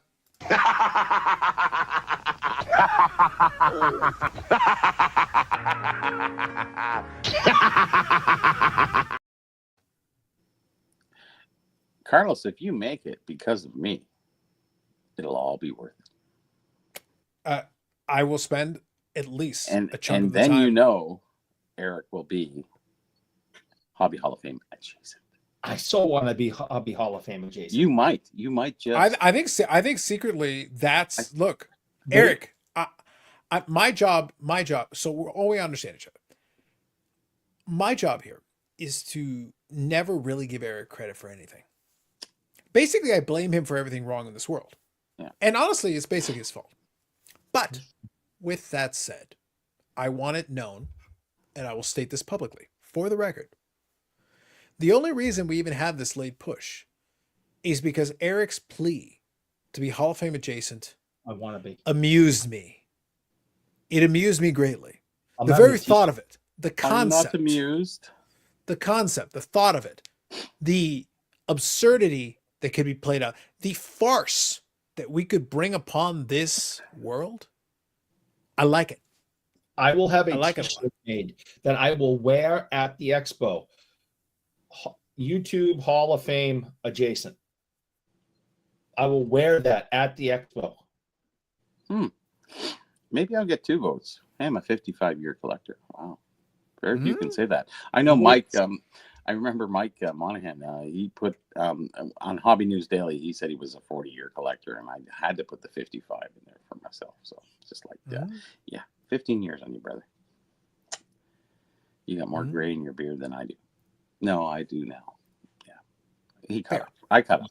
YouTube HOF adjacent. You wait. Well, that's what the shirt's going to be. It's going to just look exactly like Vote for Pedro, but it's going to say YouTube HOF adjacent. I'm going to wear that all through the show. Vote for Wade. Harvey Champ says, I can't think of a reason why BSC shouldn't be in. Listen, they're just intimidated. They just might. They're frightened. We've done what we can, guys. We've done what we can. We really have. Like, we've done everything in our power. Amanda's got 2 minutes. She better hustle. Yeah, no I kidding. think she's doing it right now. That's why she's quiet. She better be. If I don't get Hall of Fame adjacent by 1 vote, she's dead to me. We're really leaving this to the 11th hour. You know that, right? Oh, 100%. Look, that was what made Friday being the 31st extra funny. So good. That it just so happened that it'd be like at the beginning of the broadcast. I could have literally put a countdown timer. At the beginning of the broadcast, we started off with about 4 hours, give or take. It's like I saw a bunch of ballots today, And I was like, of course y'all wait until the last possible day. Of course. Like, my goodness. Wow. All right, then. So here. So Ray said, Eric equals Ted. Eric versus equals Virgil. You spell Virgil. Virgil. Oh, really? No, I did it once. I got a kid out of it, and I said I'm never doing that again. Are you sure it's yours? Mm-hmm. Interesting. Do they have a lot of concussions? She has a couple. Okay. Just Why you gotta wear asking. the helmets? That's why. You gotta wear Listen, the I'm helmets. just here to ask questions. I'm just here to ask questions. I don't have the videos. My channel's old, but I didn't make videos until recently. Next year. We'll hold you to that. Well, then you gotta wait another year after that. We'll hold you to that. Get it up. Get it going. We'll see. We'll see what happens. Yep. But yes. I do like it. If I lose by a vote, she's getting in trouble. I ain't putting up with it. Unbelievable, man. Unbelievable. Text her. Get her on. Let her know that's what's going on. Wow. You're I on think the we're too late. I think we're probably It's too late now. midnight. Voting has Hey, Yannick got a vote in on time. Oh, did he really? Literally at the 11th hour. Oh, No joke. bugger. My notification here shows 48 seconds ago, which is on time. Just That counts. 5 minutes left. That counts. No, it's Hold on. midnight. Done. Oh wow! Here we go. All Check right, it here we out. go. I think it's a silent film. Yeah. He's probably speaking in the French. Well, it still counts though, because you got the channels on there and we were tagged. That's how I knew it was. That's how I knew the video existed. Gotcha. Okay. 2025. Because I'm Carlos. I actually heard have his because audio. I'm Carlos. That's it. Yeah, I can actually hear like it's like he's 4 rooms away, Yes. but I can hear it like vaguely out of this one side of the ear. And the Broncos 79. Thank you. But I can see all the channels on the screen, and I can in fact see it in the description. So it is in the description. So that counts. Yep. Yep, that counts. Boom. There's Boom. another one. Very But good. you didn't vote for us. Yeah. I really don't think you can vote for yourself, Eric. Despite your protestations to the contrary. Did you even try? No. You didn't even try.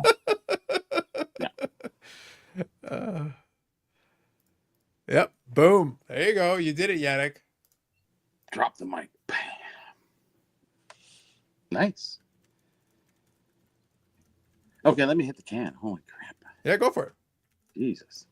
Yeah, we're now officially at the post 2025 YouTube Hall of Fame voting period. The votes are being tallied. Here As we speak. Hall of Famers or not. Like, we don't know. We've done everything we can. We shall let the votes be cast as they are cast. Is We there shall any see. way we can stuff the ballot box? If you want to stuff the ballot box, you gotta miss that window there, bud. And look, Eric, if you had come up with the Hall of Fame adjacent thing 2 weeks ago, I didn't care 2 weeks ago. I'm not convinced I care now, but it's actually kind of funny. But you waited until like way too like the last week is the worst time to start. God damn. This is get you a t-shirt. I wish it got us something that good. It's a crappy patch and lameness. That's what you get. I'm going to make my own t-shirt, and it's going to say YouTube Hall of Fame adjacent. It's going to be awesome. Kazoo, there you go. I Listen, I appreciate the confidence, Mike. I appreciate the confidence. I have to go to the dollar store, buy a kazoo. It's going to be I just now awesome. learned that you can zoom in on a live YouTube video. Listen, man, you can. Make sure it's a mouth kazoo. Valid point. I think they're all built to be mouth kazoos. How you choose? Oh, to Eric. Oh, use- poor naive Eric. If only you had watched the manual in space. No, I have not. Nor shall I. I'm just saying, you may need to expand your imagination. I don't think I do. I think you do.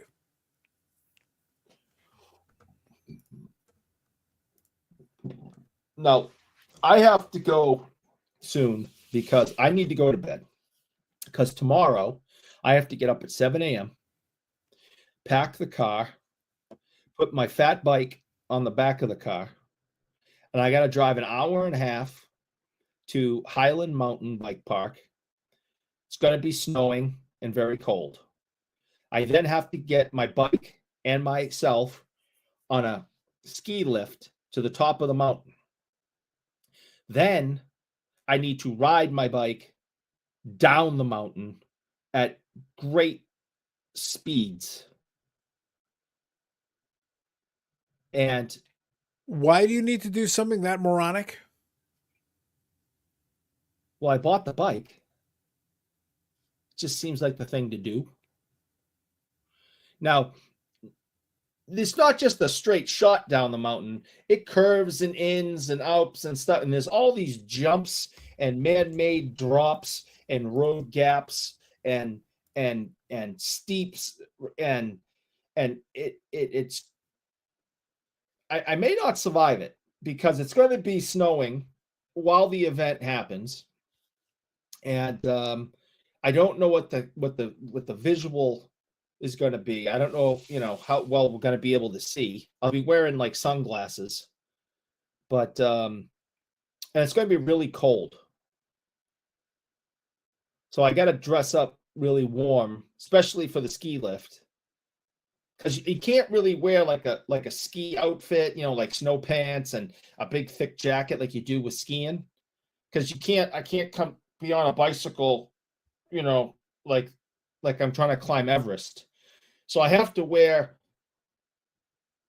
enough clothes to keep me warm, but less amount of clothes so I have better mobility.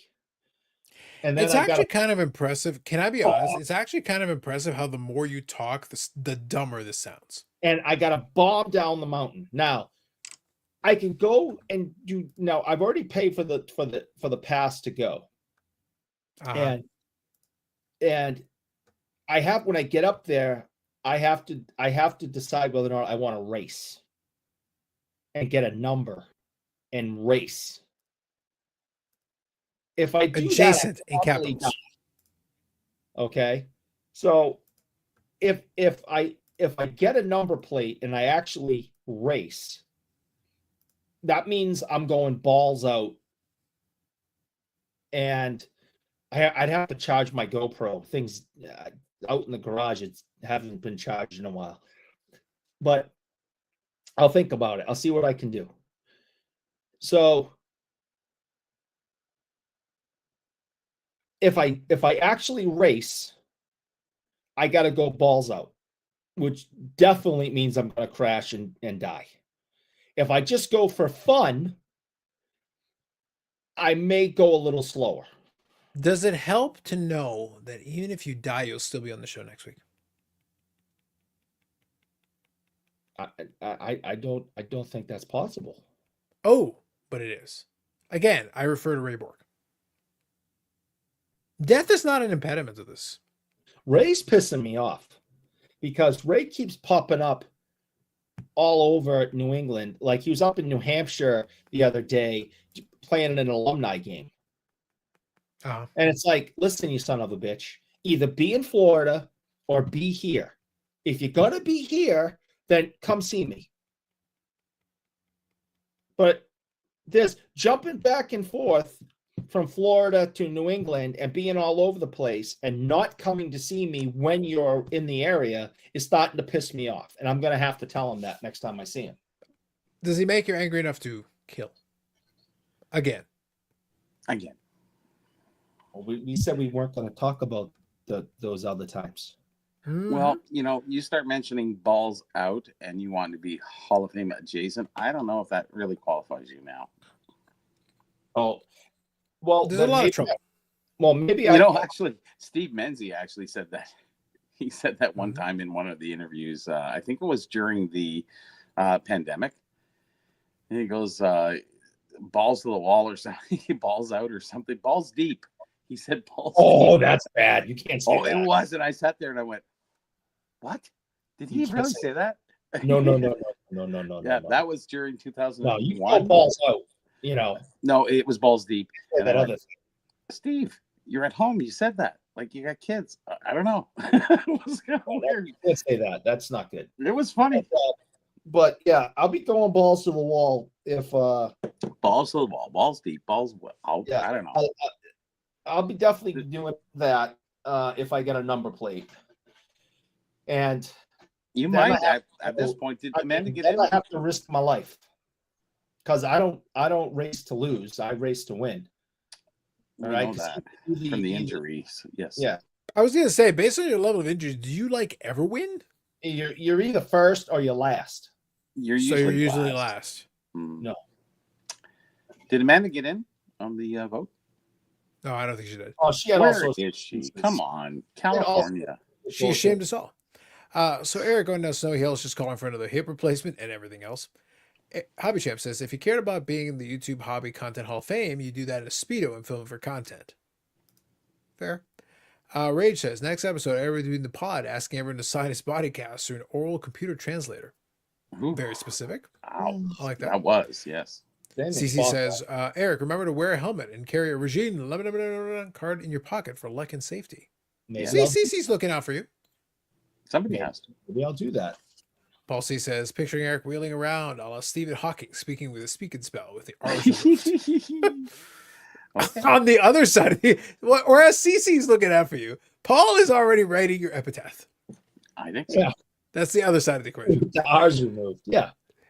Eric, tonight, when you hit the pillow, it's going to be whisper, Hall of Fame to you. I hope so. He's going to whisper that to Michelle tonight. I think I'm good. Hall of Fame. Yeah, I chased it. And you're going to find out that she's not there and it's a walkie-talkie and she'll be like, I'm hanging out with him. Yes. Oh, Oh no. Eric may wake up tomorrow with the same level of fanfare as Harold Baines. He wishes. Yep. Eric Knievel, yes. Huh? Balls Deep is my middle name. Do what you got to do. Well, it's middle. He races to pay his doctor's mortgage. That's facts. Yeah. Yeah. That's facts. True enough. That's a really good point. I have made a lot of doctors rich, haven't I? Yeah. Well, let's just hope that everything goes smoothly tomorrow. In which way? My biggest fear is... Are you going in again for surgery? It being freezing out and the chairlift stops. And I'm just going to sit there and I die of hypothermia. I look like, Jack Nicholson at the end of The Shining, kind of sitting there. That's my biggest fear. If that thing stops, man, and I get stuck on that damn chairlift, I'm going to freeze to death. Yeah, probably. There's no gondola situation. All right. This is straight chairlift. Yeah. Mike says, Eric, did you ever see Evel Knievel make the jump in Las Vegas? Sell the bike while you still have a chance. I wouldn't say make the jump. I saw him attempt to jump over Caesar Palace's fountains. Didn't really go that well. I saw that live. Yeah, it was kind of cool. That was 1977. Yeah, well, it was cool when he started bouncing off the pavement. Oh, I remember him sliding into the concrete side there. It was like, oh, we watched that. That was good. They didn't edit that shit. That was live. Oh. It was like, yeah, it was cool. Yeah, it was really cool. Evel Knievel's my era more than your guys' era, so. I grew up with his legend. And I grew up with his legend. I think so. Yeah. I think a lot of people did too. I caught the end of his, on like ABC Wide World of Sports, caught the end of his career. But the real height of his career, I think I was either too young or not around yet. But 75 to 77, 78, somewhere around there. Yeah, and then he went on that rocket, and that just didn't go to the Grand Canyon or something like that. Yeah, it was like something. It was like Caesar. It was something canyon. Yeah, Snake River jump. Yeah, so it was, and he didn't. That didn't go over well. So no, and that was his demise right there at that point. It was, and then his son took over, Robbie, and Robbie never did anything. So it was after that. It was kind of over. And he was well, he broke every bone in his body like 2 or 3 times or something like that. That It was just brutal. crazy. Yeah. Like honestly, just like the wipeouts he had, they're pretty epic. So you're gonna do those kind of stunts, yeah. That's pretty much. And that's when I started always riding motorcycles actually at that time. So I rode in 1976 was my first year. Yeah. Did you ever see the Evel Knievel movie he did with, I think, Fred Astaire? No. Oh yeah, he played himself. Okay. And Cameo? It would have been much funnier if he had played Fred Astaire, and Fred Astaire could play Evel. That would have been something. Singing in the rain. Yeah. And Fred Astaire played his like manager or head mechanic or something. Head mechanic? Yeah, I saw it once. Fred Astaire? Yeah, it was horrible. No dancing involved? All right, let's see if I can. It'd Please be one of the out. last things he did. So Zach here says, Carlos, why don't you make a Hall of Fame and elect your friends? Who are they to call so the YouTube Sports Card Hall of Fame? Well, Bobby, this is kind of what I was angling for a little earlier. I just said, look, I already know where this is going. My thought is, I feel like if you can't have a video with Shakespeare, I don't even think you qualify. No. I honestly think you should be disqualified. I think Shakespeare should be like one of the requirements. Or it should be at least thou or art in there somewhere. Yeah, I feel like that. Yeah. Yep. Yeah. But anyway, like, I'm just throwing it out there. Just thought I have. I feel like Shakespeare should be a requirement. I feel like if you don't have that, I feel like your vote shouldn't count. I'm just I'm saying. sorry. It was not Fred Astaire. It was Gene Kelly. I didn't. Okay. Both good dancers. Okay. So it was Evel Knievel, Gene Kelly, Red Buttons, Lauren Hutton, Leslie Nielsen, Frank Gifford, Dabney Coleman. Whoa, I love Dabney Coleman. And it was called Viva Knievel in 1977. Wow. Huh. Dabney Coleman, one of my favorite movies. Awesome. Wasn't he great? Viva Knievel? It sounds like Elvis should have been there. Yeah, Viva Knievel, 1977. One of my favorite movies had Dabney Coleman. He was sort of a ghost to a kid who was looking into what the hell was it called? Back in 1 second. Yeah, go ahead. Do you remember Dabney Coleman? He was sort of a superhero to a kid. Dabney Coleman is a superhero. But he wasn't alive. The kid Dabney Coleman wasn't alive, but he was kind of egging the kid on to solve mysteries and stuff like that. Dungeon. Let me look here. Oh, find it. You got the. I'm looking right now. What it could possibly be. I'm gonna guess it was probably like in the 80s, maybe. Late 70s, early 80s. All right. So I get out of this. Probably early 80s. Dabney Coleman, and there was a kid. He played in some other movie too. He was more famous in War Games. Was it Cloak and Dagger? Yes, Cloak and Dagger. That's it. Yeah, that's a really good movie. If any you guys like watching old movies, that was kind of cool. And that's early movie stuff.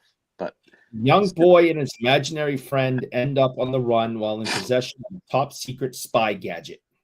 Yeah, it's really good. It's well done. War Games was good too. Remember? Oh, Do you want to play a game? You want to play a game? Absolutely. Mm-hmm. Matthew Broderick.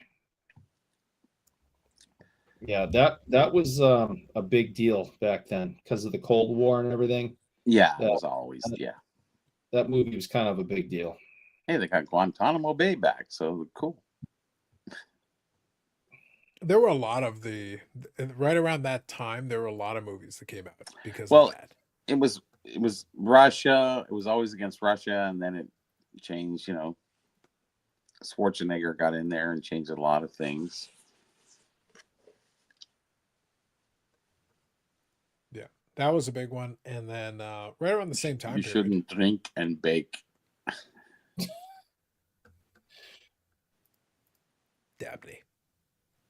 Dabney Coleman. Yeah, I don't know if you saw that movie, Carlos.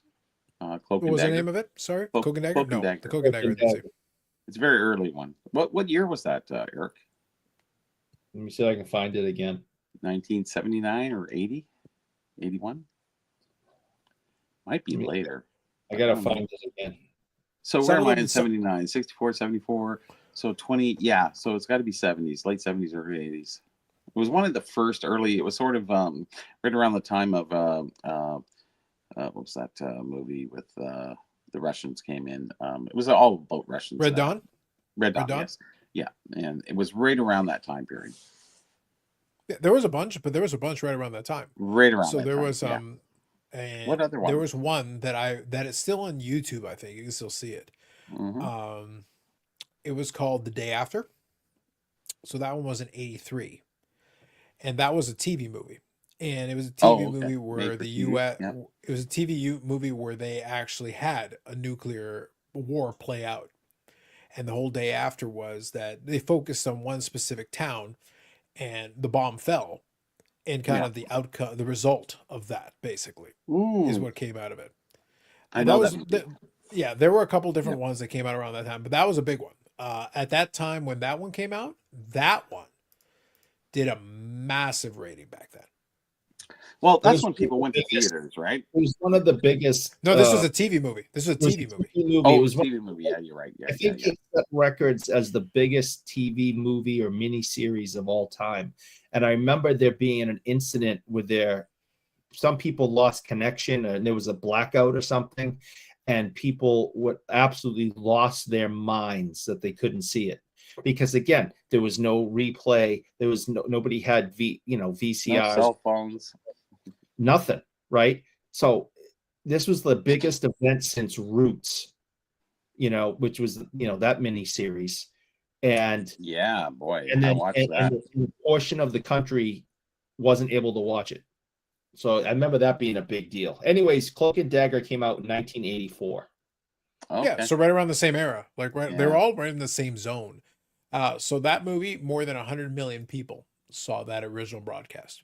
Really? Wow. You got to think 1983, right? That's a massive rating. Yep. But that's when everybody went to the theater. It was the time. It was the thing to do on a Saturday. Like, honestly, the theaters were packed. Like, you were sitting beside somebody every time. So. Yeah. But again, it was on TV. But again, it was on TV. You didn't have to go got the theater. armrest was the question at that point, right? Yeah, but it was on TV, so you just watched it on television. No, I meant how much longer do you guys want to go? Because I got to do this. I think we're just about winding down. Yeah. Listen, when we talk about a 1983 movie on post-apocalyptic nuclear war, I think that's just about the end of the show. It sums it up. Boom. Sandra Bullock in The Net. Because this is a must. We go from a movie that was seen by 100 million people. that was 100 million people, probably. They moved people to Sandra Bullock in The Net. Well, Sandra Bullock was that. They were all relatives. Especially at that point, like she was coming off Speed, like it was right around that same era. Coming off Speed, all right. Reeves. How bad can that be, right? Let's see here. It's amazing how far Keanu Reeves made it without being a good actor. Oh, he's not a good actor. He's not, but he's made Bill and Ted perfect for him. He's moved on to everything, and he's the perfect role for those. He's typecasted, but he's like he fits right in. John Wick though works for him perfectly. It does. It does. Like he literally can be John Wick. Constantine, and then he was Matrix, and it just worked for him. Not many lines, but a lot of. So they're doing a John Wick spinoff. Oh yeah. Yeah. So let me give as we tail off, let me give a couple of quick recommendations. Sure. One of them is that on Amazon Prime, there is a mini series called The Continental that is in the John Wick universe. Okay. I thought it was quite enjoyable. I enjoyed it. I thought it was quite well done.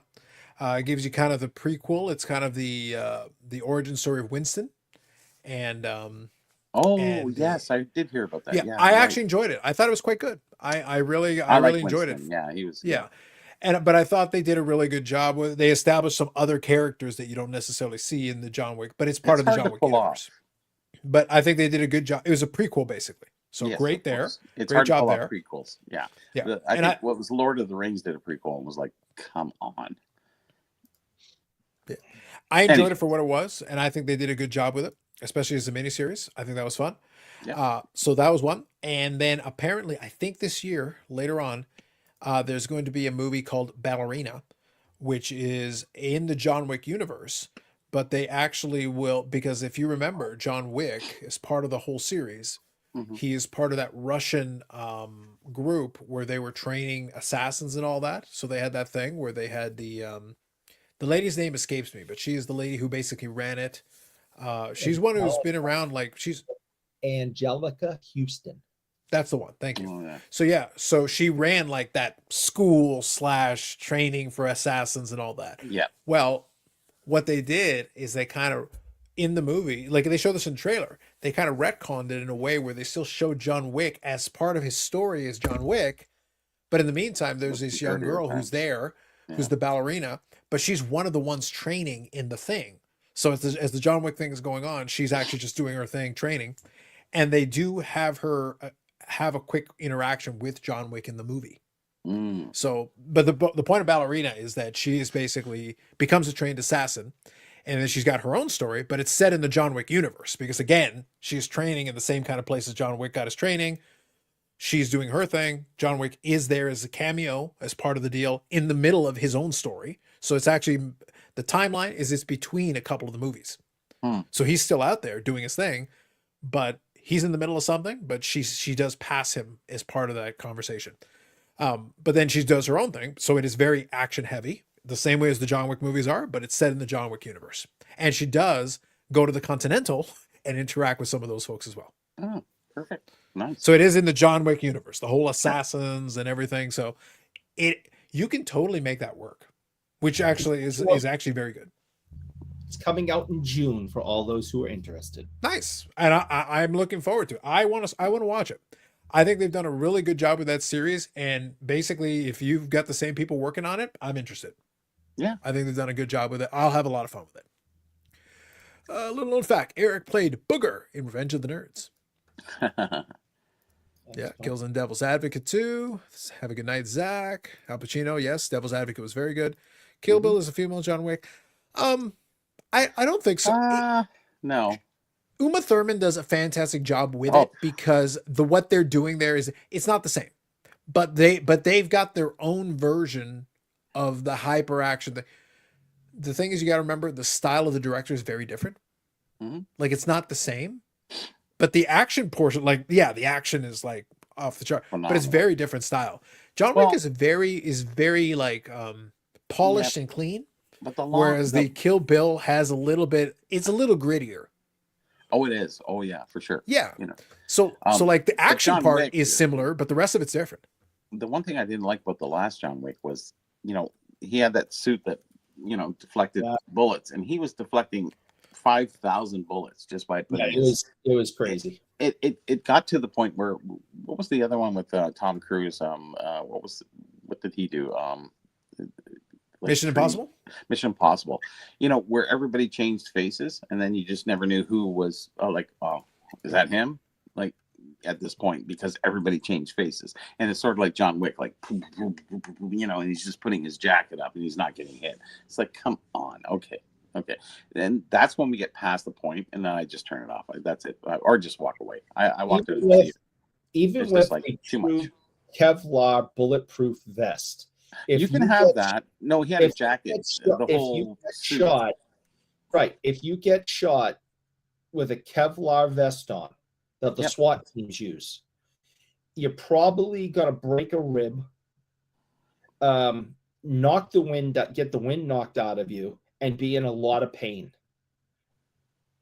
So for this guy to run around with his lightweight jacket, just going like this, and not having any issues with it whatsoever. Nothing.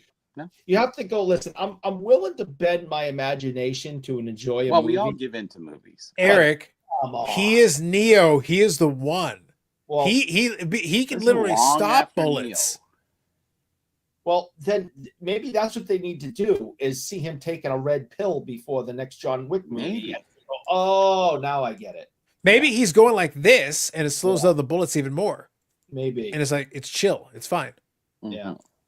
I think it's a lack of imagination on your part. Yeah, I'm with Bobby though. That whole bulletproof, suit thing is, and that's where it becomes unbelievable because he stopped. Like honestly, it must have been 500 bullets. Bobby, the fact he fell off a building, the fact building and crashed into a dumpster and crashed in the ground, like you should have broken about 14 things.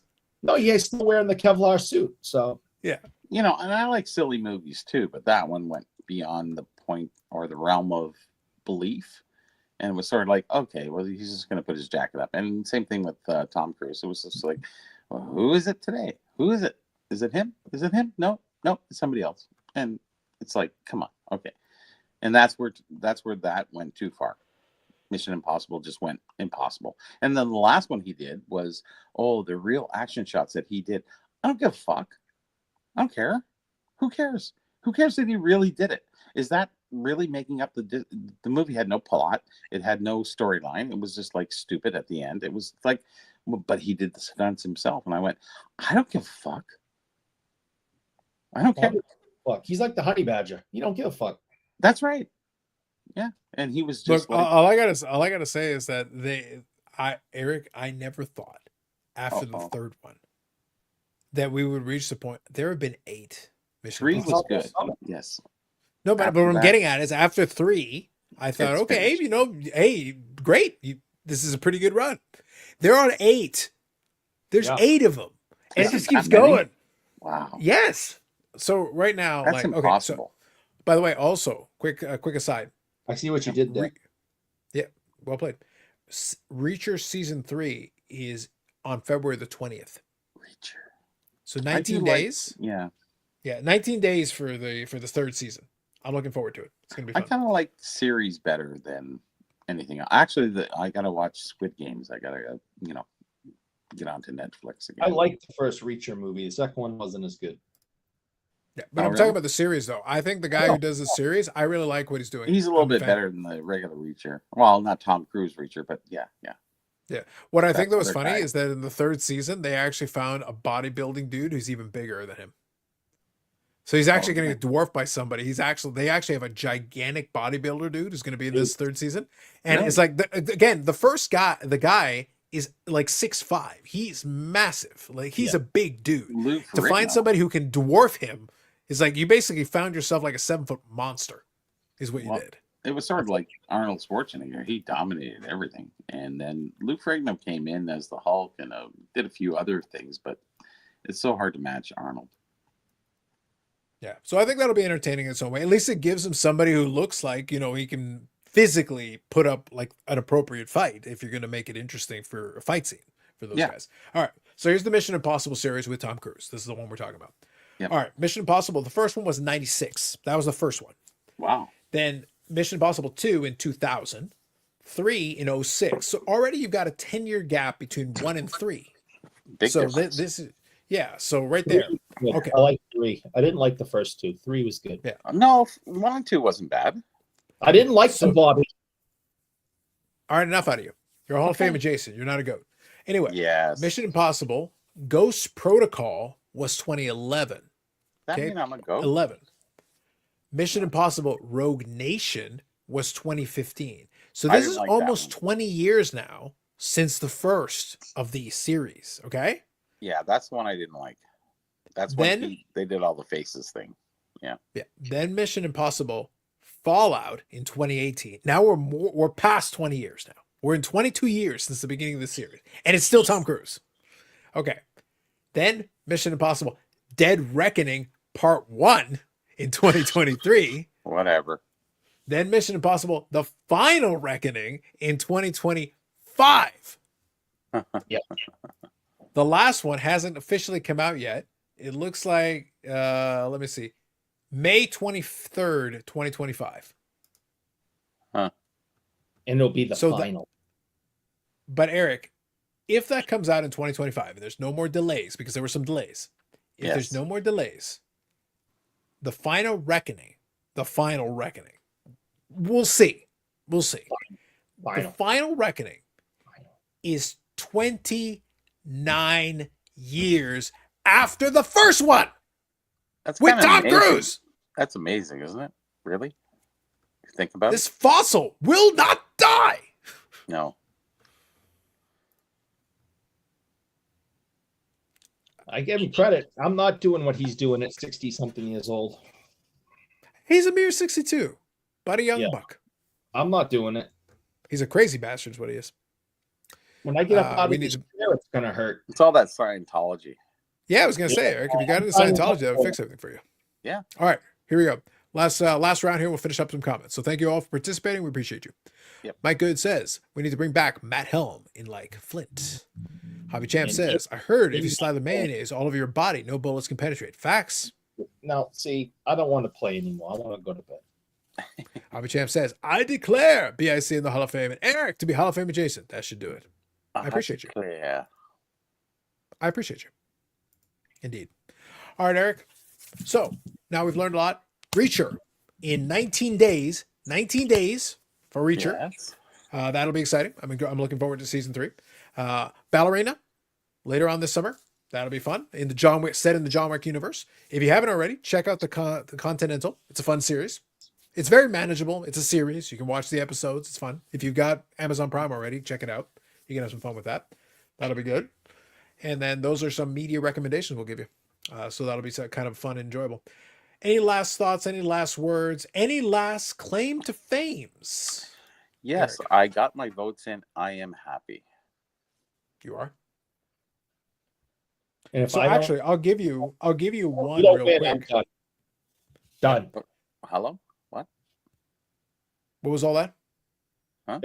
If I don't win, I'm done. Excellent. You're still You're locked not in that even room. in the game. You're just adjacent. Yeah, you're still locked in that room. So anyway, apparently, I'm just checking here on the 4 Collectors YouTube channel. Yeah. It'll be on Sunday. Chris from CRT Sports Cards. This Sunday? It was on this Sunday. Sunday. It'll be on the 4 Collectors channel. It'll be Chris from CRT Sports Cards talking about chasing the monster with some other guests, including Legend Never Die Jake. So it'll be Sunday there. Dan will be hosting, and you can check that out and also see Gravedigger. Sunday. Sunday, up the speedway. Sunday, bloody Gravedigger. Sunday. Gravedigger. Gravedigger, that was always my favorite thing. Gravedigger. And I'm like, yes, Gravedigger, let's go. Also, I love the robot that ate cars. Yep. Oh my God. The dinosaur thing? The dinosaur thing? That was awesome. Bigfoot 2, Bigfoot 3. But still Gravedigger. But always Gravedigger. Gravedigger never changed. Bigfoot had like 3 different Bigfoots. Yep. Oh my. Goodness. Last thing I'm going to show before we leave. What's that?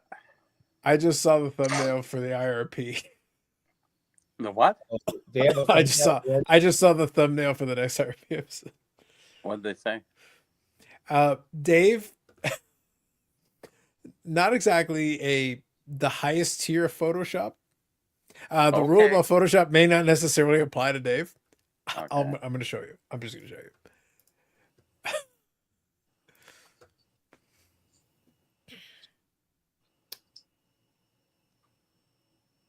So Steve's head is very neat. You know, Steve's head like requires a little bit of an angle, and there's something going on there. Like, What the hell? That's weird. see, the thing is, this is the meme, except now Vinny is the cat. and if Steve's head was at least slightly tilted, this might have worked. But I'm confused. That's jacked. Oh, I literally just randomly saw that in the corner of my eye, and it was like, holy shit, what the hell is that? That's quite a special thing. And I voted for that shit. Fuck. You did. You did indeed. You really did. Yeah, it's done. It's over. All right. That's it. All right, folks. Yep. Here you go. That's my meme. I know, Paul. I know. I get it. Yep. All right. All right. That's it, folks. Longest running episodic, whatever the hell this is. We appreciate you. We had some fun tonight. We definitely learned some things. We even addressed serious topics occasionally. We did that. And then it all fell apart right at the end. It all, you saw how rapidly it all declined, fell apart so hard at the end. What are you going to do? It is what it is. And we have the memes. Off to the races tomorrow. I may not see anybody ever again, so it was a pleasure. Yes. No, it wasn't. It sucked. Every second of it sucked. And whatever happens tomorrow happens.